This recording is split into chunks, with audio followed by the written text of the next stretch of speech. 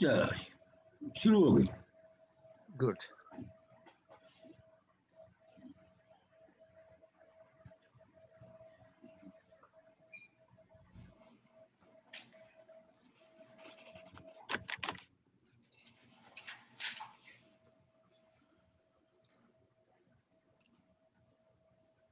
अच्छा जी, पिछली वारी असी गल जिहड़ी है वो मार्क्सिज्म दे उत्ते खत्म कीती सीगी। ਜ਼ਾਹਰ ਗੱਲ ਹੈ ਕਿ ਮਾਰਕਸਿਜ਼ਮ ਨੂੰ ਖੋਲ ਕੇ ਚੰਗੀ ਤਰ੍ਹਾਂ ਬਿਆਨ ਕਰਨਾ ਤੇ 1.5 ਘੰਟੇ 'ਚ ਮੁਮਕਿਨ ਹੈ ਵੀ ਨਹੀਂ ਹੈ, ਕਿਸੇ ਨੂੰ ਵੀ ਨਹੀਂ ਹੈ ਵੈਸੇ ਤੇ, ਮਾਰਕਸਿਜ਼ਮ ਨੂੰ ਖਾਸ ਤੌਰ ਦੇ ਉੱਤੇ। ਤੇ ਲੇਕਿਨ ਇਹ ਹੈ ਕਿ ਇਹ ਤੁਸੀਂ ਸਮਝੋ ਕਿ ਹੀਗਲ ਔਰ ਉਸ ਤੋਂ ਬਾਅਦ ਜਿਹੜਾ ਜਿਹੜਾ ਮਾਰਕਸ ਹੈ, ਕਾਰਲ ਮਾਰਕਸ ਜਿਹੜਾ ਹੈ, ਇਹਨਾਂ ਦੋਵਾਂ ਦੇ ਫਲਸਫੇ ਦਾ ਇਹ ਅਸਰ ਸੀ ਯੂਰਪ ਤੇ ਔਰ ਬਾਕੀ ਦੁਨੀਆ ਤੇ ਵੀ ਕਿ ਇਸ ਤੋਂ ਬਾਅਦ ਫਿਰ ਕੋਈ ਬਹੁਤ ਵੱਡਾ ਨਵਾਂ ਫਲਸਫਾ ਸਾਹਮਣੇ ਨਹੀਂ ਆਇਆ। ਮਤਲਬ ਜਾਂ ਤੇ ਲੋਕ ਹਗੇਲੀਅਨ ਪੈਰਾਡਾਈਮ 'ਚ ਘੁੰਮਦੇ ਰਹੇ, ਜਿਹੜੀ ਹਗੇਲੀਅਨ ਨੇ ਜਿਹੜੀ ਬਾਉਂਡਰੀਜ਼ ਬਣਾਤੀਆਂ ਸੀ ਥਿੰਕਿੰਗ ਦੀਆਂ, ਉਹਨਾਂ 'ਚ ਘੁੰਮਦੇ ਰਹੇ, ਤੇ ਜਾਂ ਫਿਰ ਦੂਜੀ ਤਰਫੋਂ ਮਾਰਕਸ ਦੀਆਂ। ਔਰ ਤੀਜੀ ਇਹ ਸੀ ਕਿ ਉਹਨਾਂ ਦੋਵਾਂ ਨੂੰ ਕੰਬਾਈਨ ਕਰਕੇ ਵੀ ਲੋਕਾਂ ਨੇ ਆਪਣੀ ਮੈਥਡੋਲੋਜੀ ਬਣਾਈ। ਪਰ ਇਹ ਹੈ ਕਿ ਜਿਹੜੀ ਓਵਰਆਲ ਅਗਰ ਤੁਸੀਂ ਦੇਖੋ ਕਿ ਓਵਰਆਲ ਜਿਹੜੀ ਬਾਉਂਡਰੀ ਹੈ ਥਾਟ ਪ੍ਰੋਸੈਸ ਦੀ, ਉਹ ਇਹਨਾਂ ਦੋ ਫਿਲਾਸਫਰਾਂ ਨੇ ਤਕਰੀਬਨ ਕੰਪਲੀਟ ਕਰਤੀ। ਔਰ ਇਹੋ ਹੀ ਜਿਹੜੀ ਮੈਨੂੰ ਲੱਗਦਾ ਹੈ ਕਿ ਮਾਰਕਸ ਤੋਂ ਬਾਅਦ ਫਿਰ 20ਵੀਂ ਸਦੀ ਤੱਕ ਸਾਨੂੰ ਕੋਈ ਵੱਡਾ ਥਿੰਕਰ, ਕੋਈ ਵੱਡਾ ਫਿਲਾਸਫਰ ਨਹੀਂ ਨਜ਼ਰ ਆਉਂਦਾ। ਔਰ ਉਸ ਤੋਂ ਬਾਅਦ ਵੀ ਜਿਹੜੇ ਨਜ਼ਰ ਆਉਂਦੇ ਨੇ, ਜਿਵੇਂ ਅੱਜ ਅਸੀਂ ਪੜ੍ਹਾਂਗੇ ਐਗਜ਼ਿਸਟੈਂਸ਼ਲਿਸਟ ਫਿਲਾਸਫਰਸ, ਉਹ ਵੀ ਬੇਸਿਕਲੀ ਕੋਈ ਉਹਨੇ ਓਰੀਜਨਲ ਨਹੀਂ ਹੈਗੇ ਜਿਵੇਂ ਕਿ ਮਾਰਕਸ ਔਰ ਹੈਗਲ ਸਨ ਜਾਂ ਉਹਨਾਂ ਤੋਂ ਪਹਿਲੇ ਸੀ। ਹੁਣ ਮੈਨੂੰ ਇਹ ਖਿਆਲ ਆਉਂਦਾ ਹੈ ਕਿ ਮਾਰਕਸ ਔਰ ਐਂਗਲਸ ਦਾ ਮਾਰਕਸ ਔਰ ਹੈਗਲ ਦੇ ਜਿਹੜੇ ਵੇਲੇ ਸਨ, ਉਹਨਾਂ ਵਿੱਚ ਇਨਸਾਨ ਦਾ ਜਿਹੜਾ ਜ਼ਿਹਨ ਸੀ ਉਹ ਇੱਕ ਆਰਗੈਨਿਕ ਜ਼ਿਹਨ ਮੰਨਿਆ ਜਾਂਦਾ ਸੀ। ਮਤਲਬ ਇਹ ਹੈ ਕਿ ਇਨਸਾਨ ਦੇ ਜ਼ਿਹਨ ਨੂੰ ਜਿਵੇਂ ਉਹ ਹੈ ਉਵੇਂ, ਜਿਵੇਂ ਕੁਦਰਤ ਨੇ ਬਣਾਇਆ ਜਾਂ ਕੁਦਰਤ 'ਚ ਬਣਿਆ ਉਹ ਉਵੇਂ ਲਿਆ ਜਾਂਦਾ ਸੀ, ਤੇ ਉਹਦੇ ਤੋਂ ਬਾਹਰ ਕੋਈ ਦੂਜੇ ਜਿਹੜੇ ਸਟਿਮੂਲਸ ਨੇ ਜਾਂ ਕੈਮੀਕਲਸ ਨੇ, ਉਹਨਾਂ ਦਾ ਕੋਈ ਅਸਰ ਅਜੇ ਇਨਸਾਨੀ ਜ਼ਿਹਨ ਦੇ ਉੱਤੇ ਨਹੀਂ ਸੀ ਹੋਇਆ। ਮੈਂ ਇਹ ਕਿਉਂ ਗੱਲ ਕਰ ਰਿਹਾ ਜੀ, ਉਹਨੇ ਦੱਸਣਾ ਤੁਹਾਨੂੰ। ਅੱਛਾ, ਫਿਰ ਮਤਲਬ ਦੇਖੋ ਕਿ ਆਪਣਾ ਜਦੋਂ ਪਹਿਲੀ ਨਵੀਂ ਪ੍ਰੋਜ਼ੇਕ ਆਈ ਨਾ, ਪ੍ਰੋਜ਼ੇਕ ਤੁਹਾਨੂੰ ਜੇ ਨਹੀਂ ਪਤਾ ਤੇ ਪ੍ਰੋਜ਼ੇਕ ਇੱਕ ਦਵਾਈ ਹੈਗੀ ਹੈ ਜਿਹੜੀ ਕਿ ਡਿਪਰੈਸ਼ਨ ਵਾਸਤੇ ਹੈ। ਔਰ ਪ੍ਰੋਜ਼ੇਕ ਦੇ ਨਾਲ ਜਿਹੜੀ ਤੁਹਾਡੀ ਸਮਝ ਹੈ, ਮੱਤ ਹੈ, ਉਹ ਸ਼ਾਰਪ ਹੁੰਦੀ ਹੈ। ਔਰ ਇੱਕ ਵੇਲਾ ਵਿੱਚ ਇਹ ਵੀ ਸੀਗਾ ਕਿ ਜਿਹੜੇ ਵੱਡੇ ਕਾਰਪੋਰੇਸ਼ਨਾਂ ਦੇ ਚੀਫ ਸਨ ਤੇ ਦੂਜੇ ਲੋਕੀ ਸਨ, ਉਹ ਮੀਟਿੰਗਾਂ ਤੋਂ ਪਹਿਲੇ ਪ੍ਰੋਜ਼ੇਕ ਖਾ ਲੈਂਦੇ ਸਨ, 1 ਜਾਂ 2 ਗੋਲੀਆਂ, ਤਾਂ ਕਿ ਉਹਨਾਂ ਦੀ ਪਰਫਾਰਮੈਂਸ ਜਿਹੜੀ ਹੈ ਉਹ ਬੈਟਰ ਹੋ ਜਾਵੇ। ਉਹਦੇ ਉੱਤੇ ਇੱਕ ਬੰਦੇ ਨੇ ਕਿਤਾਬ ਲਿਖੀ ਕਿ ਕਿਆ ਇਹ ਜਿਹੜੀ ਪ੍ਰੋਜ਼ੇਕ ਦੇ ਨਾਲ ਜੋ ਇੰਟੈਲੀਜੈਂਸ ਆਪਣੇ ਆਪ ਨੂੰ ਮੈਨੀਫੈਸਟ ਕਰ ਰਹੀ ਹੈ, ਕਿਆ ਇਹ ਇਨਸਾਨ ਦੀ ਆ ਜਾਂ ਉਸ ਕੈਮੀਕਲ ਦੀ ਹੈ? ਅੱਛਾ, ਹੁਣ ਉਹ ਤੇ ਖੈਰ ਬਹੁਤ ਹੀ ਪ੍ਰਿਮਿਟਿਵ ਚੀਜ਼ ਸੀਗੀ ਜਿਹੜੀ ਪ੍ਰੋਜ਼ੈਕ। ਉਸ ਤੋਂ ਬਾਅਦ ਤੁਸੀਂ ਦੇਖੋ ਕਿ ਨਿਊਰੋਲੋਜੀ ਔਰ ਜਿਹੜੀ ਆਪਣਾ ਸਾਈਕੈਟਰੀ ਹੈ ਔਰ ਜੈਨੇਟਿਕਸ ਹੈ, ਉਹਦੇ ਵਿੱਚ ਜਿਹੜੀਆਂ ਵੱਡੀਆਂ ਤਬਦੀਲੀਆਂ ਆ ਚੁੱਕੀਆਂ ਨੇ, ਉਹਨਾਂ ਦੇ ਵਿੱਚ ਇਨਸਾਨ ਦੇ ਖੁਦ ਆਪਣੇ ਜ਼ਿਹਨ ਦੀ ਉਹ ਹਸੀਅਤ ਮੇਰੇ ਖਿਆਲ ਦੇ ਵਿੱਚ ਨਹੀਂ ਰਹੀ। ਇਹ ਗੱਲ ਲੋਕੀ ਕਹਿੰਦੇ ਨਹੀਂ ਹੈ, ਲੇਕਿਨ ਮੈਂ ਕਹਿ ਰਿਹਾ। ਮਿਸਾਲ ਦੇ ਤੌਰ ਦੇ ਉੱਤੇ ਅਗਰ ਤੁਸੀਂ, ਤੁਹਾਡੇ ਕੋਲ ਜੈਨੇਟਿਕ ਮੈਪ ਹੈਗਾ, ਤੇ ਜੈਨੇਟਿਕ ਮੈਪ ਦੇ ਨਾਲ ਤੁਸੀਂ ਜੀਨ ਨੂੰ ਬਦਲ ਕੇ ਬੰਦੇ ਦੀ ਜਿਹੜੀ ਜ਼ਿਹਨੀ ਕੈਫੀਅਤ ਹੈ ਜਾਂ ਜ਼ਿਹਨੀ ਉਹਦੀ ਹਾਲਤ ਜਿਹੜੀ ਹੈ, ਮੈਂਟਲ ਉਹਦੀ ਜਿਹੜੀ ਕੰਡੀਸ਼ਨ ਹੈ, ਅਗਰ ਉਹਨੂੰ ਮੁਸਤਕਲ ਚ ਤਬਦੀਲ ਕਰ ਸਕਦੇ ਹੋ ਜਾਂ ਵਕਤੀ ਤੌਰ ਤੇ ਤਬਦੀਲ ਕਰ ਸਕਦੇ ਹੋ, ਤੇ ਇਹਦਾ ਮਤਲਬ ਇਹ ਹੋਇਆ ਕਿ ਜਿਹੜਾ ਮਾਈਂਡ ਹੈ ਬੰਦੇ ਦਾ, ਜਿਹਨੂੰ ਕਿ ਡੇਕਾਰਟ ਨੇ ਟੇਕਨ ਫਾਰ ਗ੍ਰਾਂਟਡ ਲਿਆ ਸੀ ਕਿ ਇਹ ਜਿਵੇਂ ਹੈ ਉਵੇਂ ਹੀ ਹੈਗਾ, ਉਹ ਤੇ ਨਾ ਰਿਹਾ। ਖੁਦ ਜਿਹੜਾ ਮਾਈਂਡ ਹੈ, ਥਿੰਕਿੰਗ ਪ੍ਰੋਸੈਸ ਹੈ ਜਿਹੜਾ, ਜਾਂ ਥਿੰਕਿੰਗ ਡਿਵਾਈਸ ਹੈ ਜਿਹੜੀ, ਉਹ ਖੁਦ ਮੈਨੂਪੂਲੇਟ ਹੋ ਰਹੀ ਹੈ। ਫਿਰ ਤੁਸੀਂ ਸਾਈਕੈਟਰੀ ਦੇ ਵਿੱਚ ਵੇਖੋ ਕਿ ਸਾਈਕੈਟਰੀ ਦੇ ਵਿੱਚ ਐਸੀਆਂ ਦਵਾਈਆਂ ਤੇ ਐਸੇ ਮੈਥਡਸ ਜਿਹੜੇ ਨੂੰ ਇੰਟਰੋਡਿਊਸ ਹੋ ਗਏ ਨੇ, ਜਿਨ੍ਹਾਂ ਦੇ ਨਾਲ ਬਿਹੇਵੀਅਰ, ਇਨਸਾਨੀ ਜਿਹੜਾ ਬਿਹੇਵੀਅਰ ਹੈ ਉਹਨੂੰ ਆਲਟਰ ਕੀਤਾ ਜਾ ਸਕਦਾ ਹੈ। ਅੱਛਾ, ਨਿਊਰੋਲੋਜੀ ਦੀ ਜਿਹੜੀ ਪੂਰੀ ਸਾਇੰਸ ਹੈ, ਨਿਊਰੋਲੋਜੀ ਦੀ ਵੀ ਹੁਣ ਇੱਕ ਪੂਰੀ ਕੰਪਲੀਟ ਸਾਇੰਸ ਹੈ, ਜਿਨੇ ਕਿ ਇਨਸਾਨੀ ਜ਼ਿਹਨ ਦੀ ਜਿਹੜੀ ਫਿਜ਼ੀਕਲ ਪ੍ਰੋਸੈਸਸ ਨੇ, ਜਿਨ੍ਹਾਂ ਨੂੰ ਸਪਿਰਚੁਅਲ ਪਹਿਲੇ ਸਮਝਿਆ ਜਾਂਦਾ ਸੀ, ਜਿਨ੍ਹਾਂ ਨੂੰ ਰੂਹ ਦੇ ਤੌਰ ਦੇ ਉੱਤੇ ਲਿਆ ਜਾਂਦਾ ਸੀ, ਉਹਦੇ ਬਹੁਤ ਸਾਰੇ ਹਿੱਸਿਆਂ ਨੂੰ ਉਹਨੇ ਸਾਇੰਟੀਫਿਕਲੀ ਐਨਾਲਾਈਜ਼ ਕਰ ਲਿਆ ਹੈ।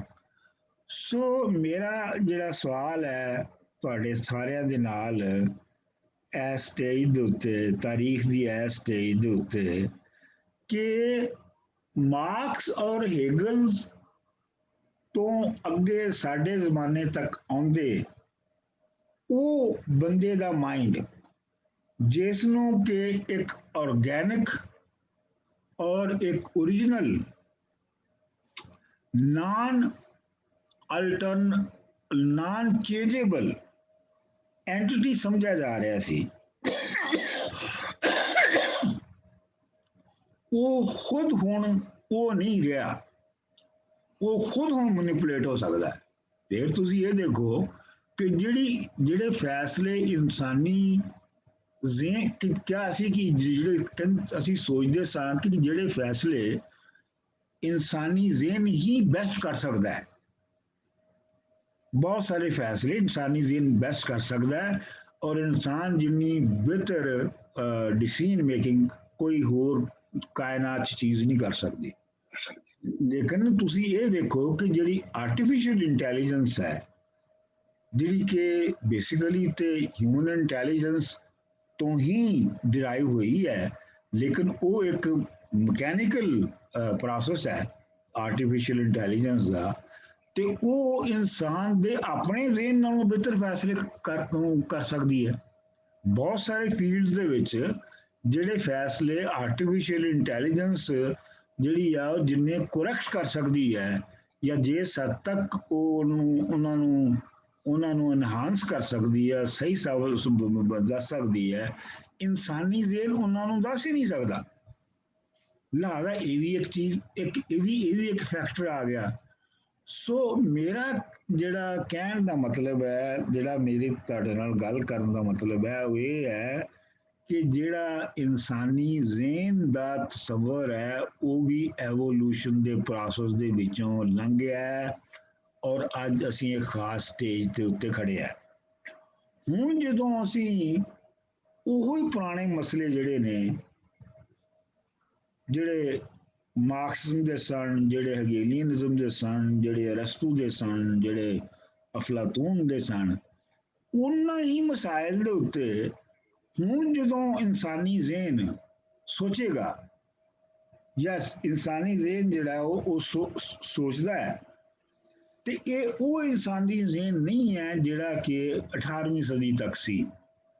ਇਹ ਇਨਸਾਨੀ ਜ਼ਿਹਨ ਉਹ ਹੈ ਜਿਹਦੇ ਉੱਤੇ ਬਹੁਤ ਸਾਰੇ ਹੋਰ ਕਨਫਲੂਐਂਸਸ ਹੋ ਚੁੱਕੇ ਨੇ। ਇਹ ਤੇ ਸਿਰਫ ਮੈਂ ਸਿਰਫ ਉਹਦੀ ਜਿਹੜੀ ਬਾਇਓਲੋਜੀ ਹੈ ਉਹਦੀ ਗੱਲ ਕੀਤੀ ਹੈ, ਲੇਕਿਨ ਅਗਰ ਤੁਸੀਂ ਉਹਦੇ ਨਾਲ ਜਿਹੜੀ ਸੋਸ਼ੋ ਇਕਨੋਮਿਕ ਚੇਂਜ ਆਈ ਹੈ, ਈਵਨ ਪਿਛਲੇ 40 ਸਾਲਾਂ ਦੇ ਵਿੱਚ ਜਿਹੜੀ ਸੋਸ਼ੋ ਇਕਨੋਮਿਕ ਚੇਂਜ ਆਈ ਹੈ, ਔਰ ਉਹਦੇ ਨਾਲ ਜਿਹੜਾ ਬੰਦੇ ਦਾ ਜਿਹੜਾ ਕੌਨਸ਼ੀਅਸਨੈਸ ਹੈ, ਔਰ ਬੰਦੇ ਦਾ ਜਿਹੜਾ ਰਿਲੇਸ਼ਨਸ਼ਿਪ ਹੈ ਯੂਨੀਵਰਸ ਦੇ ਨਾਲ, ਔਰ ਬੰਦੇ ਦਾ ਰਿਲੇਸ਼ਨਸ਼ਿਪ ਜਿਹੜਾ ਹੈ ਉਹ ਦੂਜੇ ਬੰਦਿਆਂ ਦੇ ਨਾਲ ਜਿਵੇਂ ਬਦਲਿਆ ਹੈ ਇਸ ਪਿਛਲੇ 40 ਸਾਲਾਂ ਦੇ ਵਿੱਚ ਟੈਕਨੋਲੋਜੀ ਦੀ ਵਜ੍ਹਾ ਤੋਂ, ਉਹਦੀ ਮਿਸਾਲ ਵੀ ਪਹਿਲੇ ਨਹੀਂ ਮਿਲਦੀ। ਹੁਣ ਇਹ ਤੇ ਤੁਹਾਨੂੰ ਸਾਨੂੰ ਸਾਰਿਆਂ ਨੂੰ ਇਹ ਦੁਬਾਰਾ ਤੋਂ ਇਸ ਗੱਲ ਨੂੰ ਆਰਟੀਕੂਲੇਟ ਕਰਨਾ ਪਏਗਾ ਜਾਂ ਸਮਝਣਾ ਪਵੇਗਾ ਕਿ ਹੁਣ ਇਨਸਾਨੀ ਜ਼ਿਹਨ ਕਿਸ ਜਗ੍ਹਾ ਤੇ ਖੜਾ, ਕਿਸ ਐਂਗਲ ਤੋਂ ਕਿਵੇਂ ਵੇਖ ਰਿਹਾ ਹੈ, ਔਰ ਉਹਦੇ ਵਿੱਚ ਸੱਚ ਕਿਵੇਂ ਹੋਏਗਾ ਤੇ ਝੂਠ ਕਿਵੇਂ ਹੋਏਗਾ। ਮੈਨੂੰ ਮੈਂ ਜਿਹੜੀ ਇਹ ਥੋੜੀ ਐਬਸਟਰੈਕਟ ਗੱਲ ਕੀਤੀ ਹੈ, ਲੇਕਿਨ ਕਿਆ ਤੁਸੀਂ ਫਾਲੋ ਕਰ ਰਹੇ ਹੋ ਇਸ ਗੱਲ ਨੂੰ? ਠੀਕ ਹੈ ਜੀ, ਠੀਕ ਜੀ, ਬਿਲਕੁਲ।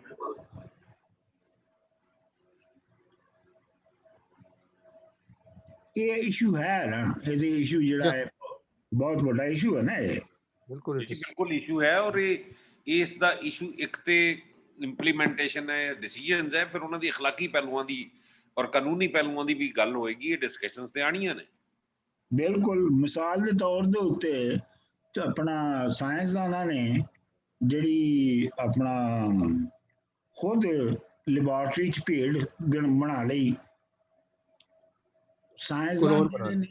ਸਾਇੰਸਦਾਨ ਜਿਹੜੇ ਨੇ ਉਹਨਾਂ ਦੇ ਕੋਲ ਹੁਣ ਇੰਨਾ ਨੌਲੇਜ ਹੈਗਾ ਹੈ ਕਿ ਉਹ ਲੈਬੋਰਟਰੀ ਦੇ ਵਿੱਚ ਇਨਸਾਨ ਵੀ ਪੈਦਾ ਕਰ ਸਕਦੇ ਨੇ। ਇੱਕ ਤਰ੍ਹਾਂ ਦੇ ਕਈ ਕਲੋਨ ਬਣਾ ਸਕਦੇ ਨੇ। ਤੇ ਮਤਲਬ ਇਹ ਹੋਇਆ ਕਿ ਹੁਣ ਜਿਹੜੀਆਂ ਅਸੀਂ ਪਹਿਲੇ ਜਿਹੜੀਆਂ ਚੀਜ਼ਾਂ ਸਾਨੂੰ ਸਮਝ ਨਹੀਂ ਸੀ ਆਉਂਦੀਆਂ ਤੇ ਅਸੀਂ ਉਹ ਰੱਬ ਦੇ ਨਾਲ ਲਾਉਂਦੇ ਸਾਂ, ਜੀ ਰੱਬ ਬਣਾਉਂਦਾ ਹੈ, ਉਹ ਤੇ ਹੁਣ ਬੰਦਾ ਆਪੇ ਬਣਾਉਣੇ ਸ਼ੁਰੂ ਹੋ ਗਿਆ। ਤੇ ਪਹਿਲੇ ਜਦੋਂ ਰੱਬ ਬਣਾਉਂਦਾ ਸੀ ਤੇ ਰੱਬ ਦੇ ਨਾਂ ਦੇ ਉੱਤੇ ਇੱਕ ਐਥੀਕਲ ਸਿਸਟਮ ਵੀ ਜਿਹੜਾ ਸੀ ਉਹ ਨਾਫਜ਼ ਹੁੰਦਾ ਸੀ, ਰਾਈਟ? ਹੁਣ ਜਦੋਂ ਬੰਦਾ ਆਪ ਹੀ ਬੰਦੇ ਨੂੰ ਬਣਾ ਸਕਦਾ ਹੈ, ਯਾਨੀ ਇਸੇ ਗੱਲ ਨਹੀਂ ਲੈ ਲਓ, ਅਗਰ ਬੰਦਾ ਆਪ ਹੀ ਬੰਦੇ ਨੂੰ ਬਣਾ ਸਕਦਾ ਹੈ ਤੇ ਫਿਰ ਐਥੀਕਲ ਸਿਸਟਮ ਕਿਵੇਂ ਤੈਅ ਹੋਏਗਾ? ਕੌਣ ਕਰੇਗਾ? ਚੁਨਾਚੇ ਜਿਹੜੇ ਪੁਰਾਣੇ ਐਥੀਕਲ ਸਿਸਟਮ ਦੇ ਮੰਨਣ ਵਾਲੇ ਸਾਇੰਸਦਾਨ ਨੇ, ਉਹਨਾਂ ਨੇ ਆਪਣਾ ਨਵੇਂ ਜਿਹੜੇ ਸਾਇੰਸਦਾਨ ਕਿ ਕਾਨੂੰਨ ਬਣਾਉਣਾ ਚਾਹੁੰਦੇ ਸਨ ਜਾਂ ਨਵੀਆਂ ਮਖਲੂਕਾਤ ਨੂੰ ਕ੍ਰੀਏਟ ਕਰਨਾ ਚਾਹੁੰਦੇ ਸਨ, ਉਹਨਾਂ ਨੇ ਇਖਲਾਕੀ ਇੰਨਾ ਦਬਾਅ ਪਾਇਆ ਕਿ ਉਹਨਾਂ ਨੇ ਅੱਗੇ ਆਪਣੀ ਰਿਸਰਚ ਨਹੀਂ ਕੀਤੀ। ਪਹਿਲਾਂ ਅਗਰ ਤੁਸੀਂ ਇਹ ਵੇਖੋ ਕਿ ਜਿਹੜੀ ਪਲਾਂਟਸ ਦੇ ਵਿੱਚ ਨਵੀਆਂ ਸ਼ੈਵਾਂ ਪੈਦਾ ਕਰਨੀਆਂ, ਨਵੀਆਂ ਸ਼ੈਵਾਂ ਨੂੰ ਇੱਕ ਦੂਜੇ ਦੇ ਨਾਲ ਜੋੜਨਾ, ਪਾਬੰਦਕਾਰੀ ਕਰਨਾ, ਇਹ ਤਾਂ ਬਹੁਤ ਪੁਰਾਣੀ ਹੈ। ਲੇਕਿਨ ਇਹ ਜਦੋਂ ਐਨੀਮਲਸ ਔਰ ਹਿਊਮਨ ਦੇ ਉੱਤੇ ਆਈ ਹੈ ਗੱਲ, ਤੇ ਉਦੋਂ ਇਹ ਝਗੜਾ ਪੈ ਗਿਆ। ਇਹ ਲਿਹਾਜ਼ਾ ਮੈਂ ਤੁਹਾਡੇ ਸੋਚਣ ਲਈ, ਕਿਉਂਕਿ ਤੁਸੀਂ ਫਲਸਫੇ ਦੇ ਸਟੂਡੈਂਟ ਹੋ, ਮੈਂ ਵੀ ਫਲਸਫੇ ਦਾ ਸਟੂਡੈਂਟ ਹਾਂ, ਸਾਡੇ ਲਈ ਇਹ ਸੋਚਣ ਦੀ ਗੱਲ ਹੈ ਕਿ ਹੁਣ ਅਸੀਂ ਜ਼ਿਹਨ ਨੂੰ ਕਿਵੇਂ ਡਿਫਾਈਨ ਕਰੀਏ, ਜ਼ਿਹਨ ਨੂੰ ਕੀ ਸਮਝੀਏ, ਜ਼ਿਹਨ ਕੀ ਚੀਜ਼ ਹੈਗੀ ਹੈ, ਕਿਉਂਕਿ ਉਹ ਚੀਜ਼ ਤੇ ਨਹੀਂ ਹੈਗੀ ਹੈ ਜਿਹੜੀ ਕਿ 18ਵੀਂ ਸਦੀ ਤੱਕ ਸਮਝੀ ਜਾ ਰਹੀ ਸੀ, ਔਰ ਉਹਦੀ ਉਹ ਐਬਸੋਲੂਟ ਅਸਲੀਅਤ ਵੀ ਨਹੀਂ ਹੈਗੀ। ਉਹਨੂੰ ਉਦੋਂ ਵੀ ਮੈਂ ਸਮਝਦਾ ਇਹ ਮਸਲਾ ਹੋਣਾ ਚਾਹੀਦਾ ਸੀਗਾ ਪੈਦਾ, ਜਿਵੇਂ ਸਪੀਨੋਜ਼ਾ ਨੇ ਕਿਹਾ ਸੀ ਕਿ ਅਗਰ ਬੰਦਾ ਜਿਹੜਾ ਉਹ ਸ਼ਰਾਬ ਦੇ ਨਸ਼ੇ 'ਚ ਟੁੰਨ ਹੋ ਜਾਵੇ ਤੇ ਉਹ ਸੋਚਦਾ ਹੀ ਬਿਲਕੁਲ ਹੋਰ ਤਰ੍ਹਾਂ, ਉਹ ਵੀ ਤਾਂ ਇਨਸਾਨੀ ਜ਼ਿਹਨ ਹੀ ਹੈ ਨਾ ਜੀ। ਉਹ ਕਿਉਂ ਹੋਰ ਤਰ੍ਹਾਂ ਸੋਚਦਾ? ਜੇ ਉਹਦਾ ਜ਼ਿਹਨ ਜਿਹੜਾ ਇੱਕ ਪਰਮਾਨੈਂਟ ਫੀਚਰ ਹੈ, ਇੱਕ ਪਰਮਾਨੈਂਟ ਐਂਟੀਟੀ ਹੈ, ਤੇ ਉਹਨੂੰ ਸ਼ਰਾਬ ਦਾ ਉਹਦੇ ਉੱਤੇ ਕੋਈ ਅਸਰ ਨਹੀਂ ਹੋਣਾ ਚਾਹੀਦਾ। ਸ਼ਰਾਬ ਨਾਲ ਉਹਦੀ ਥਿੰਕਿੰਗ ਚੇਂਜ ਨਹੀਂ ਹੋਣੀ ਚਾਹੀਦੀ, ਲੇਕਿਨ ਹੁੰਦੀ ਹੈ। ਸੋ ਹੁਣ ਜਦੋਂ ਕਿ ਜਿਹੜੀਆਂ ਬਾਹਰੋਂ ਜਿਹੜੀ ਫੈਕਟਰਸ ਨੇ ਉਹ ਇੰਨੇ ਜ਼ਿਆਦਾ 1000 ਗੁਣਾ ਵੱਧ ਗਏ ਨੇ, ਔਰ 1000 ਗੁਣਾ ਜਿਹੜਾ ਹੈ ਉਹ ਪ੍ਰੋਸੈਸ ਨੂੰ ਸਮਝਣ ਦਾ ਢੰਗ ਆ ਗਿਆ ਹੈ ਸਾਇੰਸ ਦੇ ਵਿੱਚ।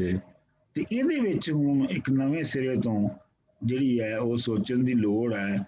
ਔਰ ਇਹ ਇੱਕ ਮੇਰਾ ਹੋਰ ਐਡਡ ਜਿਹੜਾ ਸਵਾਲ ਹੈਗਾ ਮਾਰਕਸਿਜ਼ਮ ਦੇ ਨਾਲ ਕਿ ਕਿਆ ਜਿਹੜੀ ਮਾਰਕਸਿਜ਼ਮ ਨੇ ਜਿਹੜੀ ਯੂਨੀਵਰਸ ਨੂੰ ਸਮਝਣ ਦਾ ਜਾਂ ਹੈਗਲ ਨੇ ਜੋ ਮੈਥਡ ਇੰਟਰੋਡਿਊਸ ਕੀਤਾ ਸੀ ਡਾਇਲੈਕਟਿਕਸ ਦਾ, ਕਿਆ ਡਾਇਲੈਕਟਿਕਸ ਦੇ ਥਰੂ ਇਹ ਸਾਰੀ ਤਬਦੀਲੀਆਂ ਤੋਂ ਬਾਅਦ ਕਿਆ ਅੱਜ ਵੀ ਅਸੀਂ ਉਵੇਂ ਉਹਨੂੰ ਸਮਝ ਸਕਦੇ ਹਾਂ ਜਾਂ ਉਹਨੂੰ ਵੀ ਖੁਦ ਉਹਨੂੰ ਵੀ ਕਿਸੇ ਤਬਦੀਲੀ ਦੀ ਲੋੜ ਹੈ? ਜਿਹੜੀ ਬੇਸਿਕ ਡਾਇਲੈਕਟਿਕਸ ਦੀ ਮੈਥਡੋਲੋਜੀ ਹੈ, ਸਮਝਿਓ ਨਾ ਗੱਲ ਨੂੰ, ਕਿ ਉਹ ਵੀ ਤੇ ਇੱਕ ਖਾਸ ਇਹ ਵੀ ਹੋ ਸਕਦਾ ਹੈ ਕਿ ਉਹ ਅਜੇ ਵੀ ਵੈਲਿਡ ਹੋਵੇ, ਕਿਉਂਕਿ ਇਨਸਾਨ ਜਿਹੜਾ ਦਾ ਜ਼ਿਹਨ ਜਿੰਨਾ ਮਰਜ਼ੀ ਤਬਦੀਲ ਹੋਇਆ ਹੋਵੇ ਇਹਨਾਂ ਸਾਰੀਆਂ ਸਦੀਆਂ ਦੇ ਵਿੱਚ, ਲੇਕਿਨ ਜਿਹੜੇ ਸਾਇੰਸ ਦੇ ਬੇਸਿਕ ਕਾਨੂੰਨ ਨੇ ਨਿਊਟਨ ਦੇ ਜਾਂ ਆਇਨਸਟਾਈਨ ਦੇ ਜਾਂ ਦੂਜਿਆਂ ਦੇ, ਉਹ ਤੇ ਤਬਦੀਲ ਨਹੀਂ ਨਾ ਹੋਏ, ਉਹ ਤਾਂ ਉਂਝ ਹੀ ਰਹੇ ਨੇ। ਤੇ ਜੇ ਮਾਰਕਸਿਜ਼ਮ ਦਾ ਜਿਹੜਾ ਮੈਥਡ ਸਾਇੰਟੀਫਿਕ ਮੈਥਡ ਸੀ ਆਪਣਾ ਹਿਊਮਨ ਬੀਇੰਗ ਨੂੰ ਦੇਖਣ ਦਾ ਜਾਂ ਹਿਊਮਨ ਐਵੋਲੂਸ਼ਨ ਨੂੰ ਦੇਖਣ ਦਾ, ਅਗਰ ਉਹਦਾ ਬੇਸਿਕ ਯੂਨਿਟ ਆਫ ਐਨਾਲਿਸਿਸ ਸਹੀ ਸੀ, ਤੇ ਫਿਰ ਇਹ ਹੈ ਕਿ ਵੀ ਉਹਨੂੰ ਹੁਣ ਤੁਸੀਂ ਅਪਲਾਈ ਕਿਵੇਂ ਕਰੋਗੇ ਇਹਦੇ ਵਿੱਚ ਫਰਕ ਆਏਗਾ, ਲੇਕਿਨ ਉਹਨੂੰ ਤੁਸੀਂ ਇਹ ਨਹੀਂ ਕਹਿ ਸਕਦੇ ਕਿ ਉਹ ਗਲਤ ਸੀ। ਇਹ ਮੈਂ ਸਿਰਫ ਇੰਨੀ ਗੱਲ ਕਰਨਾ ਚਾਹੁੰਦਾ। ਜੀ ਮੇਰਾ ਖਿਆਲ ਹੈ ਇਹ ਉਹ ਚੁੱਕੇ ਸਾਇੰਸ ਉਹਨੂੰ ਅਸੀਂ ਕੰਸੀਡਰ ਕਰਦੇ ਹਾਂ, ਉਹ ਸਾਇੰਸ ਹੈ। ਉਹ ਜਿਵੇਂ ਨਿਊਟਨ ਦੇ ਫਾਰਮੂਲੇ ਨੇ ਉਹ ਵੀ ਇੱਕ ਸਾਇੰਸ ਹੈ, ਤੇ ਮੇਰਾ ਖਿਆਲ ਹੈ ਉਹ ਮਟੀਰੀਅਲ ਤੇ ਬੇਸਡ ਹੈ ਉਹ ਸਾਰੇ ਖਿਆਲਾਤ। ਮੇਰਾ ਖਿਆਲ ਉਹਦੇ 'ਚ ਤਬਦੀਲੀ ਨਹੀਂ ਆਏਗੀ, ਅਲਬੱਤਾ ਉਹਨੂੰ ਇੰਪਲੀਮੈਂਟ ਕਰਨ, ਉਹਨੂੰ ਸਮਝਣ ਦੇ ਮੈਥਡਸ ਦੀ ਨੂੰ ਤਬਦੀਲ ਹੋਣ ਦੀ ਜ਼ਰੂਰਤ ਹੈ, ਉਹਦੇ 'ਚ ਫਰਦਰ ਰਿਸਰਚ ਦੀ ਜ਼ਰੂਰਤ ਹੈ। ਹਾਂ, ਇਹ ਵੈਸੇ ਇੱਥੇ ਮੈਂ ਤੁਹਾਨੂੰ ਥੋੜਾ ਜਿਹਾ ਦੱਸ ਦਿਆਂ ਕਿ 2-3 ਹਿੰਦੁਸਤਾਨ ਦੇ ਵਿੱਚੋਂ ਵੀ ਸਟੂਡੈਂਟਸ ਨੇ ਮੈਨੂੰ ਅਪਰੋਚ ਕੀਤਾ ਹੈ ਕਿ ਉਹ ਡਾਇਲੈਕਟਿਕਲ ਮਟੀਰੀਅਲਿਜ਼ਮ ਪੜ੍ਹਨਾ ਚਾਹੁੰਦੇ ਨੇ, ਡਾਇਲੈਕਟਿਕਲ ਮਟੀਰੀਅਲਿਜ਼ਮ ਔਰ ਹਿਸਟੋਰੀਕਲ ਮਟੀਰੀਅਲਿਜ਼ਮ ਪੜ੍ਹਨਾ ਚਾਹੁੰਦੇ ਨੇ, ਕਲਾਸ ਜੁਆਇਨ ਕਰਨਾ ਚਾਹੁੰਦੇ ਨੇ। ਤੇ ਮੈਂ ਉਹਨਾਂ ਨੂੰ ਕਿਹਾ ਸੀ ਕਿ ਬਈ ਮੈਂ ਦੇਖ ਲੈਣਾ, ਜੇ ਹੋਰ ਵੀ ਲੋਕ ਇੰਟਰਸਟਡ ਹੋਏ ਤੇ ਫਿਰ ਅਸੀਂ ਕਲਾਸ ਸ਼ੁਰੂ ਕਰ ਸਕਦੇ ਹਾਂ। ਤੇ ਤੁਹਾਡੇ ਵਿੱਚੋਂ ਅਗਰ ਤੁਹਾਨੂੰ ਇੰਟਰਸਟ ਹੈ ਕਿਸੇ ਤੁਹਾਡੇ ਚੋਂ ਡਾਇਲੈਕਟਿਕਲ ਮਟੀਰੀਅਲਿਜ਼ਮ ਨੂੰ ਸਮਝਣ ਲਈ, ਤੇ ਉਹ ਅਸੀਂ ਕਲਾਸ ਸ਼ੁਰੂ ਕਰ ਸਕਦੇ ਹਾਂ। ਅੱਛਾ, ਮਾਰਕਸਿਜ਼ਮ ਜਿਹੜਾ ਹੈ ਨਾ ਜੀ, ਮਾਰਕਸਿਜ਼ਮ ਦੀ ਕਲਾਸ ਤੇ ਅਸੀਂ ਹੈਗੇ ਹਾਂ ਜੀ, ਠੀਕ ਹੈ ਨਾ? Will it be a different class dialectical materialism ਦੀ? ਨਹੀਂ, ਫਿਲਾਸਫੀ ਤੋਂ ਇਲਾਵਾ ਮਾਰਕਸਿਜ਼ਮ ਦੀ ਕੋਈ ਕਲਾਸ ਨਹੀਂ ਹੈਗੀ। ਉਹ ਜਿਹੜਾ ਮੈਂ ਗਰੁੱਪ ਜਿਹੜਾ ਕ੍ਰੀਏਟ ਕੀਤਾ ਹੈ ਨਾ ਮਾਰਕਸਿਜ਼ਮ ਦੇ ਉੱਤੇ, ਅੱਛਾ, ਉਹ ਕਲਾਸ ਨਹੀਂ ਹੈਗੀ। ਅੱਛਾ, ਇੱਕ ਫਰੈਂਡਲੀ ਰੈਂਡਮ ਗਰੁੱਪ ਹੈਗਾ ਜਿਹਦੇ ਚ ਕਦੀ ਅਸੀਂ ਜਿਹੜੇ ਮਾਰਕਸਿਜ਼ਮ ਨੂੰ ਥੋੜਾ ਬਹੁਤ ਜਾਣਦੇ ਆ, ਉਹਦੇ ਵਿੱਚ ਇੱਕ ਦੂਜੇ ਨਾਲ ਸਲਾਹ ਮਸ਼ਵਰਾ ਕਰ ਸਕਦੇ ਆ। ਉਹ ਕਲਾਸ ਨਹੀਂ ਹੈਗੀ। ਠੀਕ ਹੈ, ਠੀਕ ਹੈ। ਉਹ ਕੋਈ ਸਕੇਜੂਲ ਨਹੀਂ ਹੈਗੀ, ਉਹ ਸਮਝੋ ਇੱਕ ਪ੍ਰਾਈਵੇਟ ਜਿਹਾ ਗਰੁੱਪ ਹੈ। ਠੀਕ ਹੈ ਜੀ। I go for dialectical materialism, dialectical ਮੈਂ ਜਾਵਾਂਗਾ। ਆਈਡੀਅਲਿਜ਼ਮ ਔਰ ਮਟੀਰੀਅਲਿਜ਼ਮ ਦੀ ਡਾਇਲੈਕਟਿਕਸ ਦੇ ਉੱਤੇ ਜ਼ਰੂਰ ਹੋਣਾ ਚਾਹੀਦਾ ਹੈ। ਹਾਂ, ਉਹ ਫਿਰ ਇਹ ਹੈ ਕਿ ਮੈਂ ਸੋਚਣਾ ਹੈ ਕਿ ਫਿਰ ਅਸੀਂ ਉਹਨੂੰ 90 ਮਿੰਟ ਦੀ ਕਲਾਸ ਕਰੀਏ, 2 ਘੰਟੇ ਦੀ ਬਹੁਤ ਲੰਮੀ ਹੋ ਜਾਂਦੀ ਹੈ। ਜੀ ਜੀ। ਤੇ 90 ਮਿੰਟ ਦੀ ਕਲਾਸ ਕਰਕੇ ਤੇ ਫਿਰ ਅਸੀਂ ਉਹ ਕਿਸੇ ਦਿਨ ਮੈਂ ਉਹਨਾਂ ਨੂੰ ਵੀ ਕਹਿ ਦਿੰਦਾ ਜਿਹੜੇ ਹੋਰ ਉਹਦੇ ਮੈਨੂੰ ਬਹੁਤ ਬਾਰ-ਬਾਰ ਕਹਿ ਰਹੇ ਨੇ, ਤੇ ਫਿਰ ਉਹਦੇ ਵਿੱਚ ਜਿੰਨੇ ਵੀ ਫਿਰ ਲੋਕ ਆਉਣਗੇ ਅਸੀਂ ਫਿਰ ਉਹਨੂੰ ਸ਼ੁਰੂ ਕਰ ਲਾਂਗੇ। ਠੀਕ ਹੈ? ਹਾਂ, ਠੀਕ ਹੈ ਜੀ, ਠੀਕ ਹੈ ਸਰ। ਕਿਉਂਕਿ ਮਤਲਬ ਇਹ ਹੈ ਕਿ ਗਲਤ ਜਾਂ ਸਹੀ, ਅਗਰ ਤੁਸੀਂ ਤਨਕੀਦ ਕਰਨੀ ਹੈ ਜਾਂ ਤੁਸੀਂ ਤਾਰੀਫ ਕਰਨੀ ਹੈ ਮਾਰਕਸਿਜ਼ਮ ਦੀ ਤੇ ਤੁਹਾਨੂੰ ਡਾਇਲੈਕਟਿਕਲ ਮੈਥਡੋਲੋਜੀ ਜਿਹੜੀ ਹੈ ਉਹਦਾ ਪਤਾ ਜ਼ਰੂਰ ਹੋਣਾ ਚਾਹੀਦਾ ਹੈ ਕਿ ਉਹ ਹੈ ਕੀ ਹੈ। ਫਿਰ ਉਹਨੂੰ ਸਮਝ ਕੇ ਤੁਸੀਂ ਉਹਦੀ ਨਿਗੇਸ਼ਨ ਕਰੋ, ਲੇਕਿਨ ਉਹਨੂੰ ਸਮਝੇ ਬਗੈਰ ਐਵੇਂ ਐਵੇਂ ਆਪਣਾ ਇੱਧਰ ਉੱਧਰ ਦੀਆਂ ਮਾਰ ਕੇ ਕਿ ਜੀ ਚੀਨ 'ਚ ਇਨਕਲਾਬ ਨਹੀਂ ਰਿਹਾ ਤੇ ਰੂਸ 'ਚ ਨਹੀਂ ਰਿਹਾ ਤੇ ਇਸ ਵਾਸਤੇ ਮਾਰਕਸਿਜ਼ਮ ਵੀ ਗਲਤ ਹੋ ਗਈ, ਇਹ ਕੋਈ ਸਬੂਤ ਨਹੀਂ ਹੈਗੇ। ਤੇ ਚਲੋ ਫਿਰ ਇਹ ਮੈਂ ਤੁਹਾਨੂੰ ਕਰਕੇ ਦੱਸਾਂਗਾ। ਅੱਛਾ, ਹੁਣ ਆਪਣਾ ਅਸੀਂ ਵਜੂਦੀਅਤ ਤੇ ਚੱਲਣ ਤੋਂ ਪਹਿਲੇ ਉਹ ਅੱਜ ਥੋੜਾ ਜਿਹਾ ਹੀ ਹੈ, ਮਤਲਬ 3-4 ਫਿਲਾਸਫਰ ਨੇ ਜਿਨ੍ਹਾਂ ਤੇ ਗੱਲ ਕਰਨੀ ਹੈ ਤੇ ਉਹ ਜ਼ਿਆਦਾ ਵਕਤ ਨਹੀਂ ਲੱਗਣਾ ਉਹਦੇ ਤੇ, ਉਹ ਅਸੀਂ ਬਾਕੀ ਅੱਧੇ ਹਿੱਸੇ 'ਚ ਕਰ ਲਾਂਗੇ। ਤੁਸੀਂ ਹੁਣ ਮੈਨੂੰ ਦੱਸੋ ਕਿ ਤੁਹਾਡੇ ਚੋਂ ਕਿੰਨੇ ਕਿੰਨੇ ਅਸਾਈਨਮੈਂਟ ਕੀਤੀ ਹੈ। ਮੈਂ ਸ਼ਰਾਈ ਸਾਹਿਬ ਦਾ ਹੀ ਪੜ੍ਹ ਲਿਆ, ਮੈਂ ਆਪਣਾ ਜਸਪ੍ਰੀਤ ਦਾ ਵੀ ਪੜ੍ਹ ਲਿਆ, ਮੈਂ ਮਰੀਮ ਦਾ ਵੀ ਪੜ੍ਹ ਲਿਆ, ਮੈਂ ਤੁਹਾਡਾ ਸਾਰਿਆਂ ਦਾ ਪੜ੍ਹ ਲਿਆ।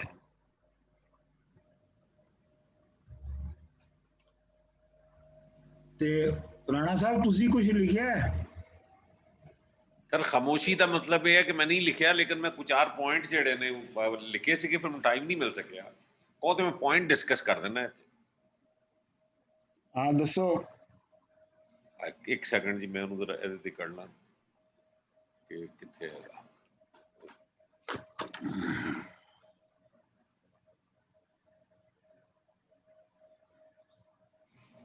ਮੈਂ ਦੇਖ ਲਾਂ ਜੀ ਮੈਂ ਕਿੱਥੇ ਲਿਖਿਆ ਸੀ, ਮੈਂ ਲੱਭ ਲਾਂ ਤੇ ਤੁਸੀਂ ਦੂਸਰੇ ਅਸੀਂ ਉਹਨਾਂ ਚਿਰ ਹੋਰ ਗੱਲ ਕਰਨੇ ਆ। ਅੱਛਾ, ਆਪਣਾ ਮੈਂ ਸਭ ਤੋਂ ਪਹਿਲੇ ਜਿਹੜਾ ਨਾ ਜਿਹੜੀ ਜਸਪ੍ਰੀਤ ਹੋਰਾਂ ਨੇ ਜੋ ਲਿਖਿਆ ਨਾ, ਮੈਂ ਉਹਦੇ ਉੱਤੇ ਉਹਨੂੰ ਪਹਿਲੇ ਉਹਦੇ ਤੇ ਥੋੜੀ ਜਿਹੀ ਗੱਲ ਕਰਨਾ ਚਾਹੁੰਦਾ।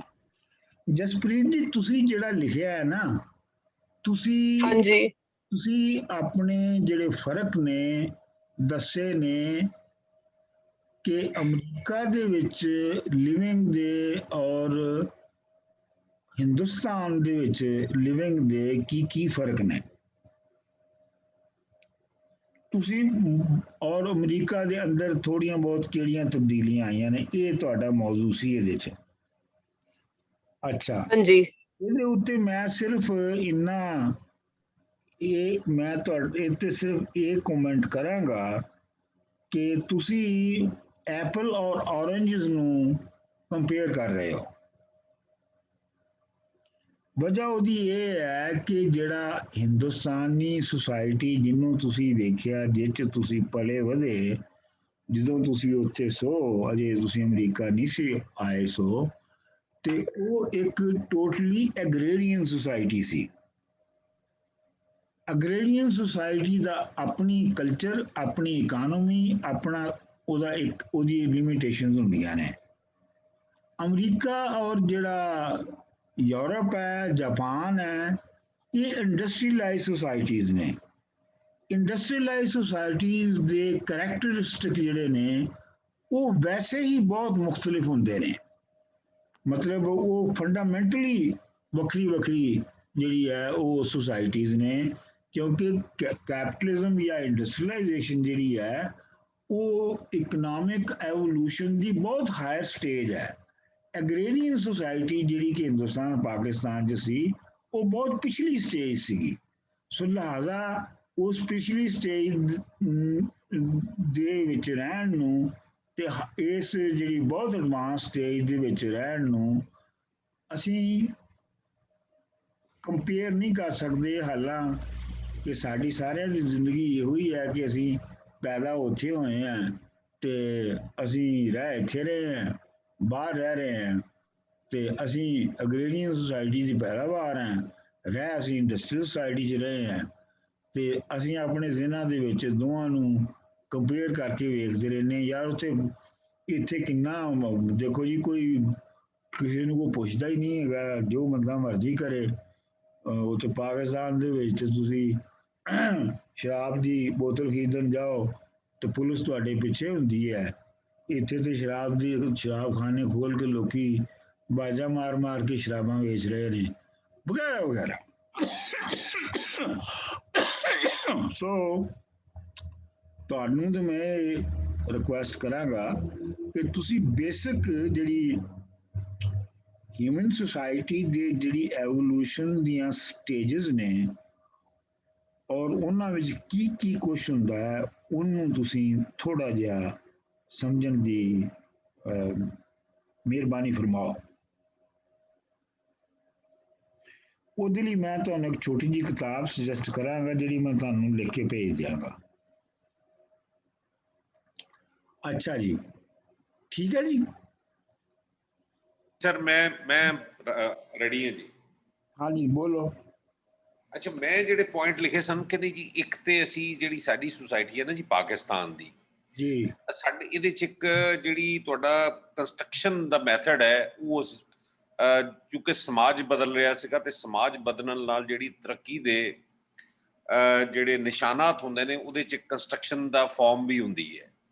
ਮਿੱਟੀ ਗਾਰੇ ਦੇ ਘਰਾਂ ਤੋਂ ਅਸੀਂ ਕੰਕਰੀਟ ਦੇ ਇੱਟਾਂ ਦੇ ਪੱਕੀਆਂ ਇੱਟਾਂ ਦੇ ਘਰਾਂ 'ਚ ਚਲੇ ਗਏ ਹਾਂ ਸਾਰੇ ਲੋਕੀ, ਔਰ ਇਹ ਹੁਣ ਕੋਈ ਟਾਵਾਂ ਕਿਤੇ ਘਰ ਸਾਨੂੰ ਮਿਲਦਾ ਹੈ। ਅਦਰਵਾਈਜ਼ ਪਿੰਡ ਜਿਹੜੇ ਸਾਰੇ ਪਿੰਡ ਵੀ ਪੱਕੇ ਹੋ ਗਏ ਨੇ, ਸ਼ਹਿਰ ਸਾਰੇ ਅਰਬਨ ਸਨ, ਲੇਕਿਨ ਉਹਦੇ 'ਚ ਅਰਬਨ ਜਿਹੜੀ ਆਬਾਦੀ ਸੀ ਉਹ ਪਹਿਲੇ ਵੀ ਪੱਕੀ ਸੀ, ਲੇਕਿਨ ਉਹਦੇ ਵਿੱਚ ਇੱਕ ਤਾਂ ਫੈਸਿਲਿਟੀਜ਼ ਜ਼ਿਆਦਾ ਆ ਗਈਆਂ ਤੇ ਦੂਸਰਾ ਇਹ ਹੋਇਆ ਕਿ ਆਰਕੀਟੈਕਟ ਦੇ ਵਿੱਚ ਉਹਨਾਂ ਦੇ ਵਿੱਚ ਬੜੀ ਤਰੱਕੀ ਔਰ ਜਮਾਲਿਆਤੀ ਹਿੱਸਾ ਗਈ ਤੇ ਉਹ ਹੋਇਆ। ਦੂਸਰਾ ਇਹ ਕਿ ਸਾਡੇ ਜਟਕੇ ਸਮਾਜ ਤੇ ਸਾਰੇ ਇਸ ਇਲਾਕੇ 'ਚ ਮੈਕਨਾਈਜ਼ਡ ਐਗਰੀਕਲਚਰ ਆਈ ਹੈ, ਉਹਦੇ ਨਾਲ ਸਾਡੇ ਫੰਡਾਮੈਂਟਲ ਖਾਨਦਾਨੀ ਸਟਰਕਚਰ ਦੇ ਵਿੱਚ ਤੇ ਸਾਡੇ YBG ਦੇ ਸਟਰਕਚਰ ਦੇ ਵਿੱਚ ਪੈਦਾਵਾਰੀ ਰਿਸ਼ਤਿਆਂ ਦੇ ਵਿੱਚ ਬਹੁਤ ਵੱਡੀ ਤਬਦੀਲੀ ਆਪਸ 'ਚ ਆਈ ਹੈ। That is true. Very good. ਹਾਂਜੀ, ਉਹਦੇ ਨਾਲ ਇੱਕ ਜਿੱਥੇ ਇੱਕ ਬੇਰੁਜ਼ਗਾਰੀ ਬਹੁਤ ਵਧੀ ਹੈ, ਦੂਸਰੇ ਪਾਸੇ ਜਿਹੜੀ ਸਾਡੀ ਰਿਆਸਤ ਹੈ ਉਹਨੂੰ ਉਹਦੇ ਵਾਸਤੇ ਕੋਈ ਫੈਕਟਰੀਆਂ ਲਾਉਣ 'ਚ ਨਾਕਾਮ ਰਹੀ ਹੈ, ਜਿਹਨੂੰ ਉਹ ਮਜ਼ਦੂਰ ਜਿਹੜਾ ਖੇਤ ਤੋਂ ਫਾਰਗ ਹੋ ਰਿਹਾ ਸੀ, ਆਬਾਦੀ ਵੱਧ ਰਹੀ ਸੀ, ਜ਼ਮੀਨ ਘੱਟ ਰਹੀ ਸੀ, ਉਹ ਤੋਂ ਫਾਰਗ ਹੋਇਆ ਤੇ ਉਹ ਜ਼ਿਆਦਾ ਬਹੁਤ ਥੱਲੇ ਡਿੱਗ ਪਿਆ, ਉਹਨਾਂ ਕੋਲ ਕੰਮ ਕੋਈ ਨਹੀਂ ਰਿਹਾ। ਫਿਰ ਹੋਇਆ ਕਿ ਇਸ ਸਾਰੇ ਐਰਾ ਦੇ ਵਿੱਚ 70 ਤੋਂ ਲੈ ਕੇ ਹੁਣ ਤੱਕ ਅਸੀਂ ਜਿਹੜਾ ਨਾ ਜੀ ਸੈਕਟੇਰੀਅਨ ਤੇ ਰਿਲੀਜੀਅਸ ਜਿਹੜੇ ਥਾਟਸ ਨੇ ਉਹਨਾਂ ਦੀ ਪ੍ਰੋਪੋਗੇਸ਼ਨ ਬਹੁਤ ਹੋਈ ਹੈ ਤੇ ਇਹਦੇ ਐਕਸਟ੍ਰੀਮਿਜ਼ਮ ਦੀ ਅਸੀਂ ਪੀਕ ਦੇਖੀ ਹੈ।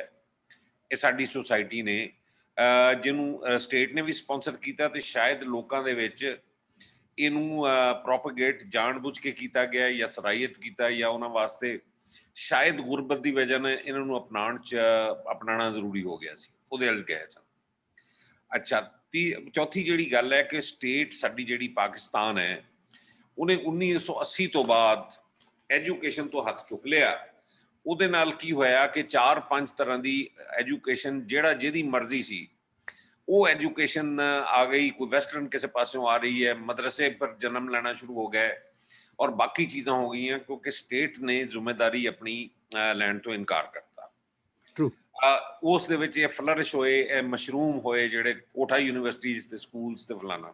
ਸਿਮਿਲਰ ਕੇਸਿਸ ਕਿ 1980 ਦੇ ਵਿੱਚ ਹੀ ਬਜਟ ਤੋਂ ਅਗਰ ਤੁਹਾਨੂੰ ਅੰਦਾਜ਼ਾ ਹੋ ਸਕਦਾ ਹੈ ਕਿ ਜਿਹੜੀ ਸਟੇਟ ਹੈ ਉਹਨਾਂ ਨੇ ਹੈਲਥ ਤੋਂ ਆਪਣੀ ਰਿਸਪੌਂਸਿਬਿਲਿਟੀ ਚੁੱਕ ਲਈ, ਸਿਰਫ ਡਾਕਟਰਾਂ ਨੂੰ ਤਨਖਾਹ ਦੇਣੀ ਹੈ ਤੇ ਬਾਕੀ ਜਿਹੜਾ ਹੈ ਉਹ ਪ੍ਰਾਈਵੇਟ ਸੈਕਟਰ ਕਰੇ, ਜਿਸ ਹਾਲਤ ਨਾਲ ਵੀ ਕਰੇ। ਫਿਰ ਇਹ ਕਿ ਸਨ 85 'ਚ ਅਸੀਂ ਦੇਖਿਆ ਕਿ ਜਿਹੜੀ 70 ਦੇ ਵਿੱਚ ਐਲੀਟ ਕਲਾਸ ਤੋਂ ਖੋਇਆ ਗਿਆ ਸੀ ਇਕਤਦਾਰ ਥਰੂ ਇਲੈਕਸ਼ਨਸ, ਉਹਨੂੰ ਦੁਬਾਰਾ ਰਿਵਾਈਵ ਕੀਤਾ ਗਿਆ ਇੱਕ ਗੈਰ ਰਿਆਸਤੀ ਅਸੈਂਬਲੀ ਨਾਲ। ਇਹਦਾ ਮਤਲਬ ਇਹ ਹੋਇਆ ਕਿ ਪੈਦਾਵਾਰੀ ਵਸਾਇਲ ਤੇ ਪੈਦਾਵਾਰੀ ਵਸਾਇਲ ਨੂੰ ਜਿਹੜੀ ਕਵਰ ਦੇਣ ਵਾਲੀ ਅਸੈਂਬਲੀ ਹੁੰਦੀ ਹੈ ਜਾਂ ਉੱਤੇ ਜਿਹੜਾ ਸਟਰਕਚਰ ਹੁੰਦਾ ਉਹਦੇ 'ਚ ਉਹਨਾਂ ਨੂੰ ਦੁਬਾਰਾ ਸ਼ਾਮਲ ਕੀਤਾ ਗਿਆ ਜਿਹੜੇ ਕਿ ਉਹਦੇ 'ਚੋਂ ਨਿਕਲ ਗਏ ਸਨ। ਅੱਛਾ ਜੀ, ਫਿਰ ਹੋਇਆ ਕਿ ਜੀ ਅਸੀਂ ਸੇਵਿੰਗ ਕਮਿਊਨਿਟੀ ਤੋਂ ਹਮੇਸ਼ਾ ਸਾਨੂੰ ਇਹ ਕਿਹਾ ਜਾਂਦਾ ਸੀ ਕਿ ਬੱਚਤ ਕਰੋ, ਕੌਮੀ ਬੱਚਤ ਔਰ ਫਲਾਨਾ। ਅਸੀਂ ਕੰਜ਼ਿਊਮਰ ਸੁਸਾਇਟੀ 'ਚ ਜਿਹੜੇ ਨਾ ਕਨਵਰਟ ਹੋਏ ਹਾਂ 70 ਤੋਂ ਬਾਅਦ 'ਚ ਅਸੀਂ ਕੰਜ਼ਿਊਮਰ ਸੁਸਾਇਟੀ ਬਣੇ ਹਾਂ। ਉਹਦੀ ਮੈਂ ਮਿਸਾਲ ਇਹ ਦਿੰਦਾ ਕਿ ਇੱਕ ਵਾਰੀ ਡਿਸਕਸ ਵੀ ਹੋ ਰਿਹਾ ਸੀ ਡਾਕਟਰ ਸਾਹਿਬ ਨਾਲ ਕਿ ਜਦੋਂ ਅਸੀਂ ਪੜ੍ਹਦੇ ਹੁੰਦੇ ਸਾਂ ਤੇ ਇੱਕ ਮਲੇਸ਼ੀਆ ਦਾ ਪਜਾਮਾ ਤੇ ਇੱਕ ਝੱਗਾ ਸਾਡੇ ਕੋਲ ਹੁੰਦਾ ਸੀ ਤੇ ਇੱਕ ਕੁਰਤਾ ਚਿੱਟਾ ਤੇ ਫਾਂਡਾ ਵਾਲਾ ਪਜਾਮਾ, ਦੈਟਸ ਆਲ ਵੀ ਹੈਡ।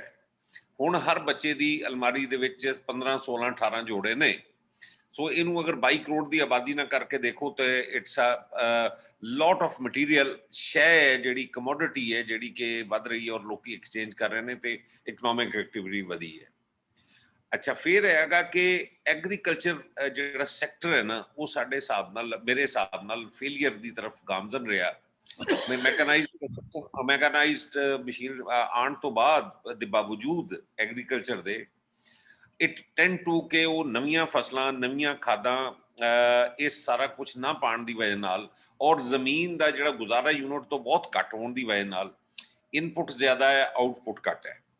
ਉਹਦੀ ਰੀਸੈਂਟ ਮਿਸਾਲ ਸ਼ਾਇਦ ਚੀਨੀ ਹੈ, ਗੰਦਮ ਹੈ। ਹਾਲਾਂਕਿ ਇਤਨੀ ਜ਼ਿਆਦਾ ਜ਼ਮੀਨ ਹੈ, ਸਾਰਾ ਕੁਛ ਮੌਜੂਦ ਹੋਣ ਦੇ ਬਾਵਜੂਦ ਜਿਹੜਾ ਨਾ ਅਸੀਂ ਉਸ ਪਾਸੇ ਗਏ ਹਾਂ। ਅੱਛਾ ਜੀ, ਅੱਛਾ, ਫਿਊਡਲਸ ਨੂੰ ਜਿਹੜਾ ਨਾ ਅਸੀਂ ਦੁਬਾਰਾ ਸਟੇਟ ਤੇ ਇਸ 70 ਤੋਂ ਲੈ ਕੇ ਬਾਅਦ 'ਚ ਦੁਬਾਰਾ ਕਬਜ਼ਾ ਦਿੱਤਾ ਹੈ ਔਰ ਉਹਦੇ 'ਚ ਜਿਹੜੇ ਉਹ ਸਬਸਿਡੀਜ਼ ਲੈਂਦੇ ਨੇ ਔਰ ਜੋ ਸਟੇਟ ਪਾਲਿਸੀ ਬਣਦੇ ਨੇ ਬਜਾਏ ਸਨਅਤੀ ਪਾਲਿਸੀ ਬਣਨ ਦੇ, ਸਨਅਤ ਵਾਸਤੇ ਪੈਸੇ ਲਾਉਣ ਦੇ, ਇਹ ਫਿਊਡਲਸ ਬਹੁਤ ਸਾਰਾ ਹਿੱਸਾ ਲੈ ਜਾਂਦੇ ਨੇ ਔਰ ਉਹ ਫਨਲ ਹੋ ਕੇ ਉਹਨਾਂ ਕੋਲ ਹੀ ਚਲਾ ਜਾਂਦਾ ਵਾਪਸ। ਠੀਕ ਹੈ ਜੀ। ਮੈਨੂਫੈਕਚਰਿੰਗ ਸਾਡਾ ਸੈਕਟਰ ਬਿਲਕੁਲ ਸ਼ਰਿੰਕ ਰਿਹਾ, ਇਹਨੂੰ ਐਕਸਪੈਂਡ ਨਹੀਂ ਹੋਣ ਦਿੱਤਾ ਗਿਆ। ਉਹਦੀ ਵਜ੍ਹਾ ਇਹ ਹੋਈ ਕਿ ਕਿਸੇ ਪਾਸਿਓਂ ਵੀ ਰੋਜ਼ਗਾਰ ਜਨਰੇਟ ਨਹੀਂ ਹੋ ਸਕਿਆ ਤੇ ਸਾਡੇ ਬੇਰੁਜ਼ਗਾਰੀ ਵੱਧਦੀ ਗਈ ਤੇ ਸਾਡੀ ਜਿਹੜੀ ਕਲਾਸ ਬਿਲੋ ਦਾ ਪਾਵਰਟੀ ਲੈਵਲ ਹੈ ਉਹ ਐਵਰ ਇਨਕਰੀਜ਼ਿੰਗ ਹੈ ਐਵਰੀ ਈਅਰ। ਇਹ ਸਰ ਮੈਂ ਲਿਖੇ ਸਨ ਪੁਆਇੰਟ ਤੇ ਉਹਦੇ 'ਚ ਮਤਲਬ ਹੋਰ ਦੋ ਚਾਰ ਟਾਈਮ ਮਿਲਦਾ ਤੇ ਮੈਂ ਕੁਝ ਹੋਰ ਲਿਖ ਸਕਦਾ ਸਾਂ। ਨਹੀਂ ਬਸ ਠੀਕ ਹੈ, ਬਹੁਤ ਨੇ। ਹਾਂਜੀ, ਆਪਣਾ ਸ਼ਿਰਾਈ ਸਾਹਿਬ ਜੀ, ਤੁਸੀਂ ਕੀ ਐਡ ਕਰੋਗੇ ਇਹਦੇ 'ਚ? ਹਾਂ, ਆਲਮੋਸਟ ਇਹ ਤਾਂ ਕਵਰ ਤਾਂ ਹੋ ਜਾਂਦਾ।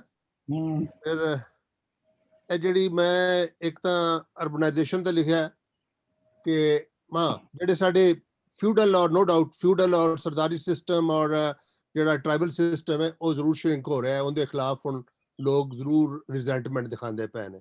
ਆਈ ਮੀਨ ਇਵਨ ਬਲੋਚਿਸਤਾਨ ਦੇ ਵਿੱਚ ਵੀ ਔਰ ਫਰੰਟੀਅਰ ਦੇ ਵਿੱਚ ਵੀ ਇਹ ਰਿਜ਼ੈਂਟਮੈਂਟ ਕਾਫੀ ਹੈ ਔਰ ਉਹ ਅਸਰ ਉਤਨਾ ਨਹੀਂ ਰਹਿ ਗਿਆ ਜਿਤਨਾ ਪਹਿਲੇ ਹੁੰਦਾ ਸੀ। ਪਹਿਲੇ ਤੋਂ ਮਤਲਬ ਚਿੱਟੇ ਕਾਲੇ ਹਰ ਚੀਜ਼ ਦੇ ਉਹ ਮਾਲਕ ਸਨ। ਹੁਣ ਉਹ ਉਤਨੀ ਉਹਨਾਂ ਦੀ ਉਹ ਮਤਲਬ ਉਹਦੇ ਉੱਤੇ ਪੂਰੀ ਉਹਨਾਂ ਦਾ ਕੰਟਰੋਲ ਨਹੀਂ ਰਹਿ ਗਿਆ। ਸਾਡੀ ਐਗਰੀਰੀਅਨ ਸੋਸਾਇਟੀ ਜਿਹੜੀ ਸਾਡੇ ਪੰਜਾਬ ਦੇ ਵਿੱਚ ਹੈਗੀ ਹੈ, ਇਹਦੇ ਵਿੱਚ ਨੋ ਡਾਊਟ ਸਾਰਾ ਟੈਕਨੋਲੋਜੀ ਆਉਣ ਦੇ ਬਾਵਜੂਦ ਫਿਰ ਵੀ ਉਹ ਕੋਈ ਇਤਨੀ ਮਤਲਬ ਮੈਂ ਤਾਂ ਕਹਾਂਗਾ ਕਿ ਫੇਲਿਅਰ ਹੀ ਹੈ ਕਿ ਸਾਡੀ ਉਹ ਪ੍ਰੋਡਕਸ਼ਨ ਦਾ ਰੇਟ ਨਹੀਂ ਹੈ ਜੋ ਹੋਣਾ ਚਾਹੀਦਾ ਸੀ ਔਰ ਸਾਰੇ ਲੋਕ ਸ਼ਹਿਰਾਂ ਵੱਲ ਦੌੜ ਰਹੇ ਨੇ। ਸ਼ਹਿਰ ਦੇ ਵਿੱਚ ਸ਼ਹਿਰ ਵੱਡੇ ਤੋਂ ਵੱਡਾ ਹੋਈ ਜਾ ਰਿਹਾ ਹੈ ਔਰ ਮੈਗਾ ਸਿਟੀਜ਼ ਔਰ ਜਿਹੜੇ ਛੋਟੇ ਛੋਟੇ ਟਾਊਨਸ ਹਨ ਉਹ ਵੱਡੇ ਵੱਡੇ ਸ਼ਹਿਰ ਬਣ ਗਏ ਨੇ ਔਰ ਲਾਹੌਰ ਔਰ ਕਰਾਚੀ ਵਗੈਰਾ ਉਹ ਤਾਂ ਉਹਨਾਂ ਦਾ ਤਾਂ ਕੋਈ ਹੱਦ ਹੀ ਨਹੀਂ ਰਹਿ ਗਈ ਔਰ ਉਹਦੇ ਵਿੱਚ ਸਾਰੀਆਂ ਬੁਰਾਈਆਂ ਦੇ ਬਾਵਜੂਦ ਉਹ ਵਧੀ ਜਾ ਰਹੇ ਨੇ। ਕੋਈ ਉੱਥੇ ਕੋਈ ਕੰਟਰੋਲਸ ਨਹੀਂ ਹੈਗੇ ਜਿਹੜੇ ਕਿ ਸ਼ੁਰੂ ਵਿੱਚ ਉਹ ਜਿਹੜੀ ਮਿਊਨਿਸਪਲ ਕਮੇਟੀ ਸੀ ਜਾਂ ਕਾਰਪੋਰੇਸ਼ਨ ਸੀ ਉਹ ਮੁਕੰਮਲ ਕੰਟਰੋਲ ਕਰਦੀ ਸੀ, ਲੇਕਿਨ ਹੁਣ ਉਹ ਬਿਲਕੁਲ ਯਾਨੀ ਕਿਸੇ ਉਹ ਇੱਕ ਕਿਸਮ ਦੇ ਬੇਮੁਹਾਰ ਕਿਸਮ ਦੇ ਹੋ ਗਏ ਨੇ। ਔਰ ਸਾਡੀ ਮਿਡਲ ਕਲਾਸ ਜ਼ਰੂਰ ਡਿਵੈਲਪ ਹੋਈ ਹੈ, ਨੋ ਡਾਊਟ, ਕਿਸੇ ਨਾ ਕਿਸੇ ਤਰੀਕੇ ਦੇ ਨਾਲ। ਹਾਲਾਂਕਿ ਇਹਦੇ ਵਿੱਚ ਕਾਫੀ ਹਿੱਸਾ ਜਿਹੜਾ ਕਿ ਉਹ, ਬਲਕਿ ਮੈਂ ਤਾਂ ਕਹਾਂਗਾ ਕਿ ਉਹ ਪਾਵਰਟੀ ਦੀ ਲਾਈਨ ਦੇ ਕਰੀਬ ਪਹੁੰਚਿਆ ਹੈ ਔਰ ਪਹੁੰਚਿਆ ਜਾ ਰਿਹਾ ਹੈ, ਲੇਕਿਨ ਮਿਡਲ ਕਲਾਸ ਜ਼ਰੂਰ ਵਧੀ ਹੈ। ਕੁਝ ਲੋਕਾਂ ਨੂੰ ਚਾਂਸ ਮਿਲੇ ਨੇ, ਇਹ ਜਿਹੜੇ ਲੋਕ ਨੇ ਉਹਨਾਂ ਨੇ ਥੋੜਾ ਬਹੁਤ ਆਪਣੀ ਐਗਜ਼ਿਸਟੈਂਸ ਲਿਆਂਦੀ, ਜਿਹੜੇ ਕਿ ਪਹਿਲੇ ਬੜੀ ਛੋਟੀ ਜੀ ਮਿਡਲ ਕਲਾਸ ਸੀ, ਅਜੇ ਵੀ ਛੋਟੀ ਹੈ। ਸਾਡੇ ਹਿਸਾਬ ਨਾਲ ਇਸ ਮੁਲਕ ਵਿੱਚ ਬਹੁਤ ਵੱਡੀ ਮਿਡਲ ਕਲਾਸ ਹੋਣੀ ਚਾਹੀਦੀ ਹੈ, ਲੇਕਿਨ ਅਜੇ ਵੀ ਉਹ ਬਹੁਤ ਘੱਟ ਛੋਟੀ ਹੈਗੀ। ਦੂਸਰਾ ਇੱਕ ਹੈਗਾ ਕਿ ਪਹਿਲੇ ਕਾਸਟ ਸਿਸਟਮ ਬੜਾ ਤਕੜਾ ਸੀ, ਬਹੁਤ ਸਖਤ ਕਿਸਮ ਦਾ ਸੀ। ਹੁਣ ਕਾਸਟ ਸਿਸਟਮ ਜਿਹੜਾ ਹੈਗਾ ਆਲਮੋਸਟ ਕਾਫੀ ਕਰੰਬਲ ਡਾਊਨ ਹੋ ਗਿਆ। ਹੁਣ ਉਤਨਾ ਕਾਸਟ ਸਿਸਟਮ ਨਹੀਂ, ਉਤਨਾ ਤਗੜਾ ਨਹੀਂ ਹੈਗਾ ਜਿਤਨਾ ਪਹਿਲੇ ਹੁੰਦਾ ਸੀ। ਔਰ ਤੁਸੀਂ ਇੰਟਰ ਕਾਸਟ ਜਿਹੜੀਆਂ ਸ਼ਾਦੀਆਂ ਸ਼ੂਦੀਆਂ ਤੇ ਪਹਿਲੇ ਤਾਂ ਪੋਸੀਬਲ ਹੀ ਨਹੀਂ ਸਨ, ਉਹ ਹੋ ਰਹੀਆਂ ਨੇ, ਇਤਨਾ ਕੁ ਫਰਕ ਪੈ ਗਿਆ। ਦੂਸਰਾ ਇੱਕ ਹੋਰ ਜਿਹੜੀ ਚੀਜ਼ ਹੈ ਜਿਹੜੀ ਮੈਂ ਜ਼ਰੂਰ ਲਿਖੀ ਹੈ, ਜਿਹੜੀ ਆਪਣਾ ਰਾਣਾ ਸਾਹਿਬ ਵੀ ਦੱਸ ਰਹੇ ਸਨ ਕਿ ਸਾਡਾ ਸਟੇਟ ਦਾ ਐਜੂਕੇਸ਼ਨ ਸਿਸਟਮ ਤਾਂ ਰਹਿ ਹੀ ਨਹੀਂ ਗਿਆ। ਤੇ ਉਹਦਾ ਨਤੀਜਾ ਕੀ ਆਇਆ ਕੋ ਇੰਗਲਿਸ਼ ਸਪੀਕਿੰਗ ਐਲੀਟ ਹੋਰ ਤੋਂ ਹੋਰ ਵਧੀ ਜਾ ਰਹੀ ਹੈ ਔਰ ਇੰਗਲਿਸ਼ ਮੀਡੀਅਮ ਵਾਲੇ ਸਕੂਲ ਬੇਸ਼ੁਮਾਰ ਪਿੰਡਾਂ ਤੱਕ ਪਹੁੰਚ ਗਏ ਨੇ। ਪਹਿਲੇ ਤਾਂ ਤੁਸੀਂ ਪੰਜਾਬੀ ਨੂੰ ਅਸੀਂ ਰੋਂਦੇ ਸਾਂ, ਇਹ ਉਰਦੂ ਵੀ ਗਾਇਬ ਹੋ ਗਈ ਹੈ। ਪੰਜਾਬੀ ਤਾਂ ਹੋਈ ਹੈ, ਉਰਦੂ ਦਾ ਵੀ ਹਾਲ ਹੁਣ ਕੋਈ ਨਹੀਂ ਰਹਿ ਗਿਆ। ਸਾਡੇ ਅਗਲੀ ਨਸਲ ਨੂੰ ਉਰਦੂ ਵੀ ਸਹੀ ਬੋਲਣੀ ਨਹੀਂ ਆਉਂਦੀ, ਬੋਲੀ ਚਲੋ ਬੋਲ ਤਾਂ ਲੈਂਦੇ ਨੇ, ਪੜ੍ਹਨੀ ਤਾਂ ਬਿਲਕੁਲ ਨਹੀਂ ਆਉਂਦੀ। ਫਿਰ ਰਿਲੀਜੀਅਸ ਐਕਸਟ੍ਰੀਮਿਜ਼ਮ ਜਿਵੇਂ ਸਭ ਨੇ ਡਿਸਕਸ ਕੀਤਾ, ਉਹ ਤਾਂ ਹੈ, ਉਹ ਤਾਂ ਇੱਕ ਰਿਐਲਿਟੀ ਹੈਗੀ ਹੈ। ਉਹ ਤਾਂ ਬਹੁਤ ਜ਼ਿਆਦਾ ਯਾਨੀ ਇੰਤਹਾ ਤੇ ਪਹੁੰਚ ਰਹੀ ਹੈ। ਔਰ ਲੁਤਫ ਦੀ ਗੱਲ ਹੈ ਕਿ ਹੁਣ ਪੋਲੀਟੀਕਲ ਕੰਟਰੋਲ ਵੀ ਉਹਨਾਂ ਦੇ ਕੋਲ ਆਹਿਸਤਾ ਆਹਿਸਤਾ ਜਾ ਰਿਹਾ ਹੈ। ਕਾਫੀ ਹੱਦ ਤੱਕ ਉਹ ਪੋਲੀਟੀਕਲ ਕੰਟਰੋਲ ਵੱਲ ਹੱਥ ਮਾਰ ਰਹੇ ਨੇ। ਸਾਡੇ ਅੱਛਾ, ਉਹਦੇ ਵਿੱਚ ਹੈ ਕਿ ਹੁਣ ਇੱਕ ਜਿਵੇਂ ਜਿਵੇਂ ਫਿਊਡਲਿਜ਼ਮ ਜਾਂ ਉਹ ਸਰਦਾਰੀ ਸਿਸਟਮ ਵੀਕ ਹੁੰਦਾ ਪਿਆ ਤੇ ਮਾਫੀਆ ਜਿਹੜੇ ਡਿਵੈਲਪ ਹੋ ਰਹੇ ਨੇ, ਮਾਫੀਆਜ਼, ਉਹ ਹਰ ਤਰ੍ਹਾਂ ਦੇ ਮਾਫੀਆ ਡਿਵੈਲਪ ਹੋ ਗਏ ਨੇ ਜਿਹੜੇ ਹਰ ਚੀਜ਼ ਨੂੰ ਕੰਟਰੋਲ ਕਰ ਰਹੇ ਨੇ, ਚਾਹੇ ਉਹ ਇੰਡਸਟਰੀ ਵਾਲੇ ਪਾਸੇ ਦੇ ਵੀ ਛੋਟੇ ਮੋਟੇ ਮਾਫੀਆ ਹੋਣ ਜਾਂ ਤੁਹਾਡੇ ਹੋਰ ਸਾਰੇ ਸੈਕਟਰਸ ਦੇ ਮਾਫੀਆ ਹੋਣ, ਉਹ ਹਰ ਚੀਜ਼ ਉਹ ਹੁਣ ਕੰਟਰੋਲ ਕਰਦੇ ਨੇ ਔਰ ਇਤਨੇ ਸਟਰੋਂਗ ਨੇ ਕਿ ਪੋਲੀਟੀਕਲ ਫੋਰਸਸ ਨੂੰ ਵੀ ਉਹ ਆਪਣਾ ਉਹਨਾਂ ਦੇ ਕੰਟਰੋਲ ਦੇ ਵਿੱਚ ਹੈ। ਇੰਡਸਟਰੀਅਲਾਈਜੇਸ਼ਨ ਚਾਈਨਾ ਦੀ ਬੜੀ ਚੀਪ ਕਿਸਮ ਦੀ ਪ੍ਰੋਡਕਸ਼ਨ ਨੇ, ਪ੍ਰੋਡਕਟਸ ਜਿਹੜੇ ਸਾਡੇ ਮੁਲਕ ਵਿੱਚ ਆਮ ਹੋਈਆਂ ਨੇ, ਜੁੱਤੀਆਂ ਤੱਕ ਚਾਈਨਾ ਦੀਆਂ ਨੇ। ਲੇਕਿਨ ਇਹਦੇ ਬਾਵਜੂਦ ਕਿਉਂਕਿ ਜ਼ਿੰਦਗੀ ਦੇ ਹਰ ਫੇਜ਼ ਵਾਸਤੇ ਤੁਹਾਡੀ ਲੋੜ ਹੁੰਦੀ ਹੈ, ਤੁਹਾਡੀ ਇੰਡਸਟਰੀ ਫਿਰ ਵੀ ਮੈਂ ਤਾਂ ਕਹਾਂਗਾ ਇੱਟਾਂ ਵਾਲ ਦਾ ਭੱਠਾ ਵੀ ਉਹ ਵੀ ਇੰਡਸਟਰੀ ਹੈ। ਇਸ ਤਰ੍ਹਾਂ ਦੀ ਹਰ ਚੀਜ਼ ਤੁਹਾਡੇ ਪਾਈਪ ਨੇ, ਤੁਹਾਡੀ ਜਿਹੜੀ ਐਸੈਂਸ਼ੀਅਲਸ ਨੇ ਜਿਹੜੇ ਤੁਹਾਨੂੰ ਕੰਸਟਰਕਸ਼ਨ ਦੇ ਵਿੱਚ ਚਾਹੀਦੇ ਨੇ, ਜਿਹੜੇ ਆਮ ਹਾਲਾਤ ਉਹਦੇ ਵਾਸਤੇ ਤੁਹਾਡੀ ਇੰਡਸਟਰੀ ਬਣੀ ਹੈ ਔਰ ਬੇਸ਼ੁਮਾਰ ਉਹਦੇ ਕੋਈ ਆਰਗੇਨਾਈਜ਼ ਨਹੀਂ ਹੈਗੀ, ਉਹਦਾ ਕੋਈ ਸਿਸਟਮ ਨਹੀਂ ਹੈਗਾ, ਕੋਈ ਉਹਦੇ ਅਸੂਲ ਨਹੀਂ ਹੈਗੇ। ਉਹ ਪੋਲੂਸ਼ਨ ਦੇ ਸਭ ਤੋਂ ਵੱਡਾ ਸਬਬ ਉਹ ਬਣ ਰਹੇ ਨੇ ਕਿਉਂਕਿ ਕਿਸੇ ਕਿਸਮ ਦੇ ਉਹ ਸਿਸਟਮ ਤੋਂ ਫਾਲੋ ਨਹੀਂ ਕਰ ਰਹੇ ਔਰ ਕੋਈ ਆਰਗੇਨਾਈਜ਼ ਨਹੀਂ ਹੈਗੀ ਨਾ। ਉਹ ਏਰੀਆਜ਼ ਵੀ ਇਹਨਾਂ ਬਣਾਏ ਨੇ ਤਾਂ ਉਹਨਾਂ ਏਰੀਆਜ਼ ਵੀ ਉਤਨੀ ਜ਼ਿਆਦਾ ਇੰਡਸਟਰੀ ਨਹੀਂ ਜਿਤਨੀ ਇੱਧਰ ਉੱਧਰ ਮੁxtਲਿਫ ਗਲੀਆਂ ਦੇ ਵਿੱਚ ਤੇ ਘਰਾਂ ਦੇ ਵਿੱਚ ਇੰਡਸਟਰੀ ਆ ਰਹੀ ਹੈ, ਜਿਹਦੀ ਵਜ੍ਹਾ ਤੋਂ ਕਾਫੀ ਪੋਲੂਸ਼ਨ ਜਿਹੜੀ ਹੈ ਬੇਸ਼ੁਮਾਰ ਉੱਤੇ ਵਧੀ ਹੈ। ਫਿਰ ਸਭ ਤੋਂ ਵੱਡਾ ਜਿਹੜਾ ਪ੍ਰੋਬਲਮ ਮੈਂ ਸਮਝਦਾ ਇਸ ਟਾਈਮ ਤੇ ਉਹ ਸਾਡਾ ਵਾਟਰ ਕ੍ਰਾਈਸਿਸ ਹੈ। ਪਾਣੀ ਸਾਡਾ ਦਰਿਆਵਾਂ ਬੰਦ ਹੋਣ ਦੇ ਨਾਲ ਪਾਣੀ ਨਹੀਂ ਗਿਆ, ਸਾਡਾ ਜਿਹੜਾ ਸਬਸੋਇਲ ਵਾਟਰ ਹੈ ਉਹ ਬਹੁਤ ਘੱਟ ਹੋ ਗਿਆ, ਉਹ ਬੜਾ ਥੱਲੇ ਚਲਾ ਗਿਆ। ਮੈਨੂੰ ਯਾਦ ਹੈ ਆਪਣੇ ਬਚਪਨ ਵਿੱਚ 10-12-15 ਫੁੱਟ ਤੇ ਅਸੀਂ ਸਾਡਾ ਨਲਕਾ ਹੁੰਦਾ ਸੀ ਤੇ ਪਾਣੀ ਦੇ ਦਿੰਦਾ ਸੀ। ਹੁਣ ਜਨਾਬ ਉਸੇ ਜਗ੍ਹਾ ਤੇ 200-200 300-300 ਫੁੱਟ ਦਾ ਕਰੋ ਤੇ ਟਰਬਾਈਨਾਂ ਲਾਓ ਤੇ ਪਾਣੀ ਉੱਪਰ ਲਾਉਂਦੇ ਹੋ। ਇਹ ਪਾਣੀ ਸਾਡਾ ਇੱਕ ਸੀਵੀਅਰ ਕਿਸਮ ਦਾ ਮਸਲਾ ਆਉਣ ਵਾਲਾ ਹੈ। ਫਿਰ ਇਹ ਜਿਹੜੀ ਅਸੀਂ ਪੈਸਟੀਸਾਈਡ ਦੇ ਮਾਰਨ ਵਾਸਤੇ ਜਿਹੜੀਆਂ ਦਵਾਈਆਂ ਔਰ ਸਪਰੇਅ ਕੀਤੇ ਨੇ ਉਹਦੀ ਵਜ੍ਹਾ ਤੋਂ ਸਾਡਾ ਉਹ ਸਬਸੋਇਲ ਵਾਟਰ ਜਿਹੜਾ ਹੈ ਉਹ ਵੀ ਜ਼ਹਿਰੀਲਾ ਹੋ ਗਿਆ, ਪੀਣ ਦੇ ਕਾਬਿਲ ਵੀ ਨਹੀਂ ਰਹਿ ਗਿਆ। ਇਹਦੇ ਉੱਤੇ ਕੋਈ ਮਤਲਬ ਅਸੀਂ ਕਿਸੇ ਕਿਸਮ ਦੀ ਕੋਈ ਰਿਜ਼ੈਂਟਮੈਂਟ ਵੀ ਨਹੀਂ ਅਜੇ ਤੱਕ ਆਈ ਤੇ ਕੋਈ ਲੋਕਾਂ ਵੱਲੋਂ ਉਹ ਜਿਹੜਾ ਅਸੀਂ ਕਹਿੰਦੇ ਹਾਂ ਕਿ ਚਲੋ ਜੀ 4 ਦਾਣੇ ਹੋਰ ਫਸਲ ਦੇ ਹੋ ਜਾਣ, ਅਸੀਂ ਉਹਨਾਂ ਦਵਾਈਆਂ ਦੇ ਉੱਤੇ ਚੱਲੇ ਹਾਂ। ਔਰ ਦਵਾਈਆਂ ਜਿਹੜੀਆਂ ਹੈਗੀਆਂ ਨੇ ਉਹ ਵੀ ਨੋ ਡਾਊਟ ਉਹ ਲੋਕਲ ਨੇ ਲੇਕਿਨ ਉਹਨਾਂ ਦੇ ਉੱਤੇ ਕੋਈ ਕਿਸੇ ਕਿਸਮ ਦੇ ਕੰਟਰੋਲਸ ਕੋਈ ਨਹੀਂ। ਫਿਰ ਇੱਕ ਜਿਹੜਾ ਮੈਂ ਕਹਾਂਗਾ ਕਿ ਬਹੁਤ ਜਿਹੜਾ ਇੱਕ 2-3 ਫੈਕਟਰ ਨੇ, ਮਤਲਬ ਵੂਮਨ ਐਕਟਿਵਿਜ਼ਮ। ਇਹ ਪਹਿਲੀ ਦਫਾ ਹੋਇਆ ਕਿ ਔਰਤਾਂ ਵੀ ਜਿਹੜੀਆਂ ਨੇ ਉਹ ਨਾ ਸਿਰਫ ਨੌਕਰੀਆਂ, ਕਾਰੋਬਾਰ, ਬਿਜ਼ਨਸ ਬਲਕਿ ਬਾਹਰ ਆ ਗਈਆਂ ਨੇ, ਉਹ ਆਪਣੇ ਰਾਈਟਸ ਮੰਗਣ ਲੱਗ ਗਈਆਂ ਨੇ। ਇਹ ਵਿਮਨ ਐਕਟਿਵਿਜ਼ਮ ਦੇ ਵਿੱਚ ਕਾਫੀ ਇੱਕ ਬਿਹਤਰੀ ਵਾਲਾ ਆਨਸਰ ਹੋਇਆ। ਫਿਰ ਹੈ ਕਿ ਇੰਟਰਨੈਟ ਔਰ ਸੋਸ਼ਲ ਮੀਡੀਆ ਦੀ ਵਜ੍ਹਾ ਤੋਂ ਇੱਕ ਐਸਾ ਬੰਮਸ਼ੈਲ ਹੈ ਕਿ ਜਿਸ ਨੇ ਸਾਡੀ ਯੂਥ ਨੂੰ, ਸਾਡੇ ਲੋਕਾਂ ਨੂੰ ਇੰਟਰਐਕਸ਼ਨ ਦਾ ਕਾਫੀ ਦੁਨੀਆ ਦੇ ਨਾਲ ਇੱਕ ਮੌਕਾ ਮਿਲਿਆ, ਇੱਕ ਐਕਸਪੋਜ਼ਰ ਮਿਲਿਆ। ਉਹਦੇ ਨਾਲ ਜ਼ਰੂਰ ਉਹਨਾਂ ਦੇ ਮੈਂਟਲ ਔਰ ਸੋਸ਼ਲ ਥੋੜਾ ਤੁਸੀਂ ਕਹਿ ਸਕਦੇ ਹੋ ਕਿ ਥਿੰਕਿੰਗ ਉੱਪਰ ਗਈ ਹੈ ਔਰ ਉਹ ਆਪਣੇ ਆਈਡੀਆਜ਼ ਨੂੰ ਜਾਂ ਉਹਨਾਂ ਨੂੰ ਵੀ ਉਹ ਐਕਸਪ੍ਰੈਸ ਕਰ ਸਕਦੇ ਨੇ। ਫਿਰ ਇੱਕ ਹੱਦ ਤੱਕ ਫਰੀडम ਆਫ ਐਕਸਪ੍ਰੈਸ਼ਨ ਵੀ ਹੋਇਆ ਹੈ। ਇਹ ਪਹਿਲੀ ਵਾਰੀ ਹੈ ਕਿ ਪਹਿਲੇ ਤਾਂ ਚਲੋ ਜੀ ਬਲੋਚਿਸਤਾਨ ਵਿੱਚ ਆਰਮੀ ਦੇ ਬਾਰੇ 'ਚ ਕੋਈ ਬੋਲ ਲੈਂਦਾ ਸੀ, ਕਦੀ ਕਦੀ ਸਿੰਧ ਦੇ ਬੋਲ ਲੈਂਦਾ ਸੀ। ਹੁਣ ਈਵਨ ਇਨ ਪੰਜਾਬ ਬੜਾ ਫ੍ਰੀਕੁਐਂਟਲੀ ਉਹ ਆਰਮੀ ਦੇ ਸੁਪਰੈਸ਼ਨ ਦੇ ਖਿਲਾਫ ਆਪਣਾ ਇਜ਼ਹਾਰ ਕਰਨ ਲੱਗ ਗਏ ਨੇ ਔਰ ਇਹਦਾ ਮਤਲਬ ਹੈਗਾ ਕਿ ਕੁਝ ਲੋਕਾਂ 'ਚ ਹਿੰਮਤ ਪੈਦਾ ਹੋਈ ਹੈ ਕਿ ਉਹ ਐਕਸਪ੍ਰੈਸ ਕਰ ਸਕਣ ਆਪਣੇ ਆਪ ਨੂੰ। ਇਹ ਮੇਰਾ ਖਿਆਲ ਹੈ ਕਿ ਕਾਫੀ ਇੱਕ ਵੱਡਾ ਫੈਕਟਰ ਹੈ ਕਿ ਜਿਹੜਾ ਇੱਕ ਨਵਾਂ ਰਾਣਾ ਸਾਹਿਬ ਆਪਣਾ ਸ਼ਰਾਈ ਸਾਹਿਬ, ਮਰੀਮ ਤੂੰ ਕੁਝ ਕਹਿਣਾ ਇਹਦੇ ਤੇ?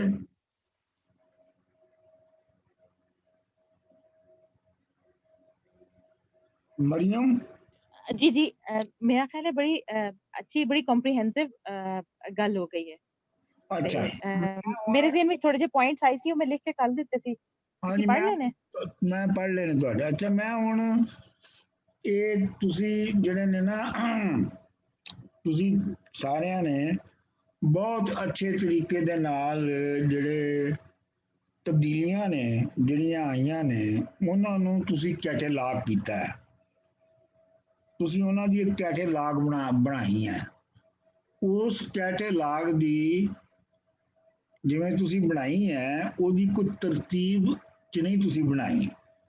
ਤੁਸੀਂ ਜੋ ਤੁਹਾਨੂੰ ਤਬਦੀਲੀਆਂ ਨਜ਼ਰ ਆਉਂਦੀਆਂ ਗਈਆਂ, ਜਿਵੇਂ ਜਿਵੇਂ ਆਉਂਦੀਆਂ ਗਈਆਂ ਤੁਸੀਂ ਉਹਨੂੰ ਉਵੇਂ ਲਿਖਦੇ ਗਏ ਹੋ, ਔਰ ਉਹ ਤੁਸੀਂ ਬਿਲਕੁਲ ਮੋਸਟਲੀ ਗੱਲਾਂ ਜਿਹੜੀਆਂ ਤੁਸੀਂ ਸਾਰਿਆਂ ਨੇ ਕਹੀਆਂ ਨੇ ਉਹ ਤਕਰੀਬਨ ਸਾਰੀਆਂ ਹੀ ਸਹੀ ਨੇ। ਉਹ ਇੰਨਾ ਪੈਸੇ 'ਚ ਇੰਨਾ ਹੀ ਕੰਮ ਹੋ ਸਕਦਾ ਸੀ।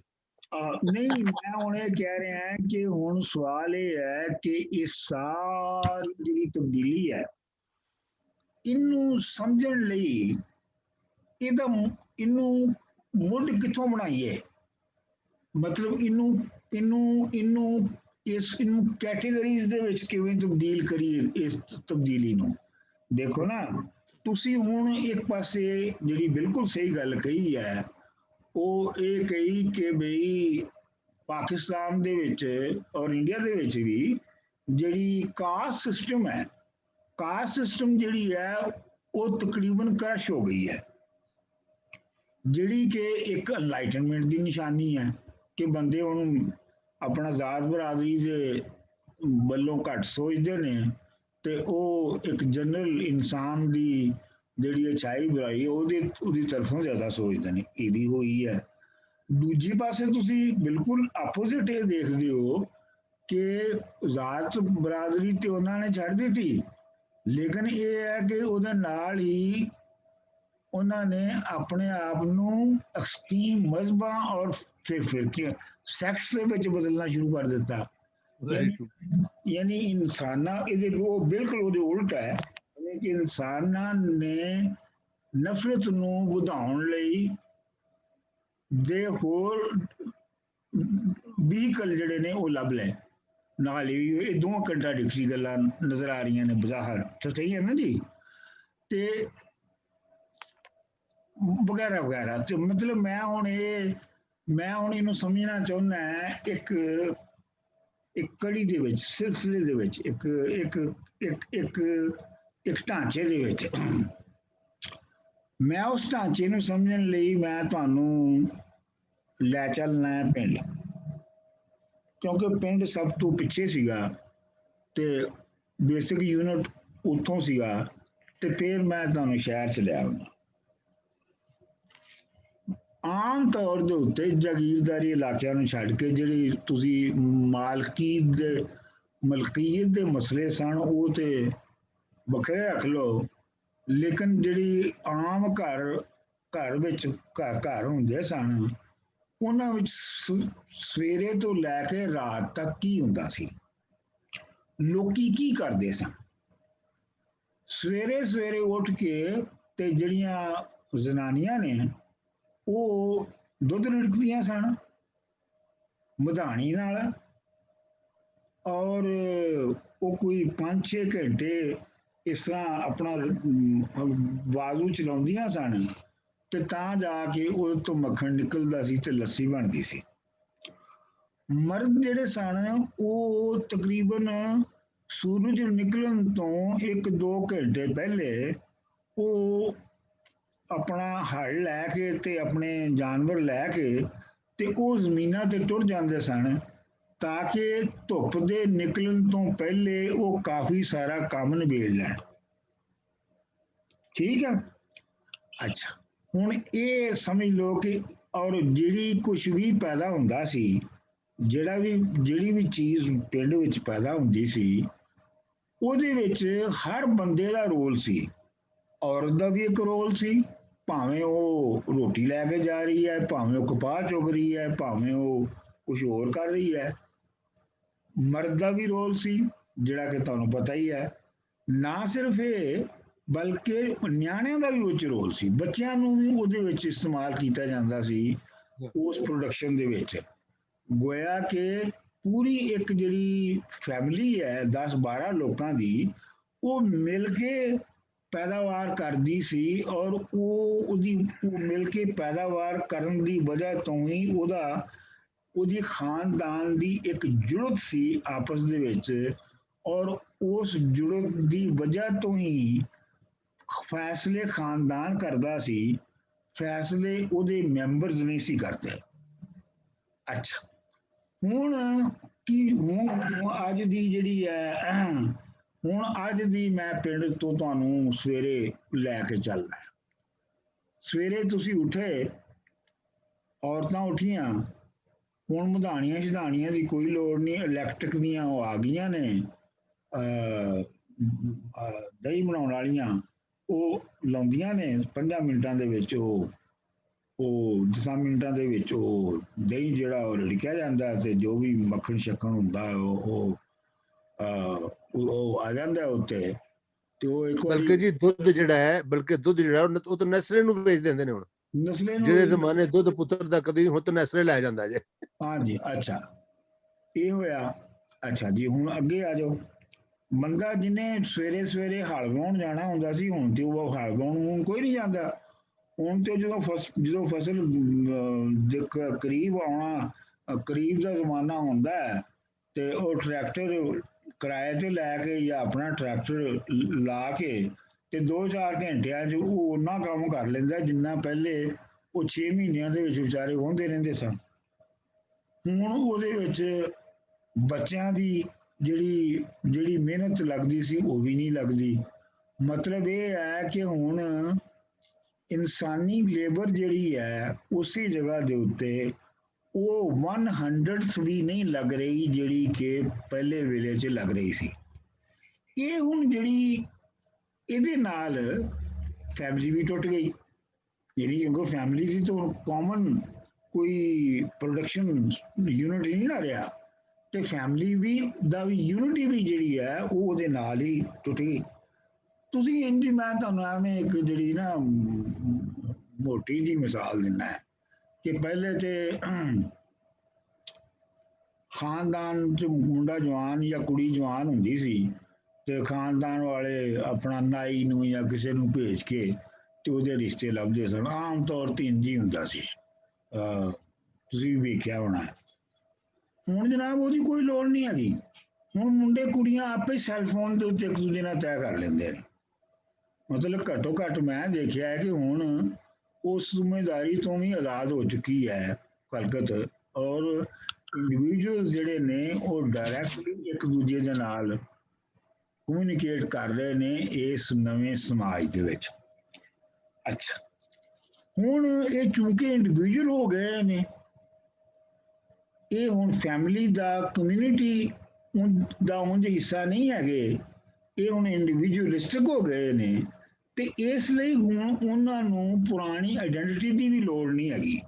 ਪੁਰਾਣੀ ਆਇਡੈਂਟੀਟੀ ਦੀ ਮੁਰਾਦ ਇਹ ਹੈ ਕਿ ਹੁਣ ਉਹਨਾਂ ਨੂੰ ਜ਼ਾਤ ਬਰਾਦਰੀ ਦੀ ਜਿਹੜੀ ਸ਼ਨਾਖਤ ਸੀ ਉਹਦੀ ਹੁਣ ਕੋਈ ਅਹਿਮੀਅਤ ਉਹਨਾਂ ਦੀ ਨਜ਼ਰ 'ਚ ਨਹੀਂ ਰਹੀ।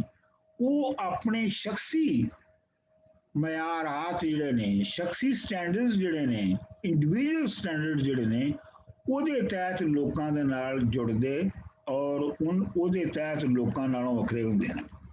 ਲਿਹਾਜ਼ਾ ਇੱਕ ਟੋਟਲੀ ਇੱਕ ਨਵਾਂ ਸਮਾਜੀ ਰਿਸ਼ਤਾ ਜਿਹੜਾ ਹੈ ਉਹ ਪੈਦਾ ਹੋ ਗਿਆ। ਕਿਉਂ ਪੈਦਾ ਹੋ ਗਿਆ? ਕਿਉਂਕਿ ਜਿਹੜਾ ਬੇਸਿਕ ਮੋਡ ਆਫ ਪ੍ਰੋਡਕਸ਼ਨ ਸੀ ਉਹ ਮੈਕਨਾਈਜ਼ ਹੋ ਗਿਆ, ਉਹ ਮੈਨੂਅਲ ਲੇਬਰ ਦੀ ਜਗ੍ਹਾ ਤੇ ਮੈਕਨਾਈਜ਼ ਹੋ ਗਿਆ। ਅੱਛਾ ਹੁਣ ਜਦੋਂ ਇਹ ਸਾਰਾ ਕੁਝ ਟੁੱਟ ਭੱਜ ਰਿਹਾ ਹੈ, ਫੈਮਿਲੀ ਦਾ ਜਿਹੜਾ ਓਹੇਰੀਅਨ ਹੈ ਉਹ ਟੁੱਟ ਰਿਹਾ।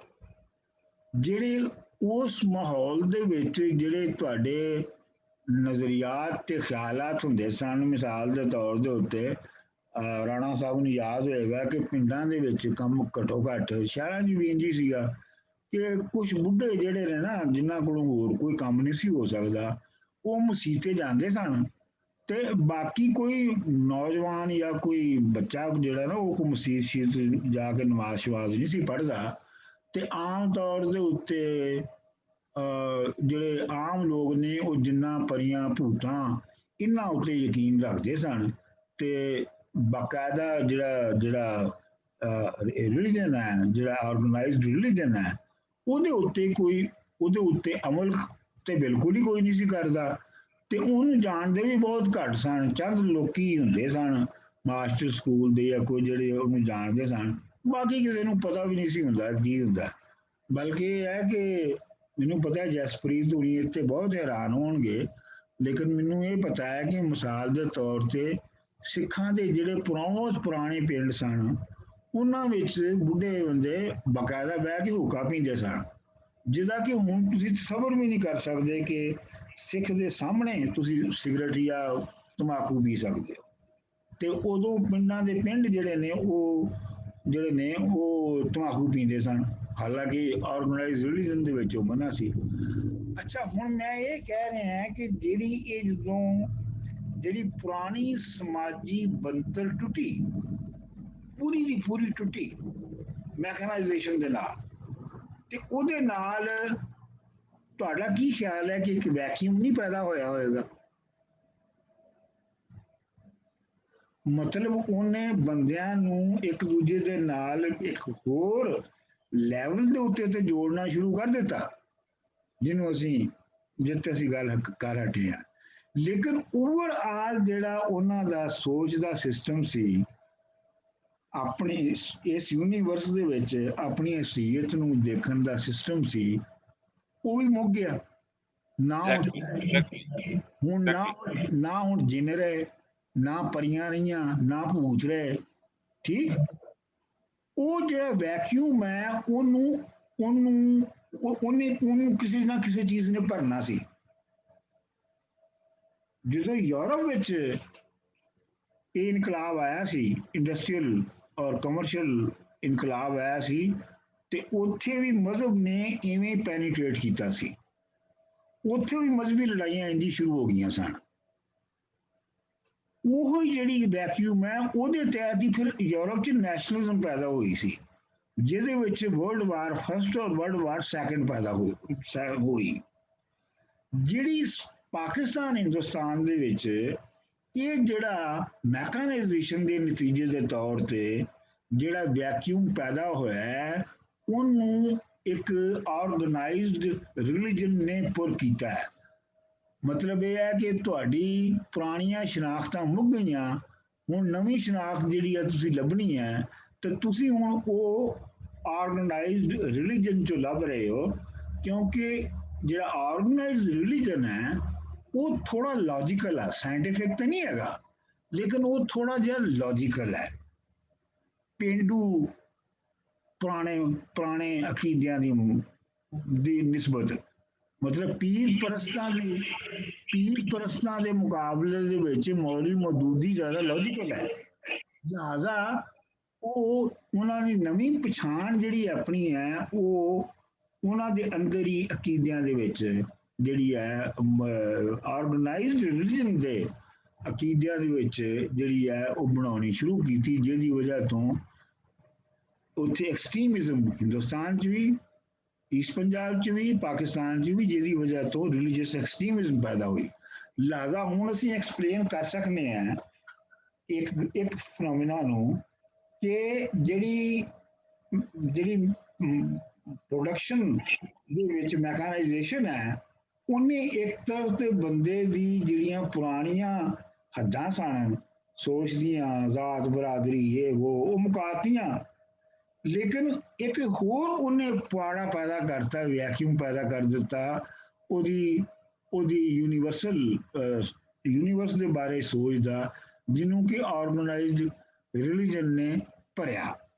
ਅੱਛਾ, ਹੁਣ ਬਾਕੀ ਜਿੰਨੀਆਂ ਚੀਜ਼ਾਂ ਵੀ ਤੁਸੀਂ ਹੁਣ ਦੇਖੋਗੇ ਨਾ, ਜਿਹੜੀਆਂ ਆਪਣਾ ਸ਼ਰਾਈ ਸਾਹਿਬ ਨੇ ਵੀ ਕੀਆਂ, ਰਾਣਾ ਸਾਹਿਬ ਨੇ ਵੀ ਕੀਆਂ, ਤੇ ਆਪਣਾ ਜਸਪ੍ਰੀਤ ਨੇ ਵੀ ਕੀਆਂ, ਉਹਨਾਂ ਸਾਰਿਆਂ ਨੂੰ ਤੁਸੀਂ ਹੁਣ ਅਗਰ ਇਸ ਦੇ ਤਹਿਤ ਇਸ ਕੈਟੇਗਰੀ ਦੇ ਤਹਿਤ ਲੈ ਕੇ ਅੱਗੇ ਚੱਲੋਗੇ, ਤੇ ਤੁਹਾਨੂੰ ਹਰ ਸ਼ੈ ਜਿਹੜੀ ਹੈ ਉਹ ਜਿਹੜੀ ਹੈ ਇੱਕ ਥਾਂ ਤੇ ਆਉਂਦੀ ਲੱਗੇਗੀ ਕਿ ਇਹ ਹੁਣ ਇੱਕ ਕਹਾਣੀ ਮੁਕੰਮਲ ਦੀ ਬਣ ਸਕਦੀ ਹੈ।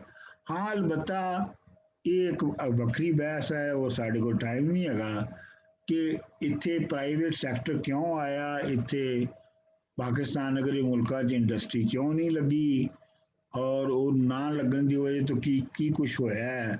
ਲੇਕਿਨ ਮੈਂ ਇੱਕ ਤੁਹਾਨੂੰ ਦੱਸ ਦਿੰਦਾ ਕਿ ਇਹਨਾਂ ਸਾਰੀਆਂ ਗੱਲਾਂ ਦੇ ਬਾਵਜੂਦ ਪਿਛਲੇ 40 ਸਾਲਾਂ ਦੇ ਵਿੱਚ ਪਾਕਿਸਤਾਨ ਦੇ ਵਿੱਚ ਕਈ ਖਰਬ ਡਾਲਰ ਦੀ ਦੌਲਤ ਪੈਦਾ ਹੋਈ ਹੈ, ਜਿਹੜੀ ਪਹਿਲੇ ਨਹੀਂ ਸੀ ਹੈਗੀ। ਇਹ ਜਿਹੜੀ ਰਾਣਾ ਸਾਹਿਬ ਤੁਸੀਂ ਕਹਿੰਦੇ ਹੋ ਨਾ ਕਿ ਸਾਡੇ ਕੋਲ ਤੇ ਇੱਕ ਝੱਗਾ ਹੁੰਦਾ ਸੀ ਤੇ ਇੱਕ ਪਜਾਮਾ ਹੁੰਦਾ ਸੀ, ਤੇ ਹੁਣ 10-10 12-12 ਨੇ, ਉਹਦੀ ਵਜ੍ਹਾ ਇਹ ਹੈ ਕਿ ਅਸੀਂ ਝੱਗਾ ਹੀ ਅਫੋਰਡ ਕਰ ਸਕਦੇ ਸਾਂ ਉਦੋਂ। ਹੁਣ 12 ਜੋੜੇ ਅਫੋਰਡ ਕੀਤੇ ਜਾ ਸਕਦੇ ਨੇ। ਉਦੋਂ ਬਿਲਕੁਲ ਜੀ। ਬੰਦਿਆਂ ਦੇ ਪੈਰ ਵਿੱਚ ਜੁੱਤੀ ਨਹੀਂ ਸੀ ਹੁੰਦੀ, ਤੇ ਜੁੱਤੀ ਬਣਵਾ ਵੀ ਲੈਂਦੇ ਸਨ, ਤੇ ਜਦੋਂ ਕਿਤੇ ਬਾਹਰ ਮਹਿਮਾਨ ਜਾਂਦੇ ਸਨ ਤੇ ਪਿੰਡੋਂ ਸਿਰ ਤੇ ਜੁੱਤੀ ਰੱਖ ਲੈਂਦੇ ਸਨ। ਉਹ ਸਫ਼ਰ ਦੇ ਵਿੱਚ ਫਿਰ ਤੇ ਪਿੰਡ ਦੇ ਵਿੱਚ ਜਦੋਂ ਐਂਟਰ ਹੋਣਾ ਉਦੋਂ ਜੁੱਤੀ ਪਾ ਲੈਣੀ। ਜੁੱਤੀ ਪਾਉਣੀ, ਵਜ੍ਹਾ ਉਹਦੀ ਇਹ ਸੀ ਕਿ ਪੈਰ ਨਾਲ ਤਾਂ ਕੁਝ ਹੋਣਾ ਨਹੀਂ, ਜੁੱਤੀ ਨੇ ਟੁੱਟ ਜਾਣਾ ਹੈ, ਤੇ ਜੁੱਤੀ ਨੂੰ ਬਚਾਓ। ਹੁਣ ਉਹੋ ਹੀ ਬੰਦੇ ਜਿਹੜੇ ਨੇ ਉਹਨਾਂ ਕੋਲ 3-3 4-4 5-5 ਜੁੱਤੀਆਂ ਹੁੰਦੀਆਂ ਨੇ, ਠੀਕ। ਜਿਨ੍ਹਾਂ ਘਰਾਂ ਦੇ ਵਿੱਚ ਸਾਈਕਲ ਨਹੀਂ ਸੀ ਹੁੰਦੀ, ਉਹਨਾਂ ਘਰਾਂ 'ਚ ਮੋਟਰਸਾਈਕਲ ਤੇ ਕਾਰਾਂ ਖੜੀਆਂ ਨੇ, ਜਿਹਦੀ ਤਰਫ ਸ਼ਰਾਈ ਸਾਹਿਬ ਨੇ ਇਸ਼ਾਰਾ ਕੀਤਾ।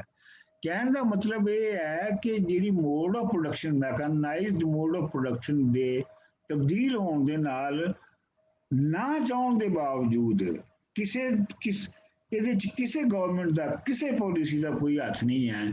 ਸਿਰਫ ਮੋਡ ਆਫ ਪ੍ਰੋਡਕਸ਼ਨ ਦੇ ਚੇਂਜ ਦੇ ਤਬਦੀਲ ਹੋਣ ਦੇ ਨਾਲ ਪਾਕਿਸਤਾਨ ਦੇ ਵਿੱਚ ਖਰਬਾਂ ਦੀ ਦੌਲਤ ਪੈਦਾ ਹੋਈ ਹੈ। ਉਹਦੇ ਵਿੱਚ ਨਵੀਂ ਮਿਡਲ ਕਲਾਸ ਵੀ ਪੈਦਾ ਹੋਈ ਹੈ, ਨਵੀਂ ਰਿਚ ਕਲਾਸ ਵੀ ਪੈਦਾ ਹੋਈ ਹੈ। ਮੈਂ ਤੇ ਤੁਹਾਨੂੰ ਇਹ ਕਹਾਂਗਾ ਕਿ ਜਿਹੜੀ ਬਹੁਤ ਡਾਊਨ ਟ੍ਰੋਡਨ ਕਲਾਸ ਸੀ, ਉਹ ਵੀ ਅਪਲਿਫਟ ਥੋੜੀ ਜਿਹੀ ਹੋਈ ਹੈ, ਉਹਨੂੰ ਵੀ ਫਾਇਦਾ ਹੋਇਆ ਹੈ। ਉਹ ਖੋਜੇ ਮਸਲੀ ਜਿਨ੍ਹਾਂ ਨੂੰ ਰੋਜ਼ ਛਿੱਤਰ ਪੈਂਦੇ ਸਨ ਪਿੰਡ 'ਚ, ਉਹ ਹੁਣ ਸ਼ਹਿਰ ਜਾ ਕੇ ਕਿਸੇ ਦੇ ਡਰਾਈਵਰ ਲੱਗ ਗਏ ਨੇ, ਕਿਸੇ ਦੇ ਖਾਨਸਾਮੇ ਬਣ ਗਏ ਨੇ।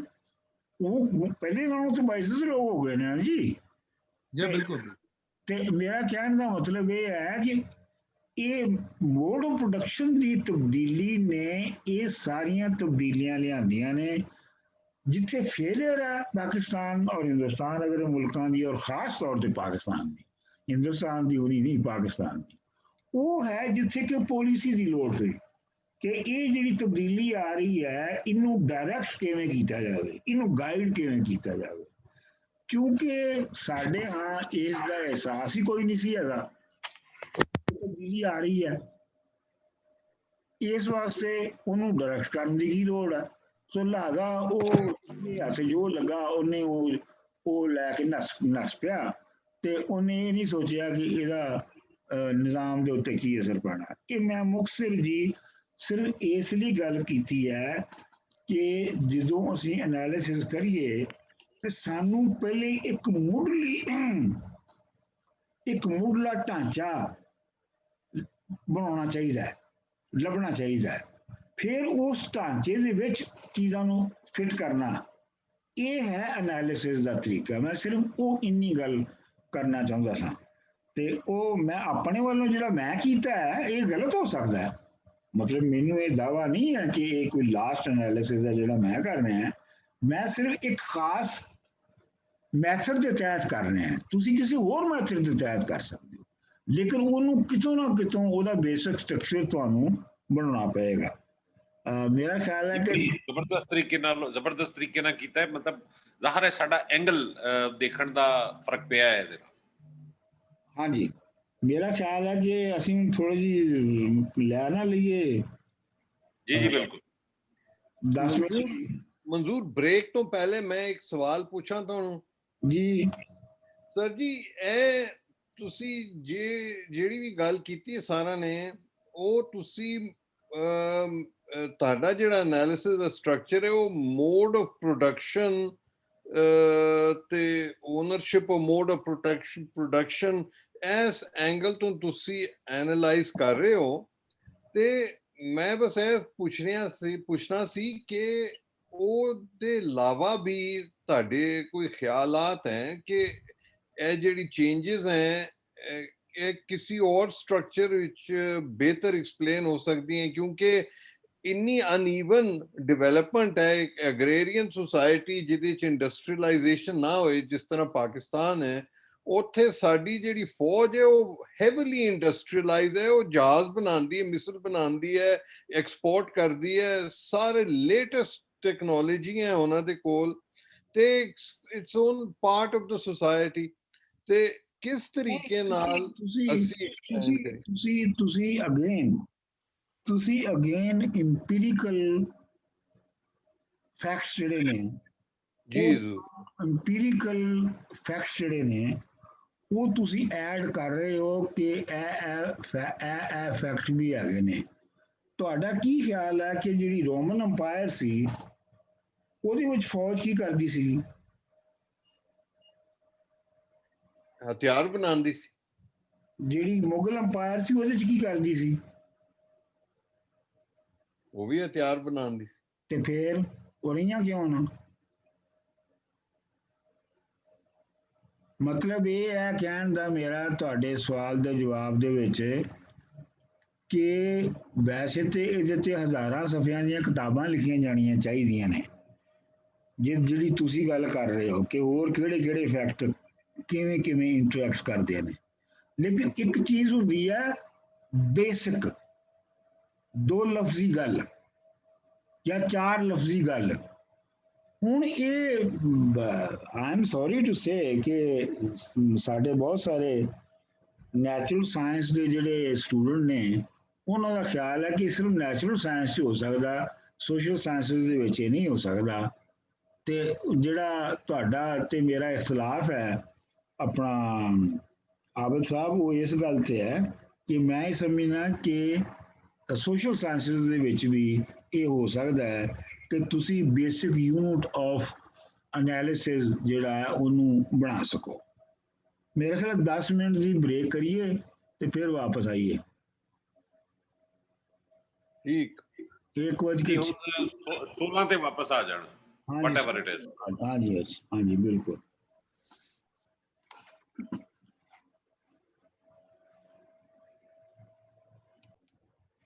ਹਾਂਜੀ ਮੇਰਾ ਖਿਆਲ ਹੈ ਤੁਸੀਂ ਸਾਰੇ ਵਾਪਸ ਆ ਗਏ ਹੋਵੋਗੇ ਤੇ ਸਰ ਮੈਂ ਹਾਂਜੀ ਅਸੀਂ ਹੁਣ ਗੱਲ ਕਰਾਂਗੇ ਐਗਜ਼ਿਸਟੈਂਸ਼ੀਅਲਿਜ਼ਮ ਦੇ ਉੱਤੇ। ਬਾਕੀ ਅੱਜ ਦੇ ਹਿੱਸੇ ਦੇ ਵਿੱਚ ਅਸੀਂ ਐਗਜ਼ਿਸਟੈਂਸ਼ੀਅਲਿਜ਼ਮ ਦੇ ਫਲਸਫੇ ਤੇ ਗੱਲ ਕਰਾਂਗੇ। ਬਾਈ ਦਾ ਵੇ ਜਦੋਂ ਮੈਂ ਪੰਜਾਬ ਯੂਨੀਵਰਸਿਟੀ ਪੜ੍ਹਾਉਂਦਾ ਸਾਂ ਫਿਲਾਸਫੀ, ਤੇ ਉਦੋਂ ਵੀ ਐਗਜ਼ਿਸਟੈਂਸ਼ੀਅਲਿਜ਼ਮ ਜਿਹੜੀ ਹੈ ਉਹ ਮੈਂ ਹੀ ਪੜ੍ਹਾਉਂਦਾ ਸਾਂ ਜਿੰਨੇ ਸਾਲ ਮੈਂ ਰਿਹਾ ਉੱਥੇ। ਜਿਹੜੀ ਮਾਡਰਨ ਮੂਵਮੈਂਟਸ ਨੇ ਜਿਵੇਂ ਐਗਜ਼ਿਸਟੈਂਸ਼ੀਅਲਿਜ਼ਮ ਹੈ, ਜਿਵੇਂ ਲੌਜੀਕਲ ਪੋਜ਼ਿਟਿਵਿਜ਼ਮ ਹੈ, ਔਰ ਫਿਰ ਮੈਂ ਪੰਗੇਬਾਜ਼ੀ ਕਰਕੇ ਮਾਰਕਸਿਜ਼ਮ ਨੂੰ ਵੀ ਸ਼ਾਮਲ ਕਰਵਾਤਾ ਉਹਦੇ 'ਚ।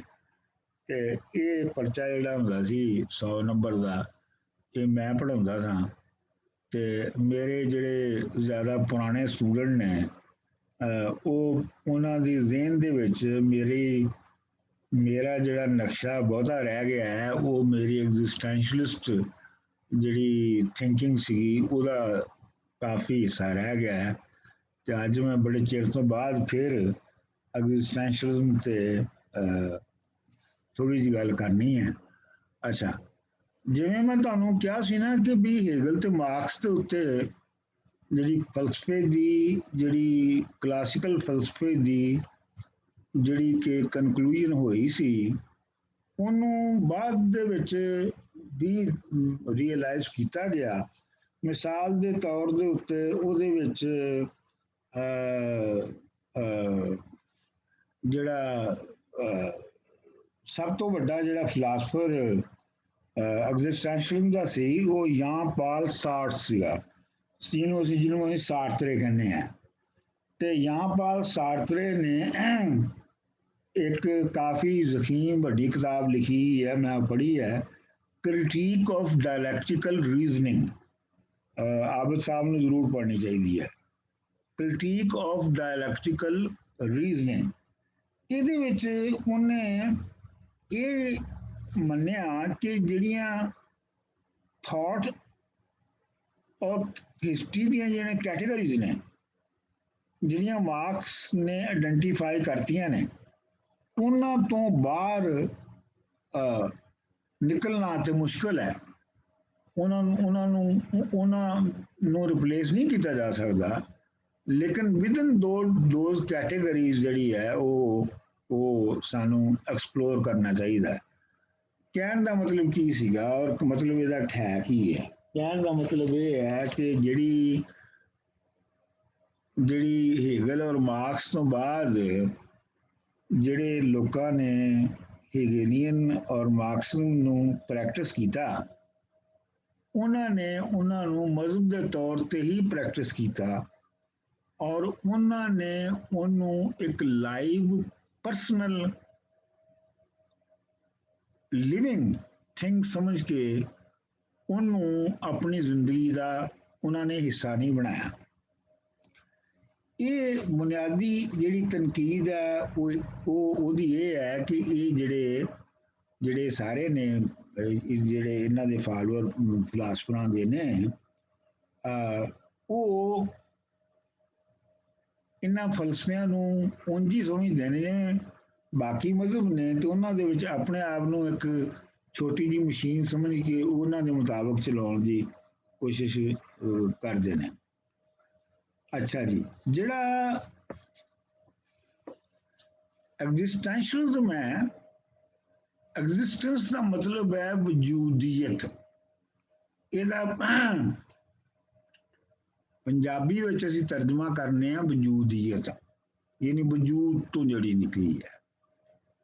ਐਗਜ਼ਿਸਟੈਂਸ਼ੀਅਲਿਜ਼ਮ ਦਾ ਜਿਹੜੀ ਬੇਸਿਕ ਡੈਫੀਨੇਸ਼ਨ ਹੈ, ਜਿਹੜੀ ਸਾਰਤਰੇ ਨੇ ਬਾਅਦ ਦੇ ਵਿੱਚ ਕੀਤੀ, ਉਹ ਇਹ ਸੀ ਕਿ ਐਗਜ਼ਿਸਟੈਂਸ਼ੀਅਲਿਜ਼ਮ ਦੀ ਬੇਸ ਇਹ ਹੈ ਕਿ ਐਗਜ਼ਿਸਟੈਂਸ ਪ੍ਰਸੀਡਸ ਐਸੈਂਸ। ਐਸੈਂਸ ਦਾ ਮਤਲਬ ਹੈ ਤੱਤ, ਕਿ ਜਿਹੜੀ ਬੰਦੇ ਦੀ ਵਜੂਦ ਹੈ, ਬੰਦੇ ਦਾ ਵਜੂਦ ਪਹਿਲੇ ਹੁੰਦਾ ਹੈ ਤੇ ਉਹਦਾ ਜਿਹੜਾ ਤੱਤ ਨਿਕਲਦਾ ਹੈ, ਜਿਹੜਾ ਵੀ ਉਹਦੀ ਜ਼ਿੰਦਗੀ ਦਾ ਤੱਤ ਨਿਕਲਦਾ ਹੈ, ਉਹ ਵਜੂਦ ਦੇ ਪਹਿਲੇ ਹੋਣ ਦੀ ਵਜ੍ਹਾ ਤੋਂ ਨਿਕਲਦਾ ਹੈ। ਇੰਜ ਨਹੀਂ ਹੈ ਕਿ ਤੱਤ ਪਹਿਲੇ ਸੀਗਾ ਤੇ ਜਿਹੜਾ ਵਜੂਦ ਹੈ ਉਹ ਬਾਅਦ ਦੇ ਵਿੱਚ ਕ੍ਰੀਏਟ ਹੋ ਗਿਆ। ਇਹ ਉਹ ਤਾਂ ਐਸੈਂਸ਼ੀਅਲਿਜ਼ਮ ਹੈ, ਉਹ ਐਸੈਂਸ਼ੀਅਲਿਜ਼ਮ ਕਹਾਂਗੇ ਨਾ, ਐਸੈਂਸ਼ੀਅਲਿਜ਼ਮ। ਹਾਂਜੀ, ਉਹ ਐਸੈਂਸ਼ੀਅਲਿਜ਼ਮ ਹੋ ਗਿਆ ਨਾ। ਤੁਸੀਂ ਦੇਖੋ ਨਾ, ਜਿਹੜੇ ਬਾਕੀ ਫਿਲਾਸਫੀਜ਼ ਨੇ, ਕਲਾਸੀਕਲ ਫਿਲਾਸਫੀਜ਼ ਨੇ ਬਹੁਤ ਸਾਰੀਆਂ, ਉਹਨਾਂ ਦੇ ਵਿੱਚ ਜਿਹੜਾ ਐਸੈਂਸ ਹੈ ਉਹਨੂੰ ਪ੍ਰੀਸਪੋਜ਼ ਕੀਤਾ ਜਾਂਦਾ ਨਾ ਕਿ ਐਸੈਂਸ ਤੇ ਹੈ ਹੀ ਹੈ, ਤੇ ਉਹਦੇ ਵਿੱਚ ਜਿਹੜਾ ਵਜੂਦ ਪੈਦਾ ਹੁੰਦਾ ਹੈ ਉਹ ਉਸ ਐਸੈਂਸ ਦੀ ਰਿਫਲੈਕਸ਼ਨ ਹੁੰਦਾ ਹੈ। ਉਹ ਐਸੈਂਸ ਕਿਵੇਂ ਬਣਦਾ ਹੈ, ਉਹਦੀ ਤਰਤੀਬ ਕੀ ਹੈ, ਉਹਦੀ ਸਟਰਕਚਰ ਕੀ ਹੈ, ਇਹ ਮੁਖਤਲਿਫ ਫਿਲਾਸਫਰ ਮੁਖਤਲਿਫ ਤਰੀਕੇ ਦੇ ਨਾਲ ਇਹਨੂੰ ਘੜਦੇ ਨੇ। ਲੇਕਿਨ ਇਹ ਹੈ ਕਿ ਬੰਦੇ ਦਾ ਜਿਹੜਾ ਵਜੂਦ ਹੈ ਉਹ ਉਸ ਐਸੈਂਸ ਦੀ ਜਿਹੜੀ ਹੈ ਉਹ ਰਿਫਲੈਕਸ਼ਨ ਹੁੰਦੀ ਹੈ। ਇਹਦੀ ਬਹੁਤ ਹੀ ਮੈਂ ਤੁਹਾਨੂੰ ਸਹੀ ਤੇ ਨਹੀਂ ਹੋਏਗੀ ਇਹ, ਲੇਕਿਨ ਬਹੁਤ ਹੀ ਮੈਨੂੰ ਇਹਦੀ ਤੁਹਾਨੂੰ ਨਾ ਸਮਝਣ ਲਈ ਬੜੀ ਕਰੂਡ ਮਿਸਾਲ ਦਿੰਦਾ ਹੈ। ਮਿਸਾਲ ਦੇ ਤੌਰ ਤੇ ਕਿ ਜੀ ਮੁਸਲਮਾਨੀਅਤ ਪਹਿਲੇ ਸੀ ਤੇ ਮਨਜ਼ੂਰ ਇਜਾਜ਼ ਜਿਹੜਾ ਉਹ ਉਸ ਮੁਸਲਮਾਨੀਅਤ ਦੇ ਇਜ਼ਹਾਰ ਦੇ, ਉਹਦਾ ਵਜੂਦ ਉਸ ਮੁਸਲਮਾਨੀਅਤ ਦਾ ਇਜ਼ਹਾਰ ਹੈ। ਜਾਂ ਸਿੱਖੀਅਤ ਜਿਹੜੀ ਹੈ ਉਹ ਤੇ ਪਹਿਲੇ ਹੈ ਸੀ, ਤੇ ਜਿਹੜੀ ਉਹਦੇ ਵਿੱਚ ਬੰਦਾ ਜੰਮਿਆ ਉਹ ਉਸ ਸਿੱਖੀਜ਼ਮ ਦਾ ਜਿਹੜਾ ਸੱਚ ਸੀ ਉਹਦਾ ਇਜ਼ਹਾਰ ਹੈਗਾ। ਮਤਲਬ ਇਹ ਬਹੁਤ ਮਕਰੂਰ ਮਿਸਾਲਾਂ ਦੇ ਰਹੇ ਹੈ, ਲੇਕਿਨ ਮੈਂ ਯਾਨੀ ਇਹ ਅਗਰ ਮੁਸਲਮਾਨ ਹੈਗਾ, ਮੁਸਲਮਾਨੀਅਤ ਹੈ ਸੀ ਤੇ ਇਸ ਕਰਕੇ ਮਨਜ਼ੂਰ ਇਜਾਜ਼ ਜੰਮਿਆ। ਮਤਲਬ ਉਹਦਾ ਐਸੈਂਸ ਪਹਿਲੇ ਉਹ ਤੋਂ ਮੌਜੂਦ ਸੀ ਤੇ ਫਿਰ ਉਹ ਜੰਮਿਆ। ਇੱਕ ਯੂਨੀਵਰਸਿਟੀ ਵਿੱਚ ਜੀ, ਅਸੀਂ ਯੂਨੀਵਰਸਿਟੀ ਟਾਈਮ ਦੇ ਮੈਨੂੰ ਇੱਕ ਇਕੁਏਸ਼ਨ ਯਾਦ ਆ ਗਈ ਹੈ। ਉਹ ਇਕੁਏਸ਼ਨ ਅਸੀਂ ਬਣਾਉਂਦੇ ਹੁੰਦੇ ਸੀ, essence plus existence is equal to existence plus essence. ਉਹ ਇਹ ਵੇ ਕਿ ਐਸੈਂਸ਼ੀਅਲਿਜ਼ਮ ਤੇ ਐਕਸਟੈਂਸ਼ੀਅਲਿਜ਼ਮ ਉਹ ਹੈ ਬਰਾਬਰ, ਲੇਕਿਨ ਐਸੈਂਸ ਦਾ ਅੱਗੇ ਆ ਜਾਣਾ ਤੇ ਪਿੱਛੇ ਆ ਜਾਣਾ ਦਾ ਫਰਕ ਹੈ। ਆਹੋ, ਲੇਕਿਨ ਇਹ ਹੈ ਕਿ ਜਿਹੜੇ ਐਗਜ਼ਿਸਟੈਂਸ਼ੀਅਲਿਸਟ ਨੇ ਉਹ ਬੇਸਿਕਲੀ ਐਸੈਂਸ ਨੂੰ ਕੋਈ ਬਹੁਤ ਜ਼ੋਰ ਨਹੀਂ ਦਿੰਦੇ, ਕਿਉਂਕਿ ਉਹਨਾਂ ਦੀ ਜਿਹੜੀ ਫਿਰ ਐਗਜ਼ਿਸਟੈਂਸ ਨੂੰ ਮੰਨ ਕੇ ਜੋ ਜ਼ਿੰਦਗੀ ਗੁਜ਼ਾਰਨ ਦਾ ਜਾਂ ਹਿਊਮਨ ਲਾਈਫ ਨੂੰ ਰਹਿਣ ਦਾ ਜੋ ਅੰਦਾਜ਼ ਉਹ ਦੱਸਦੇ ਨੇ, ਉਹਨੂੰ ਉਹ ਡਿਵਾਈਡ ਕਰਦੇ ਨੇ authentic living and bed faith living. ਜਾਂ ਤੇ ਤੁਸੀਂ ਅਥੈਂਟਿਕਲੀ ਲਿਵ ਕਰ ਸਕਦੇ ਹੋ ਤੇ ਜਾਂ ਤੁਸੀਂ ਬੈਡ ਫੇਥ ਵਿੱਚ ਲਿਵ ਕਰ ਸਕਦੇ ਹੋ। ਪਰ ਇਹਨਾਂ ਸਾਰਿਆਂ ਦੇ ਵਿੱਚ ਹੀ ਜਿਹੜੀ ਇੱਕ ਪਹਿਲਾ ਜਿਹੜਾ ਸਭ ਤੋਂ ਪਹਿਲਾ ਜਿਹੜਾ ਨੁਕਤਾ ਹੈਗਾ ਹੈ, ਉਹ ਇਹ ਹੈ ਕਿ ਇਨਸਾਨ ਦਾ ਵਜੂਦ ਜਿਹੜਾ ਹੈ ਉਹ ਜਿਉਂਦਾ ਜਾਗਦਾ ਮਹਿਸੂਸ ਦਾ ਇੱਕ ਬੀਇੰਗ ਹੈ, ਇੱਕ ਹਸਤੀ ਹੈ, ਔਰ ਉਹ ਪਹਿਲੇ ਹੁੰਦੀ ਹੈ ਤੇ ਫਿਰ ਉਹਦੇ ਖਿਆਲ ਵਿਚਾਰ ਬਾਕੀ ਸਾਰਾ ਕੁਝ ਬਣਦਾ ਹੈ। ਮਤਲਬ ਇਹਦਾ ਜਿਹੜਾ ਜਿਵੇਂ ਕਿ ਤੁਸੀਂ ਤੁਹਾਨੂੰ ਯਾਦ ਹੋਗਾ ਡਿਕਾਰਡ ਨੇ ਕਿਹਾ ਸੀ ਨਾ ਕਿ ਜਿਵੇਂ ਮਾਈਂਡ ਹੈ ਤੇ ਫਿਰ ਚੂੰਕਿ mind I am as I am thinking. I am, ਤੇ ਇਹ ਇਹਦੇ ਉਲਟ ਕਹਿ ਰਹੇ ਨੇ ਕਿ I am therefore I can think। That's true. ਸਮਝ ਆ ਗਈ ਨਾ ਗੱਲ ਦੀ? Yeah. ਅੱਛਾ ਆਪਣਾ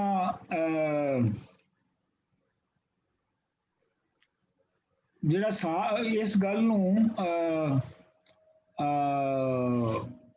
ਜਿਹੜਾ ਇਸ ਗੱਲ ਨੂੰ ਇੱਕ ਹੋਰ ਤਰੀਕੇ ਨਾਲ ਵੀ ਅਸੀਂ ਸਮਝ ਸਕਦੇ ਹਾਂ।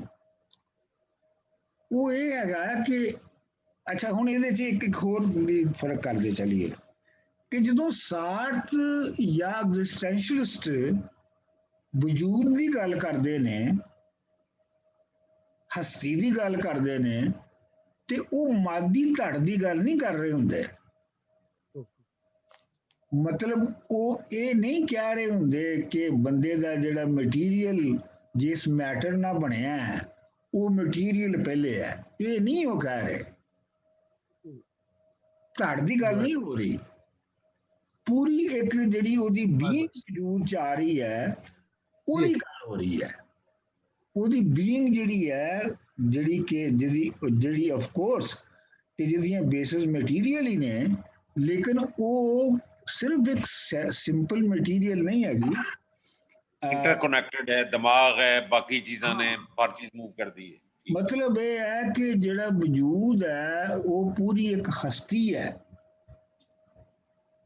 ਜਿਹਦੇ ਵਿੱਚੋਂ ਉਹਦੀਆਂ ਸੋਚਾਂ, ਉਹਦੀਆਂ ਬਾਕੀ ਸ਼ਕਲਾਂ ਨਿਕਲਦੀਆਂ ਨੇ। ਅੱਛਾ, ਇਹਨੂੰ ਇੱਕ ਹੋਰ ਮਿਸਾਲ ਨਾਲ ਵੀ ਉਹ ਸਮਝਾਉਣ ਦੀ ਕੋਸ਼ਿਸ਼ ਕਰਦੇ ਨੇ। ਉਹ ਮਿਸਾਲ ਵੀ ਮੈਂ ਤੁਹਾਨੂੰ ਦੱਸ ਦੇਣਾ ਕੀ ਹੈ। ਉਹ ਮਿਸਾਲ ਇਹ ਹੈਗੀ ਹੈ ਕਿ ਫਰਜ਼ ਕਰੋ ਤੁਸੀਂ ਫੌਜ ਦੇ ਮੁਲਾਜ਼ਮ ਹੋ ਔਰ ਤੁਸੀਂ ਉਹਨਾਂ ਦਾ ਜਿਹੜਾ ਅਕਾਊਂਟਸ ਡਿਪਾਰਟਮੈਂਟ ਹੈ ਉਹਦੇ ਵਿੱਚ ਅਕਾਊਂਟਸ ਦਾ ਕੰਮ ਕਰ ਰਹੇ ਹੋ। Accounts clerk. ਹਾਂਜੀ, Accounts ਦੇ ਕਲਰਕ ਹੋ ਤੁਸੀਂ ਅਕਾਊਂਟਸ ਦੇ ਕਲਰਕ ਹੋ ਤੇ ਤੁਹਾਡੀ ਜਿਹੜੀ ਫੌਜ ਹੈ ਉਹ ਹਮਲਾ ਕਰਕੇ ਇੱਕ ਪੂਰੇ ਇਲਾਕੇ ਨੂੰ ਤਬਾਹ ਕਰ ਰਹੀ ਹੈ ਤੇ ਉਹਨੂੰ ਬਰਬਾਦ ਕਰ ਰਹੀ ਹੈ, ਤੇ ਤੁਸੀਂ ਐਜ਼ ਅ ਅਕਾਊਂਟੈਂਟ ਕਲਰਕ ਤੁਸੀਂ ਸਮਝਦੇ ਹੋ ਕਿ ਇਹ ਮੇਰੀ ਤਾਂ ਕੋਈ ਜ਼ਿੰਮੇਵਾਰੀ ਨਹੀਂ ਹੈਗੀ, ਮੈਂ ਤੇ ਸਿਰਫ ਅਕਾਊਂਟ ਰੱਖ ਰਿਹਾ, ਮੈਂ ਕੋਈ ਮਾਰ ਧਾੜ ਥੋੜੀ ਜਾ ਕੇ ਕਰ ਰਿਹਾ। ਐਗਜ਼ਿਸਟੈਂਸ਼ੀਅਲਿਸਟ ਕਹੇਗਾ ਨਹੀਂ, ਤੇਰੀ ਵੀ ਉਨੀ ਹੀ ਜ਼ਿੰਮੇਵਾਰੀ ਹੈ, ਕਿਉਂਕਿ ਤੂੰ ਇਨਕਾਰ ਵੀ ਤੇ ਨਹੀਂ ਕਰ ਰਿਹਾ ਉਸ ਮਸ਼ੀਨ ਨੂੰ ਬੰਦ ਕਰਨ ਲਈ। ਇਸ ਵਾਸਤੇ ਤੇਰੀ ਜਿਹੜੀ ਲਾਈਫ ਹੈ ਉਹ ਬੈਡ ਫੇਥ ਦੀ ਲਾਈਫ ਹੈ, ਉਹ ਅਥੈਂਟਿਕ ਲਾਈਫ ਨਹੀਂ ਹੈ।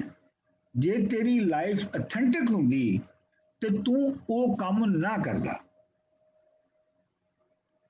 ਮੇਰਾ ਖਿਆਲ ਹੈ ਕਿ ਇਸ ਮਿਸਾਲ ਦੇ ਨਾਲ ਜਿਹੜੀ ਹੈ ਉਹ ਤੁਹਾਨੂੰ ਅੰਦਾਜ਼ਾ ਹੋ ਗਿਆ ਹੋਏਗਾ ਕਿ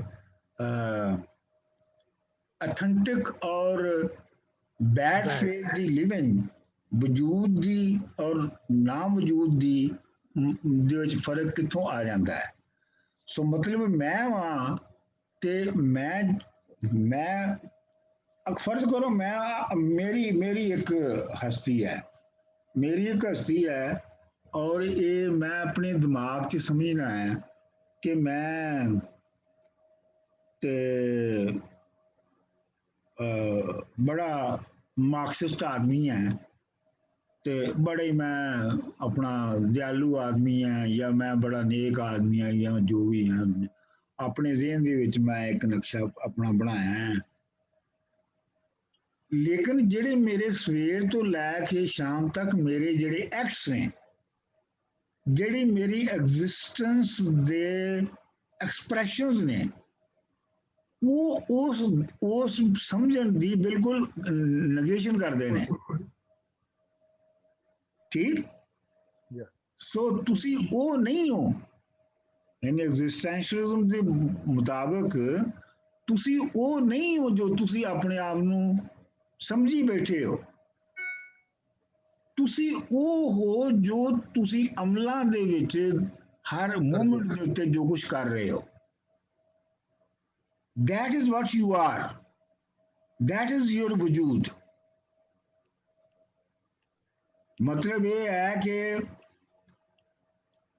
ਮੈਂ ਸਮਝਾਂ ਫਿਰ ਇਹ ਵੀ ਹੈ ਕਿ ਕੋਈ ਗੱਲ ਨਹੀਂ ਯਾਰ, ਹੁਣ ਤੇ ਮੈਂ ਆਪਣਾ ਅੱਜ ਕੱਲ ਤੇ ਮੈਂ ਬੱਚੇ ਪਾਲਨੇ ਆ, ਤੇ ਜਦੋਂ ਮੇਰੇ ਬੱਚੇ ਪਲ ਜਾਣਗੇ ਤੇ ਫਿਰ ਮੈਂ ਆਪਣਾ ਕੁਝ ਤਸੱਵੁਰ ਵੱਲ ਚਲਾ ਜਾਵਾਂਗਾ। ਜਾਂ ਇਨਸਾਨੀਅਤ ਦੀ ਕੋਈ ਖਿਦਮਤ ਕਰ ਲਾਂਗਾ, ਉਹਦੇ ਨਾਲ ਖੜਾ ਹੋ ਜਾ, ਇਨਸਾਨੀਅਤ ਦੀ ਖਿਦਮਤ ਕਰ ਲਾਂਗਾ। ਇਹ ਵੀ ਝੂਠ ਹੈ। ਇਹਨੇ ਐਗਜ਼ਿਸਟੈਂਸ਼ੀਅਲਿਜ਼ਮ ਦੇ ਹਿਸਾਬ ਦੇ ਨਾਲ ਇਹ ਵੀ ਬੈਡ ਫੇਥ ਲਿਵਿੰਗ ਹੈ। ਤੁਹਾਡਾ ਕਿਰਦਾਰ ਜਿਹੜਾ ਹੈ ਨਾ, ਕਿਰਦਾਰ ਤੁਹਾਡੇ ਵਜੂਦ ਨੂੰ ਡਿਫਾਈਨ ਕਰਦਾ ਬੇਸਿਕਲੀ। ਬਿਲਕੁਲ। ਜੋ ਤੁਸੀਂ ਇਸ ਵੇਲੇ ਕਰ ਰਹੇ ਹੋ, ਤੁਸੀਂ ਉਹ ਹੋ। ਤੁਸੀਂ ਉਹ ਨਹੀਂ ਹੋਣਾ ਜੋ ਤੁਸੀਂ ਸੋਚਿਆ ਕਿ ਮੈਂ ਫਿਊਚਰ ਦੇ ਵਿੱਚ ਇਹ ਹੋ ਜਾਵਾਂਗਾ।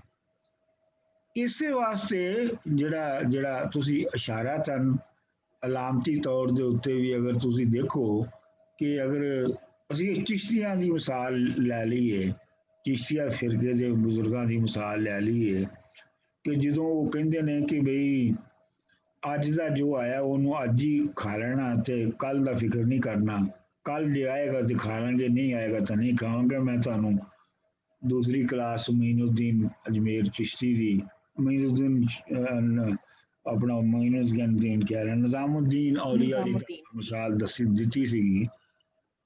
ਤੇ ਉਹਦਾ ਮਤਲਬ ਹੈ ਕਿ ਜੋ ਅੱਜ ਹੈ ਉਹ ਅੱਜ ਹੈ। ਜੇ ਮੈਂ ਪ੍ਰਾਪਰਟੀ ਲੈਸ ਹੋਣਾ ਹੈ, ਜੇ ਮੈਂ ਪ੍ਰਾਪਰਟੀ ਤੇ ਬਿਲੀਵ ਨਹੀਂ ਕਰਨਾ, ਤੇ ਮੈਂ ਅੱਜ ਕੱਲ ਦੇ ਖਾਣੇ ਦੀ ਪ੍ਰਾਪਰਟੀ ਵੀ ਅੱਜ ਨਹੀਂ ਇਕੱਠੀ ਕਰਨੀ। ਲਮਹਾ ਮੌਜੂਦ ਚ ਹੋਣਾ ਤੁਸੀਂ। ਹਾਂਜੀ। ਜੇ ਮੈਂ ਸਟੇਟ ਦਾ ਹਿੱਸਾ ਨਹੀਂ ਬਣਨਾ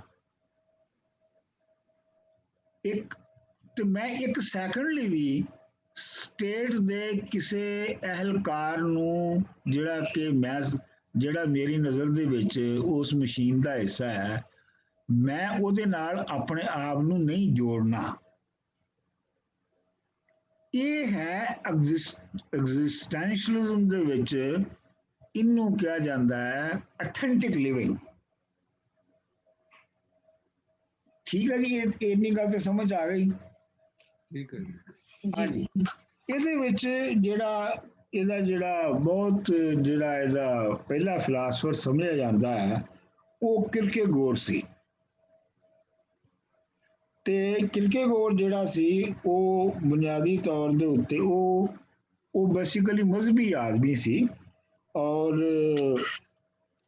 ਆਪ ਤੇ ਮਜ਼ਹਬੀ ਆਦਮੀ ਸੀ, ਲੇਕਿਨ ਜਿਹੜਾ ਆਰਗੇਨਾਈਜ਼ਡ ਰਿਲੀਜਨ ਜਿਹੜਾ ਉਹਦੇ ਬਹੁਤ ਮੁਖਾਲਿਫ ਸੀ।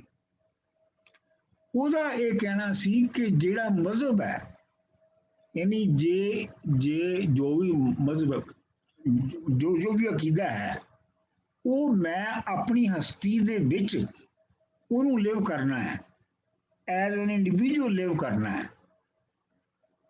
ਮੈਂ ਕੋਈ ਬਤੌਰ ਕਮਿਊਨਿਟੀ ਦੇ ਨਹੀਂ ਅਪਣਾਉਣਾ ਉਹਨੂੰ। ਉਹਦੇ ਵਾਸਤੇ ਬੜੇ ਦਿਲਚਸਪ ਉਹਦੇ ਹਾਲਾਤ ਖਿਆਲਾਤ ਵੀ ਸਨ, ਕਿਉਂਕਿ ਉਹਦੀ ਬਿਲਵਡ ਸੀ, ਉਹਦਾ ਨਾਂ ਜੀਨਾ ਸੀ, ਤੇ ਉਹ ਸ਼ਾਦੀ ਉਹਦੇ ਨਾਲ ਕਰਨਾ ਚਾਹੁੰਦੀ ਸੀ, ਲੇਕਿਨ ਉਹਨੇ ਸਾਰੀ ਉਮਰ ਉਹਦੇ ਨਾਲ ਸ਼ਾਦੀ ਨਹੀਂ ਕੀਤੀ, ਕਿਰਕੇਗੋਰ ਨੇ। ਤੇ ਉਹਦੇ ਤੇ ਉਹ ਇਹ ਕਹਿੰਦਾ ਸੀ ਕਿ ਇਹ ਜਿਹੜੀ ਸ਼ਾਦੀ ਨਾ ਕਰਨ ਦੀ ਜਿਹੜੀ ਮੈਂ ਨਹੀਂ ਕਰ ਰਿਹਾ, ਤੇ ਮੈਂ ਇਹ ਇੱਕ ਫੈਮਿਲੀ ਦੇ ਐਕਸਪੀਰੀਅੰਸ 'ਚ ਆਪਣੇ ਆਪ ਨੂੰ ਨਹੀਂ ਪਾ ਰਿਹਾ, ਜਾਂ ਮੈਂ ਜਿਹੜੀ ਬਹੁਤ ਹੀ ਮੇਰੀ ਡਿਜ਼ਾਇਰੇਬਲ ਚੀਜ਼ ਹੈ ਉਹਨੂੰ ਮੈਂ ਹਾਸਲ ਨਹੀਂ ਕਰ ਰਿਹਾ ਤਾਂ ਕਿ ਮੈਂ ਅਥੈਂਟਿਕ ਲਿਵਿੰਗ ਰਹਿ ਸਕਾਂ। ਤੇ ਇਹ ਇੰਝ ਹੀ ਹੈ ਜਿਵੇਂ ਇਬਰਾਹਿਮ ਨੇ, ਜਿਵੇਂ ਆਪਣੇ ਪੁੱਤਰ ਦੀ ਕੁਰਬਾਨੀ ਦੇਣ ਲਈ ਇਬਰਾਹਿਮ ਜਿਹੜਾ ਉਹ ਤਿਆਰ ਹੋ ਗਿਆ ਸੀ। ਉਹ ਇਬਰਾਹਿਮ ਦੀ ਜਿਹੜੀ ਬੇਟੇ ਦੀ ਕੁਰਬਾਨੀ ਦੀ ਜਿਹੜੀ ਸਿੰਬੋਲਿਕ ਵੈਲਿਊ ਹੈ ਉਹ ਉਹਨੂੰ ਬਹੁਤ ਰਿਪੀਟ ਉਹਨੇ ਕੀਤਾ, ਔਰ ਬਹੁਤ ਉਹਨੂੰ ਉਹ ਅਹਿਮ ਸਮਝਦਾ ਸੀ, ਔਰ ਆਪਣੀ ਜ਼ਿੰਦਗੀ ਦੇ ਵਿੱਚ ਉਹਦਾ ਬੜਾ ਮਾਨਤਾ ਕਰਦਾ ਸੀ ਕਿ ਇਹ ਹੈ ਅਥੈਂਟਿਕ ਲਿਵਿੰਗ, ਇਹ ਹੈ ਅਥੈਂਟਿਕ ਐਗਜ਼ਿਸਟੈਂਸ, ਕਿ ਤੁਹਾਡੇ ਵਜੂਦ ਵਿੱਚੋਂ ਹੋਵੇ ਹੀ ਉਹ ਜੋ ਸੱਚ ਹੈ, ਜਿਹਨੂੰ ਤੁਸੀਂ ਸੱਚ ਮੰਨਿਆ ਹੈ। ਤੇ ਲੇਕਿਨ ਇਹ ਹੈ ਕਿ ਕਿਰਕੇਗੋਰ ਵੈਸੇ ਜਿਹੜਾ ਜ਼ਾਤੀ ਤੌਰ ਦੇ ਉੱਤੇ ਜਿਹੜਾ ਆਰਗੇਨਾਈਜ਼ਡ ਰਿਲੀਜਨ ਹੈ ਉਹਦਾ ਬਹੁਤ ਮੁਖਾਲਿਫ ਸੀ, ਔਰ ਉਹਦਾ ਬਹੁਤ ਦੁਸ਼ਮਣ ਸੀ। ਆਰਗੇਨਾਈਜ਼ਡ ਰਿਲੀਜਨ ਉਹ ਸਮਝਦਾ ਸੀ ਕਿ ਇਹ ਸਭ ਤੋਂ ਵੱਡੀ ਬਲਾ ਹੈ, ਤੇ ਇਸ ਵਾਸਤੇ ਉਹ ਸਮਝਦਾ ਸੀ ਕਿ ਆਰਗੇਨਾਈਜ਼ਡ ਰਿਲੀਜਨ ਦੇ ਵਿੱਚ ਰਹਿੰਦਿਆਂ ਬੰਦਾ ਅਥੈਂਟਿਕ ਜ਼ਿੰਦਗੀ ਗੁਜ਼ਾਰ ਹੀ ਨਹੀਂ ਸਕਦਾ। ਅੱਛਾ, ਕਿਰਕੇਗੋਰ ਤੋਂ ਬਾਅਦ ਜਿਹੜਾ ਸਭ ਤੋਂ ਵੱਡਾ ਐਗਜ਼ਿਸਟੈਂਸ਼ੀਅਲਿਸਟ ਫਿਲਾਸਫਰ ਜਿਹੜਾ ਆਇਆ ਉਹ ਮਾਰਟਨ ਹੈਡੀਗਰ ਸੀ। ਮਾਰਟਨ ਹੈਡੀਗਰ ਵੈਸੇ ਮੈਂ ਤੁਹਾਨੂੰ ਫਲਸਫੇ ਦੇ ਬਹੁਤ ਸ਼ੁਰੂ ਦੀ ਕਲਾਸ ਦੇ ਵਿੱਚ ਕਿਹਾ ਸੀ ਕਿ ਉਹਦਾ ਇੱਕ ਬਹੁਤ ਛੋਟੀ ਜਿਹੀ ਕਿਤਾਬਚਾ ਹੈਗਾ ਮਾਰਟਨ ਹੈਡੀਗਰ ਦਾ। ਵੈਸੇ ਤਾਂ ਉਹਦੀ ਕਿਤਾਬ ਜਿਹੜੀ ਸਭ ਤੋਂ ਮਸ਼ਹੂਰ ਹੈਗੀ ਹੈ ਉਹ ਹੈਗੀ ਹੈ ਬੀਇੰਗ ਐਂਡ ਟਾਈਮ, ਜਿਹੜੀ ਉਹਦੀ ਮੇਨ ਕਿਤਾਬ ਹੈ। ਲੇਕਿਨ ਉਹਦਾ ਇੱਕ ਛੋਟੀ ਜਿਹੀ ਕਿਤਾਬਚਾ ਜਾਂ ਪੰਫਲੇਟ ਸਮਝ ਲਓ ਹੈਗਾ ਹੈ, ਉਹਦਾ ਉਨਵਾਨ ਹੈਗਾ what is philosophy by Martin Heidegger. ਇਹ ਅਗਰ ਤੁਹਾਨੂੰ ਆਪਣਾ, ਇਹ ਮੇਰਾ ਖਿਆਲ ਹੈ ਕਿ ਜੇ ਤੁਸੀਂ ਇਹਨੂੰ ਗੂਗਲ ਕਰੋ ਇਹ ਤੁਹਾਨੂੰ ਕਿਤੇ ਨਾ ਕਿਤੇ PDF ਦੀ ਸ਼ਕਲ ਦੇ ਵਿੱਚ ਮਿਲ ਜਾਏਗਾ, ਔਰ ਅਗਰ ਤੁਹਾਨੂੰ ਇਹ ਮਿਲ ਜਾਵੇ ਤੇ ਇਹਨੂੰ ਜ਼ਰੂਰ ਪੜ੍ਹਿਓ, ਕਿਉਂਕਿ ਇਹ ਇੱਕ ਫਿਲਾਸਫਰ ਦੱਸ ਰਿਹਾ ਤੁਹਾਨੂੰ ਕਿ ਫਲਸਫਾ ਹੁੰਦਾ ਕੀ ਹੈ। ਮਤਲਬ ਵੈਸੇ ਤੇ ਐਕੈਡੈਮਿਕ ਲੋਕ ਅਸੀਂ ਦੱਸਦੇ ਆ ਨਾ ਜੀ ਫਲਸਫਾ ਕੀ ਹੈਗਾ ਤੇ ਕੀ ਨਹੀਂ ਹੈਗਾ, ਇਹ ਇੱਕ ਪ੍ਰੈਕਟਿਸਿੰਗ ਫਿਲਾਸਫਰ ਹੈ ਜਿਹੜਾ ਤੁਹਾਨੂੰ ਦੱਸ ਰਿਹਾ ਹੈ ਕਿ ਜਿਹੜਾ ਹੈ ਉਹ ਫਲਸਫਾ ਕੀ ਹੁੰਦਾ ਹੈ। ਅੱਛਾ, ਉਹ ਪਹਿਲਾ ਸਵਾਲ ਇਹ ਕਰਦਾ ਹੈ ਕਿ ਸ਼ੈਵਾਂ ਦੇ ਅੰਦਰ ਕਿਹੜੀ ਸਾਂਝੀ ਸ਼ੈ, ਕਿਹੜੀ ਸਾਂਝ ਹੈ ਜਿਹੜੀ ਉਹਨਾਂ ਨੂੰ ਸ਼ੈ ਬਣਾਉਂਦੀ ਹੈ। ਜਿਹੜੀ ਇਹ ਥੋੜਾ ਪੇਚਦਾਰ ਮਾਮਲਾ ਹੈ ਇਹ ਜਰਮਨ ਫਿਲਾਸਫੀ ਦਾ, ਥਿੰਗਨੈਸ ਦਾ, ਕਿ ਜਿਹੜੀ ਥਿੰਗਨੈਸ ਹੈ ਉਹਦੇ ਵਿੱਚ ਥਿੰਗਨੈਸ ਦੇ ਵਿੱਚ ਕਿਹੜੇ ਐਲੀਮੈਂਟ ਨੇ ਜਿਹੜੇ ਉਹਨੂੰ ਥਿੰਗਨੈਸ ਬਣਾਉਂਦੇ ਨੇ।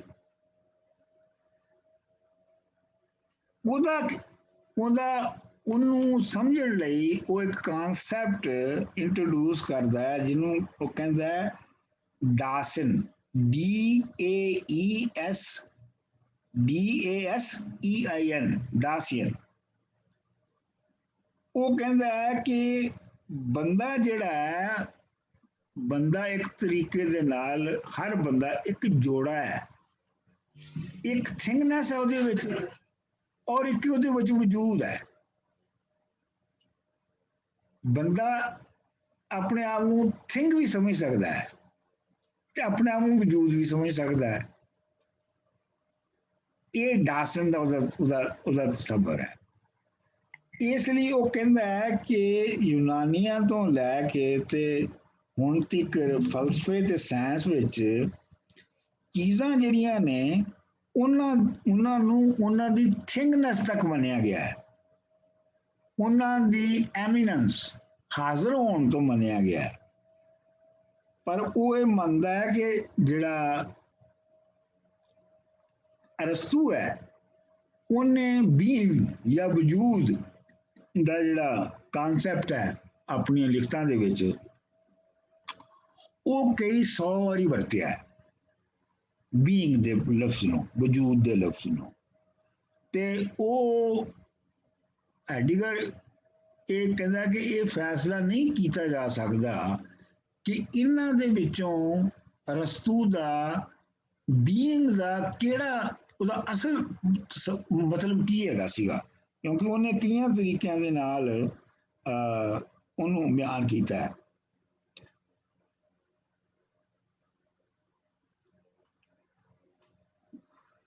ਅੱਛਾ, ਤੇ ਉਹ ਹੈਡੀਗਰ ਇਹ ਕਹਿੰਦਾ ਹੈ ਕਿ ਜਿਹੜੀ ਪੂਰੀ ਫਲਸਫੇ ਦੀ ਜਿਹੜੀ ਤਾਰੀਖ ਲਿਖੀ ਗਈ ਹੈ, ਜਿਹੜੀ ਸਾਡੇ ਤੱਕ ਪਹੁੰਚੀ ਹੈ, ਉਹ ਬੇਸਿਕਲੀ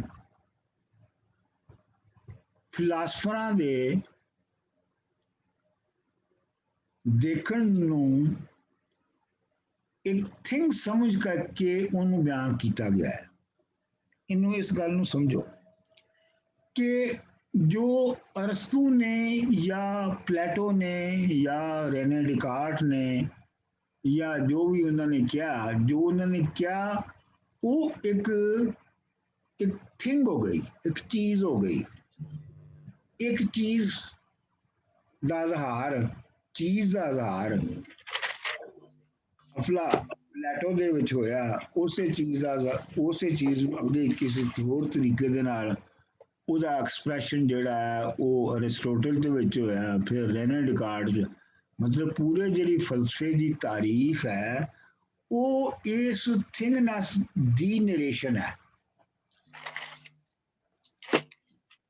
ਇਹ ਜਿਹੜੀ ਫਲਸਫੇ ਦਾ ਵਜੂਦ ਹੈ ਪੂਰਾ, ਜਿਹੜਾ ਥਿੰਗਨੈਸ ਨਹੀਂ ਹੈ, ਸਿਰਫ ਜਿਹੜਾ ਪੂਰਾ ਵਜੂਦ ਹੈ, ਜਿਵੇਂ ਅਰਸਤੂ ਜਾਂ ਪਲੇਟੋ ਜਾਂ ਅਰਿਸਟੋਟਲ ਜਾਂ ਦੂਸਰੇ ਜਿਹੜੇ ਨੇ, ਉਹ ਜਿਵੇਂ ਲਿਵ ਕਰ ਰਹੇ ਨੇ ਆਪਣੀ ਲਾਈਫ ਔਰ ਉਹਦੇ ਵਿੱਚ ਜਿਵੇਂ ਆਰਟੀਕੂਲੇਟ ਕਰ ਰਹੇ ਨੇ ਚੀਜ਼ਾਂ ਨੂੰ, ਉਹ ਉਹਦੇ ਵਿੱਚੋਂ ਕਿਵੇਂ ਚੀਜ਼ਾਂ ਅੱਗੇ ਵਧ ਰਹੀਆਂ ਨੇ, ਅਸੀਂ ਉਹਨੂੰ ਬਿਆਨ ਨਹੀਂ ਕਰਦੇ।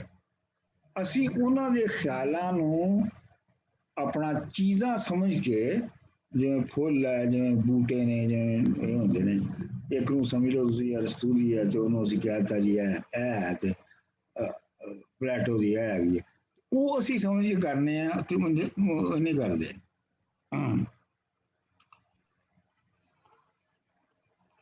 ਅੱਛਾ, ਹੈਡੀਗਰ ਜਿਹੜਾ ਇੱਕ ਹੋਰ ਫਲਸਫੀ ਸੀਗਾ ਉਹ ਸੀ ਜੈਸਪਰ ਹਸਰਲ। ਅੱਛਾ, ਉਹਦੇ ਇਸ ਅਸੂਲ ਨੂੰ ਮੰਨਦਾ ਹੈ ਕਿ ਜਿਹੜਾ ਫਲਸਫੇ ਦੀ ਸਾਰੀ ਤਾਰੀਖ ਹੈ ਉਹਨੂੰ ਦੁਬਾਰਾ ਤੋਂ ਢਾਹ ਕੇ हेलो अस्सलाम वालेकुम। ਜੀ। अच्छा आई एम सॉरी था अभी मुझे मोबाइल ते कीता मैंने पता ही नहीं लगा। ਇਹ ਕਿਹਦਾ ਖੁੱਲਿਆ ਹੈ? ਅੱਛਾ, ਜਿਹੜੀ ਫਲਸਫੇ ਦੀ ਤਾਰੀਖ ਹੈ ਉਹਨੂੰ ਫਲਸਫੇ ਦੇ ਤਜਰਬੇ ਦੀ ਐਵੋਲੂਸ਼ਨ ਦਿਖਾਉਣਾ ਚਾਹੀਦਾ ਹੈ। ਯਾਨੀ ਮਤਲਬ ਚੀਜ਼ਾਂ ਦੇ ਆਪਣੇ ਆਪ ਦਾ ਤਜਰਬਾ। ਹੈਡੀਗਰ ਇਸ ਦਾ ਇਹ ਮਤਲਬ ਲੈਂਦਾ ਹੈ ਜੋ ਤਜਰਬਾ ਵਜੂਦ ਦੀ ਸ਼ਕਲ ਵਿੱਚ ਪਹਿਲਾਂ ਹੀ ਹੁੰਦਾ ਹੈ।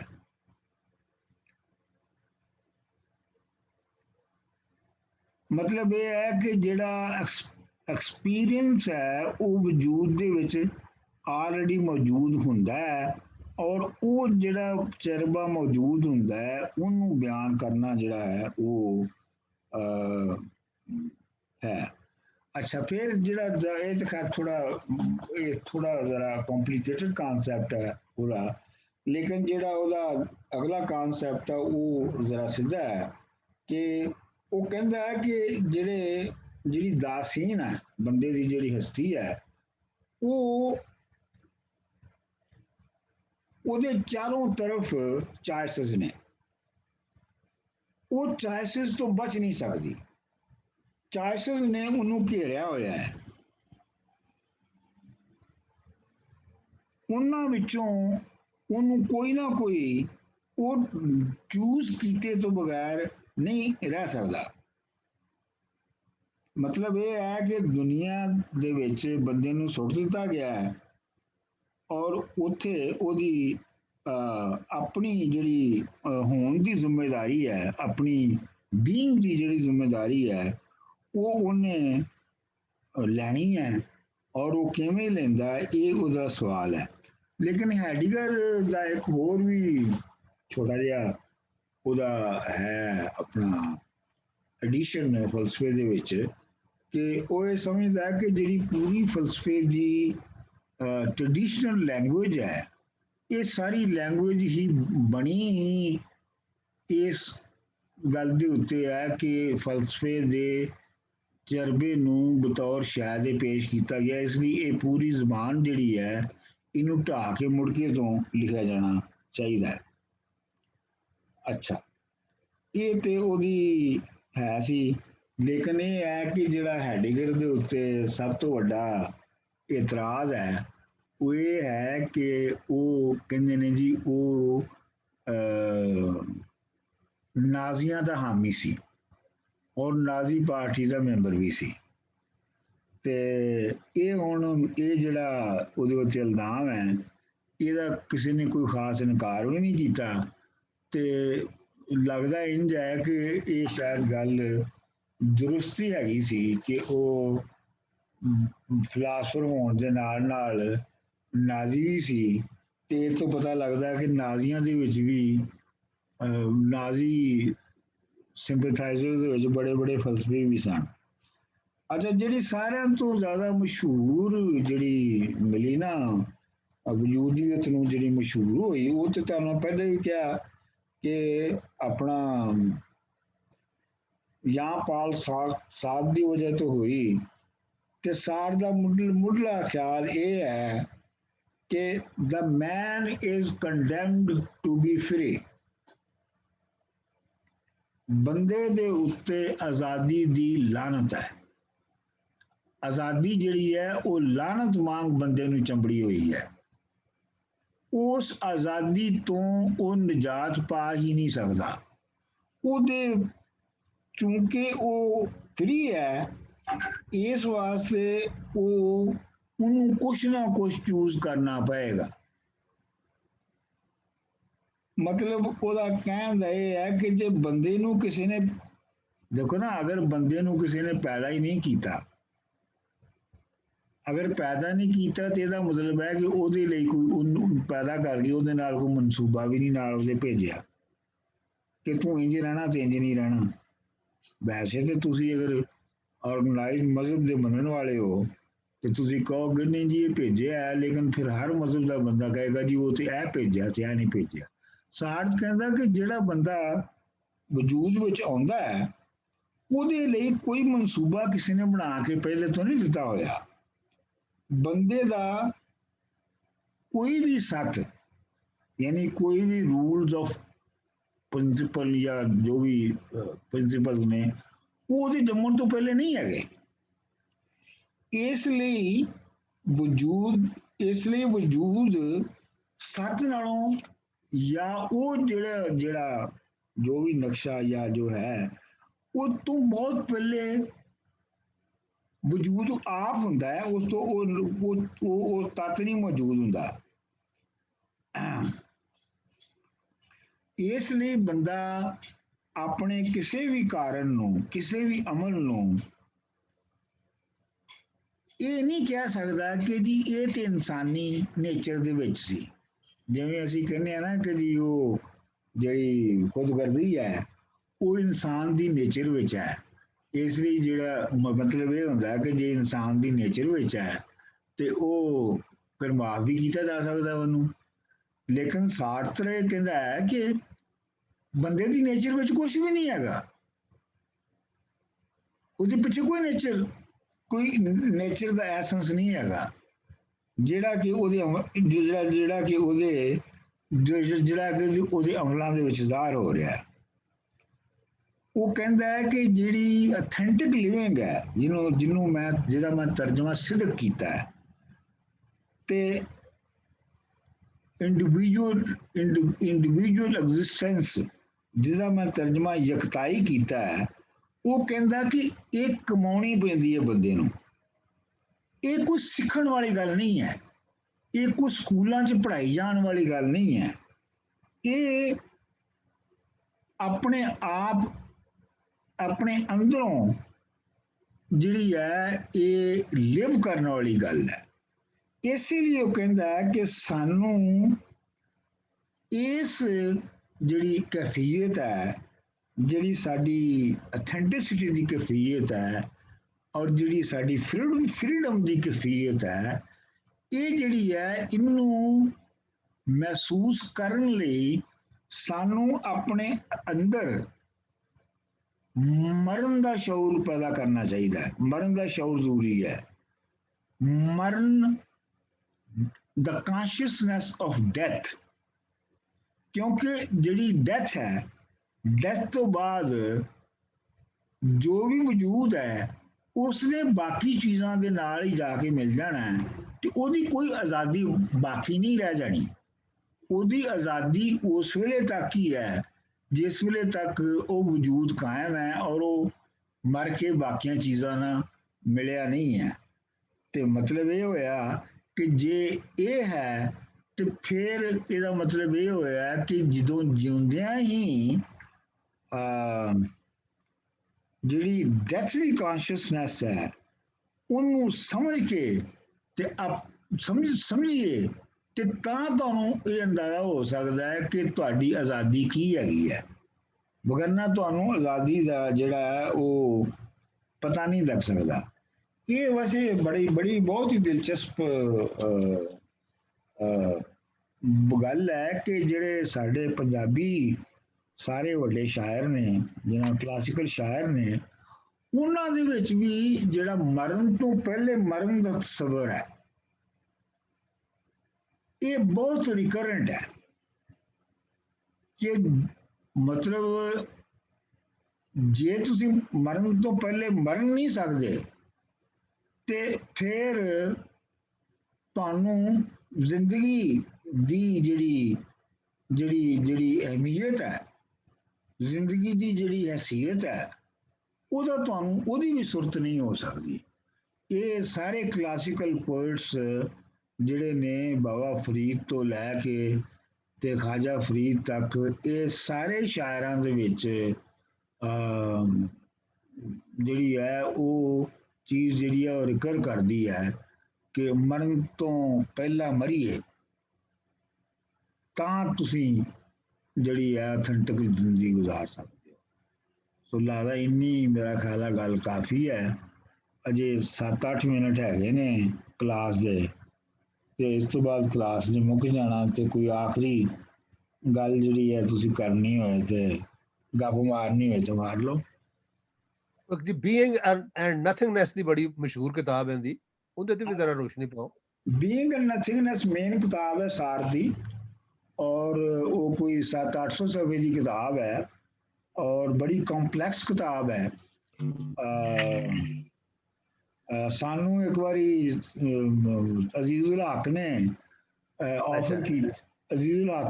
ਆਫਰ ਕੀਤੀ ਸੀ ਕਿ ਮੈਂ ਤੁਹਾਨੂੰ 7 ਦਿਨਾਂ 'ਚ ਦਿਨ ਰਾਤ ਬਿਠਾ ਕੇ ਬੀਇੰਗ ਐਂਡ ਨਥਿੰਗਨੈਸ ਪੜ੍ਹਾ ਸਕਦਾ ਹੈ, ਲੇਕਿਨ ਅਗਰ ਤੁਹਾਡੇ 'ਚ ਕੋਈ ਪਾਗਲ ਹੋ ਗਿਆ ਤਾਂ ਉਹਦਾ ਮੇਰਾ ਕਸੂਰ ਕੋਈ ਨਹੀਂ ਹੋਏਗਾ। ਅੱਛਾ ਅਜ਼ੀਜ਼ੁਲ ਹਕ ਦੇ ਫਿਰ ਇਹ ਗੱਲਾਂ ਤਾਂ ਹੀ ਸਨ। ਹਾਂ ਬਿਲਕੁਲ। ਗੱਲਾਂ ਹੀ ਸਨ ਅਜ਼ੀਜ਼ੁਲ ਹਕ। ਇਹ ਹੈ ਕਿ ਉਹ ਮੈਂ ਖੈਰ ਉਹਨੂੰ ਥੋੜਾ ਬਹੁਤ ਪੜ੍ਹਨ ਦੀ ਕਾਫੀ ਕੋਸ਼ਿਸ਼ ਕੀਤੀ ਹੈ। ਮੈਂ ਪੜ੍ਹਾਉਂਦਾ ਸਾਂ ਸਾਰਥ ਨੂੰ ਤੇ ਕੋਈ ਸਮਝ ਵੀ ਆਈ, ਲੇਕਿਨ ਮੈਂ ਇਹ ਨਹੀਂ ਕਹਿ ਸਕਦਾ ਪੂਰੀ ਸਮਝ ਵੀ ਨਹੀਂ ਕਿ ਆ ਗਈ ਸੀ, ਲੇਕਿਨ ਉਹਦੀ ਬੇਸਿਕ ਹੈ ਸੀ। ਫਿਰ ਜਿਹੜੀ ਐਗਜ਼ਿਸਟੈਂਸ਼ੀਅਲਿਸਟ ਲਿਟਰੇਚਰ ਦੇ ਵਿੱਚ ਜਿਹਦਾ ਘੱਟ ਜ਼ਿਕਰ ਹੁੰਦਾ ਫਲਸਫੇ 'ਚ, ਉਹ ਕੈਮਿਊ ਦਾ ਹੈਗਾ। ਕੈਮਿਊ ਦੇ ਜਿਹੜੇ ਡਰਾਮੇ ਨੇ ਖਾਸ ਤੌਰ ਦੇ ਉੱਤੇ ਰੈਬਲ ਔਰ ਪਲੇਗ, ਉਹ ਪਲੇਗ ਮੇਰੇ ਖਿਆਲ ਇਹਦਾ ਡਰਾਮਾ ਹੈ ਆਪਣਾ, ਸੌਰੀ ਇਹ ਸਾਰਥ ਦਾ ਡਰਾਮਾ ਹੈ ਪਲੇਗ। ਤੇ ਸਾਰਥ ਤੇ ਨੌਜ਼ੀਆ ਡਾਕਟਰ, ਇੱਕ ਨੌਜ਼ੀਆ ਵੀ ਤੇ ਹੈ। ਹਾਂਜੀ, ਸਾਰਥ ਜਿਹੜਾ ਹੈ ਨਾ ਇਹ ਤੇ ਜਿਹੜੀ ਅਲਜਜ਼ਾਇਰ ਦੇ ਵਿੱਚ ਫਰਾਂਸੀਸੀਆਂ ਦੇ ਖਿਲਾਫ ਜਿਹੜੀ ਸਟਰਗਲ ਹੋ ਰਹੀ ਸੀ ਤੇ ਸਾਰਥ ਜਿਹੜਾ ਹੈ ਉਹ ਅਰਬਾਂ ਦਾ ਸਾਥ ਦੇ ਰਿਹਾ ਸੀ, ਅਲਜਜ਼ਾਇਰ ਦੇ ਲੋਕਾਂ ਦਾ ਸਾਥ ਦੇ ਰਿਹਾ ਸੀ, ਤੇ ਇਸ ਵਜ੍ਹਾ ਤੋਂ ਉਹਨੂੰ ਨੋਬਲ, ਹਾਂਜੀ ਬਿਲਕੁਲ ਸਹੀ ਹੈ ਜੀ, ਹਾਂਜੀ, ਯਾਦ ਆ ਇਹਨੂੰ ਉਹਨਾਂ ਨੇ ਜਦੋਂ ਨੋਬਲ ਪ੍ਰਾਈਜ਼ ਦਿੱਤਾ ਸਾਰਥ ਨੂੰ, ਤੇ ਸਾਰਥ ਨੇ ਨੋਬਲ ਪ੍ਰਾਈਜ਼ ਲੈਣ ਤੋਂ ਇਨਕਾਰ ਕਰ ਦਿੱਤਾ, ਤੇ ਉਹਨੇ ਕਿਹਾ ਮੈਂ 2 ਵਜ੍ਹਾ ਤੋਂ ਨਹੀਂ ਜਿਹੜਾ ਪ੍ਰਾਈਜ਼ ਹੈ ਨੋਬਲ ਪ੍ਰਾਈਜ਼ 2 ਵਜ੍ਹਾ ਤੋਂ ਮੈਂ ਨਹੀਂ ਐਕਸੈਪਟ ਕਰਾਂਗਾ। ਇੱਕ ਵਜ੍ਹਾ ਤੇ ਉਹਦੀ ਇਹ ਹੈਗੀ ਹੈ ਕਿ ਜਦੋਂ ਮੈਂ ਤੁਹਾਡੇ ਖਿਲਾਫ ਜੰਗ 'ਚ ਸ਼ਾਮਲ ਸਾਂ, ਫਰਾਂਸੀਸੀਆਂ ਦੇ ਖਿਲਾਫ ਜਾਂ ਵੈਸਟ ਦੇ ਖਿਲਾਫ, ਤੇ ਉਦੋਂ ਤੁਸੀਂ ਮੈਨੂੰ ਨੋਬਲ ਪ੍ਰਾਈਜ਼ ਇਸ ਵਾਸਤੇ ਨਹੀਂ ਦਿੱਤਾ ਕਿ ਮੈਂ ਤੁਹਾਡਾ ਸਿਆਸੀ ਮੁਖਾਲਫ ਸਾਂ। ਹੁਣ ਕਿਉਂਕਿ ਉਹ ਕਿੱਸਾ ਕਹਾਣੀ ਮੁੱਕ ਗਈ ਹੈ, ਤੇ ਤੁਸੀਂ ਹੁਣ ਮੈਨੂੰ ਆਪਣਾ ਝੂਠਾ ਜਿਹਾ ਇੱਕ ਇਨਾਮ ਦੇ ਰਹੇ ਹੋ ਜਿਹੜਾ ਮੈਨੂੰ ਕਾਬਿਲ ਕਬੂਲ ਨਹੀਂ ਹੈਗੀ। ਦੂਜਾ ਉਹਨੇ ਕਿਹਾ ਕਿ ਇੱਕ ਦੂਜੀ ਗੱਲ ਹੈ ਕਿ ਮੇਰੀ ਅਥੈਂਟਿਕ ਲਿਵਿੰਗ ਜਿਹੜੀ ਹੈ ਉਹ ਮੈਨੂੰ ਕਹਿੰਦੀ ਹੈ ਕਿ ਸਾਰਥ ਨੂੰ ਸਾਰਥ ਸਮਝ ਕੇ ਪੜ੍ਹਿਆ ਜਾਣਾ ਚਾਹੀਦਾ ਹੈ, ਸਮਝਿਆ ਜਾਣਾ ਚਾਹੀਦਾ ਹੈ। ਸਾਰਥ ਨੂੰ ਨੋਬਲ ਪ੍ਰਾਈਜ਼ ਵਿਨਰ ਰਾਈਟਰ ਦੇ ਤੌਰ ਤੇ ਨਹੀਂ ਪੜ੍ਹਿਆ ਜਾਣਾ ਚਾਹੀਦਾ। That will be an act of bad faith. ਸਮਝਿਆ ਨਾ ਗੱਲ ਨੂੰ? ਜੀ ਤੇ ਉਹਨੇ ਇਨਾਮ ਨਹੀਂ ਸੀ ਲਿਆ, ਪਰ ਉਹਨੇ ਹੀ ਰਿਫਿਊਜ਼ਡ। ਪਾਕਿਸਤਾਨ ਵਿੱਚ ਮੈਂ ਇੱਕ ਬੰਦੇ ਨੂੰ ਜਾਣਦਾ ਜਿਹਨੇ ਹਕੂਮਤੀ ਇਨਾਮ ਲੈਣ ਤੋਂ ਇਨਕਾਰ ਕੀਤਾ ਸੀ, ਉਹਦਾ ਨਾਮ ਨਜਮ ਹੁਸੈਨ ਸੈਯਦ ਹੈ। ਹਾਂ, ਉਹਨਾਂ ਨੂੰ ਵੀ ਦਿੱਤਾ ਸੀ, ਪਤਾ ਨਹੀਂ ਉਹਨਾਂ ਨੇ 17 ਇਮਤਿਆਜ਼ ਕੇ ਕੀ, that he refused on the same basis. ਅੱਛਾ, ਜਰਾ ਨਿਟਸ਼ੇ ਦੇ ਬਾਰੇ ਵੀ ਸਾਨੂੰ ਦੱਸਣਾ, ਨਿਟਸ਼ੇ ਦੇ ਇਸ ਬਾਰੇ ਕੀ ਸਨ ਜਰਾ ਅਫਕਾਰ? ਯਾਰ ਮੈਂ ਹੁਣ ਥੱਕ ਗਿਆ, ਮੈਂ ਹੁਣ ਤੁਹਾਡੇ ਨਾਲ ਇਕੱਲਿਆਂ ਬਹਿ ਕਰ ਲਾਂਗਾ ਨਿਟਸ਼ੇ ਤੇ ਰਾਈਟ, ਓਕੇ ਜੀ, ਫਿਰ 2 ਕਰ ਲਓ ਜੀ, ਮੈਨੂੰ ਵੀ ਕਰ ਲੈਣਾ ਨਾਲ। ਨਹੀਂ ਅਸੀਂ ਬਹਿ ਕਰ ਲਾਂਗੇ ਗੱਲ, ਮੈਂ ਤੁਹਾਡੇ ਨਾਲ ਦੋਵਾਂ ਨਾਲ ਕਰ ਲਾਂਗਾ ਗੱਲ। ਚਲੋ, ਹਾਂ ਹੁਣ ਬਹੁਤ ਬਹੁਤ ਸ਼ੁਕਰੀਆ ਜੀ ਤੁਹਾਡਾ, ਬੜਾ we have really enjoyed it, ਹਾਂ ਜ਼ਬਰਦਸਤ ਰਿਹਾ। ਹਾਂ, ਗੱਲ ਇਹ ਹੈਗੀ ਆ ਕਿ ਹੁਣ ਬੁੱਢੇ ਹੋ ਗਏ ਆ ਤੇ ਹੁਣ ਹੱਫ ਵੀ ਜਾਂਦੇ ਆ ਜਲਦੀ। ਬਿਲਕੁਲ ਸਹੀ ਹੈ, ਬਿਲਕੁਲ ਸਹੀ ਹੈ। ਹਮ। ਹੁਣ ਤੇ 4 ਬਾਬੇ ਬਹਿ ਕੇ ਹੁੱਕਾ ਸ਼ੁੱਕਾ ਪੀਣ ਨਾ, ਤੇ ਫਿਰ ਤਾਂ ਬੰਦਾ ਥੋੜਾ ਜਿਹਾ ਬਿਹਤਰ ਹੋ ਜਾਂਦਾ ਹੈ। ਹਾਂ ਬਿਲਕੁਲ ਯਾਰ, ਉਹ ਬਹਿ ਕੇ ਹੁੱਕਾ ਹੀ ਪੀ ਸਕਦੇ ਸਨ, ਉਹ ਕਿਹੜਾ ਉੱਥੇ ਕੁਛ ਹੋਰ ਕਰਦੇ ਸਨ। ਤੇ ਜਦੋਂ ਉਹਨਾਂ ਕੋਲੋਂ ਤੁਸੀਂ ਕੀ ਮਜ਼ਾਇਲ ਇਜਾਦ ਕਰਵਾਉਣਾ ਸੀ, ਉਹ ਇੰਨਾ ਕਿਸੇ ਕਾਫੀ ਹੈ। ਦੁਨੀਆ ਜਹਾਨ ਦੇ ਟਾਪਿਕ ਉੱਥੇ ਡਿਸਕਸ ਹੁੰਦੇ ਸਨ ਜੀ, ਹੁੱਕੇ ਦੇ ਉੱਤੇ, ਦੁਨੀਆ ਜਹਾਨ। ਮੈਂ ਤੇ ਉਹਨਾਂ ਨਾਲ ਬਹਿ ਕੇ ਹੁੱਕਾ ਪੀਂਦਾ ਸਾਂ ਬਾਬਿਆਂ ਨਾਲ। ਹਾਂ, ਔਰ ਉਹ ਤੋਂ ਪਹਿਲੇ ਸੀ ਸਾਰੀ ਰਾਤ ਉਸ ਕਮਰੇ ਦੇ ਵਿੱਚ ਅੱਗ ਲੱਗੀ ਰਹਿੰਦੀ ਸੀ ਗੋਹਿਆਂ ਦੀ। ਮੈਂ ਕਹਿੰਦਾ ਜੀ ਮੇਰੇ ਵਾਲਿਦ ਸਾਹਿਬ ਜਿਹੜੇ ਨੇ ਨਾ, ਉਹ ਰੋਜ਼ਾ ਜ਼ਰੂਰ ਰੱਖਦੇ ਸਨ, ਤੇ ਜਦੋਂ ਸ਼ਾਮ ਦੇ 3-4 ਵੱਜਦੇ ਸਨ ਨਾ, ਸ਼ਾਮ ਦੇ ਅਜੇ ਰੋਜ਼ਾ ਖੁੱਲਣ ਦੇ 3-4 ਘੰਟੇ ਬਾਕੀ ਹੁੰਦੇ ਸਨ, 2-3 ਘੰਟੇ, ਤੇ ਉਹ ਹੁੱਕੇ ਨੂੰ ਬਸ ਪਲਵਾਉਣਾ ਸ਼ੁਰੂ ਕਰ ਦਿੰਦੇ ਸਨ। ਬਖਾਣਾ ਸ਼ੁਰੂ ਹੋ ਜਾਂਦੀ। ਉਹਦੀ ਕਿਤੋਂ ਨੜੀ ਸਾਫ਼ ਕਰ ਰਹੇ ਨੇ, ਉਹਦਾ ਪਾਣੀ ਬਦਲ ਰਹੇ ਨੇ, ਉਹਦੇ ਉੱਤੇ ਕੋਈ ਚੜਾ ਰਹੇ ਨੇ, ਉਹਦੇ ਉੱਤੇ ਕੁਛ ਲਾ ਰਹੇ ਨੇ। ਉਹ 2-3 ਘੰਟੇ ਲੱਗ ਜਾਂਦੇ। ਸਵੇਰੇ ਜਦੋਂ ਆਪਣਾ ਰੋਜ਼ਾ ਬੰਦ ਹੋਣ ਦਾ ਟਾਈਮ ਹੁੰਦਾ ਸੀ, ਉਹ ਹੁੱਕਾ ਗੁਟਕਾਉਂਦੇ ਰਹਿੰਦੇ ਸਨ। ਤੇ ਉਹ ਕਹਿੰਦੇ ਸੀ ਕੀੜੀ ਨਜ਼ਰ ਜਿੰਨਾ ਚਿਰ ਨਾ ਆਵੇ, ਉਹਨਾਂ ਚਿਰ ਕੀੜੀ ਜਿੰਨਾ ਚਿਰ ਨਜ਼ਰ ਨਾ ਆਵੇ। ਹਾਂਜੀ, ਉਹ ਕਹਿੰਦਾ ਅਜ਼ਾਨ ਦਾ ਆਖਰੀ ਜਿਹੜਾ ਹੁੰਦਾ ਸੀ ਨਾ, ਉਹਦੇ ਉੱਤੇ ਕੰਮ ਮੁੱਕਦਾ ਸੀ। ਜਿੰਨਾ ਚਿਰ ਕੀੜੀ ਨਜ਼ਰ ਨਹੀਂ ਆਏਗੀ ਉਹਨਾਂ ਚਿਰ ਤੱਕ ਠੀਕ ਹੈ। ਹਾਂ,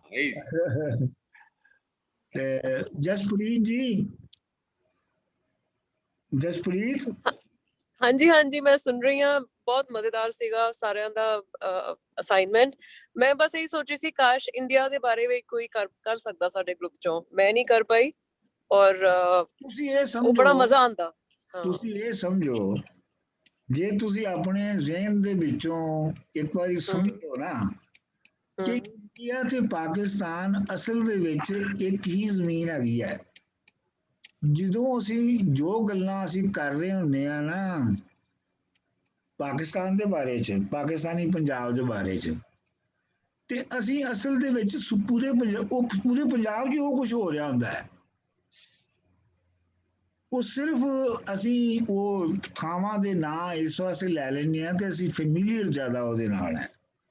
ਮੈਂ ਤੇ ਤੁਹਾਨੂੰ ਕਿਹਾ ਸੀ, ਦੱਸਿਆ ਸੀ ਕਿ ਮੈਂ ਬਹੁਤ ਵਾਰੀ ਗਿਆ ਇਸ ਪੰਜਾਬ ਔਰ ਬਹੁਤ ਸਾਰੇ ਲੋਕਾਂ ਦੇ ਨਾਲ ਰਿਹਾ ਉੱਥੇ, ਤੇ ਮੈਨੂੰ ਤੇ ਕਦੀ ਵੀ ਨਹੀਂ ਲੱਗਾ ਕਿ ਦੋ ਤਰ੍ਹਾਂ ਦੇ ਲੋਕ ਨੇ। ਨੇਕੀ ਲੋਕ ਨੇ, ਬਸ ਆਪਣਾ ਸਿਰ ਵਿੱਚ ਬਾਰਡਰ ਹੈਗਾ, ਮੈਂ ਜਾਲੀ ਜਿਹਾ ਇੱਕ ਬਾਰਡਰ ਹੈਗਾ, ਉਹਦਾ ਕੀ ਫਰਕ ਪੈਂਦਾ। ਅਰੇ ਭਾਈ ਦਾ ਇੱਕ ਮੈਂ ਤੁਹਾਨੂੰ ਹੋਰ ਦਿਲਚਸਪ ਗੱਲ ਦੱਸਾਂ ਜਸਪ੍ਰੀਤ, ਕਿ ਹਾਂਜੀ। ਜਿਹੜੇ ਮੁਸਲਮਾਨ ਨੇ ਨਾ, ਇਹਨਾਂ ਚ ਮਸ਼ਹੂਰ ਇਹ ਹੈਗੀ ਹੈ ਕਿ ਸਿੱਖ ਸ਼ਰਾਬ ਬਹੁਤ ਪੀਂਦੇ ਨੇ। ਸਿੱਖਾਂ ਦੇ ਸ਼ਰਾਬ ਪੀਣ ਦੀ ਬਹੁਤ ਚਰਚਾ ਹੈ। ਅੱਛਾ, ਮੇਰੀ ਖੁਸ਼ਕਿਸਮਤੀ, ਯਾਨੀ ਫਾਰਚੂਨੇਟ ਸਮਝੋ ਜਾਂ ਅਨਫਾਰਚੂਨੇਟ ਸਮਝੋ, ਕਿ ਮੈਂ ਇੰਡੀਆ ਦੇ ਵਿੱਚ ਜਿਸ ਬੰਦੇ ਦੇ ਘਰ ਵੀ ਰਿਹਾ ਉਹ ਸ਼ਰਾਬ ਨਹੀਂ ਸੀ ਪੀਂਦਾ। This is true. ਹੈ ਬਿਲਕੁਲ, ਬੇਸ਼ੁਮਾਰ ਬਹੁਤ ਜ਼ਿਆਦਾ ਨੇ। ਨਹੀਂ, ਬਹੁਤ ਜ਼ਿਆਦਾ, ਬਲਕਿ ਉਹਨਾਂ ਵਿੱਚੋਂ ਉਹ ਵਿਚਾਰੇ ਮੇਰੇ ਕੋਲੋਂ ਸ਼ਰਮਿੰਦਾ ਹੁੰਦੇ ਸਨ ਕਿ ਅਸੀਂ ਤੇਰੀ ਖਿਦਮਤ ਨਹੀਂ ਕਰ ਸਕਦੇ।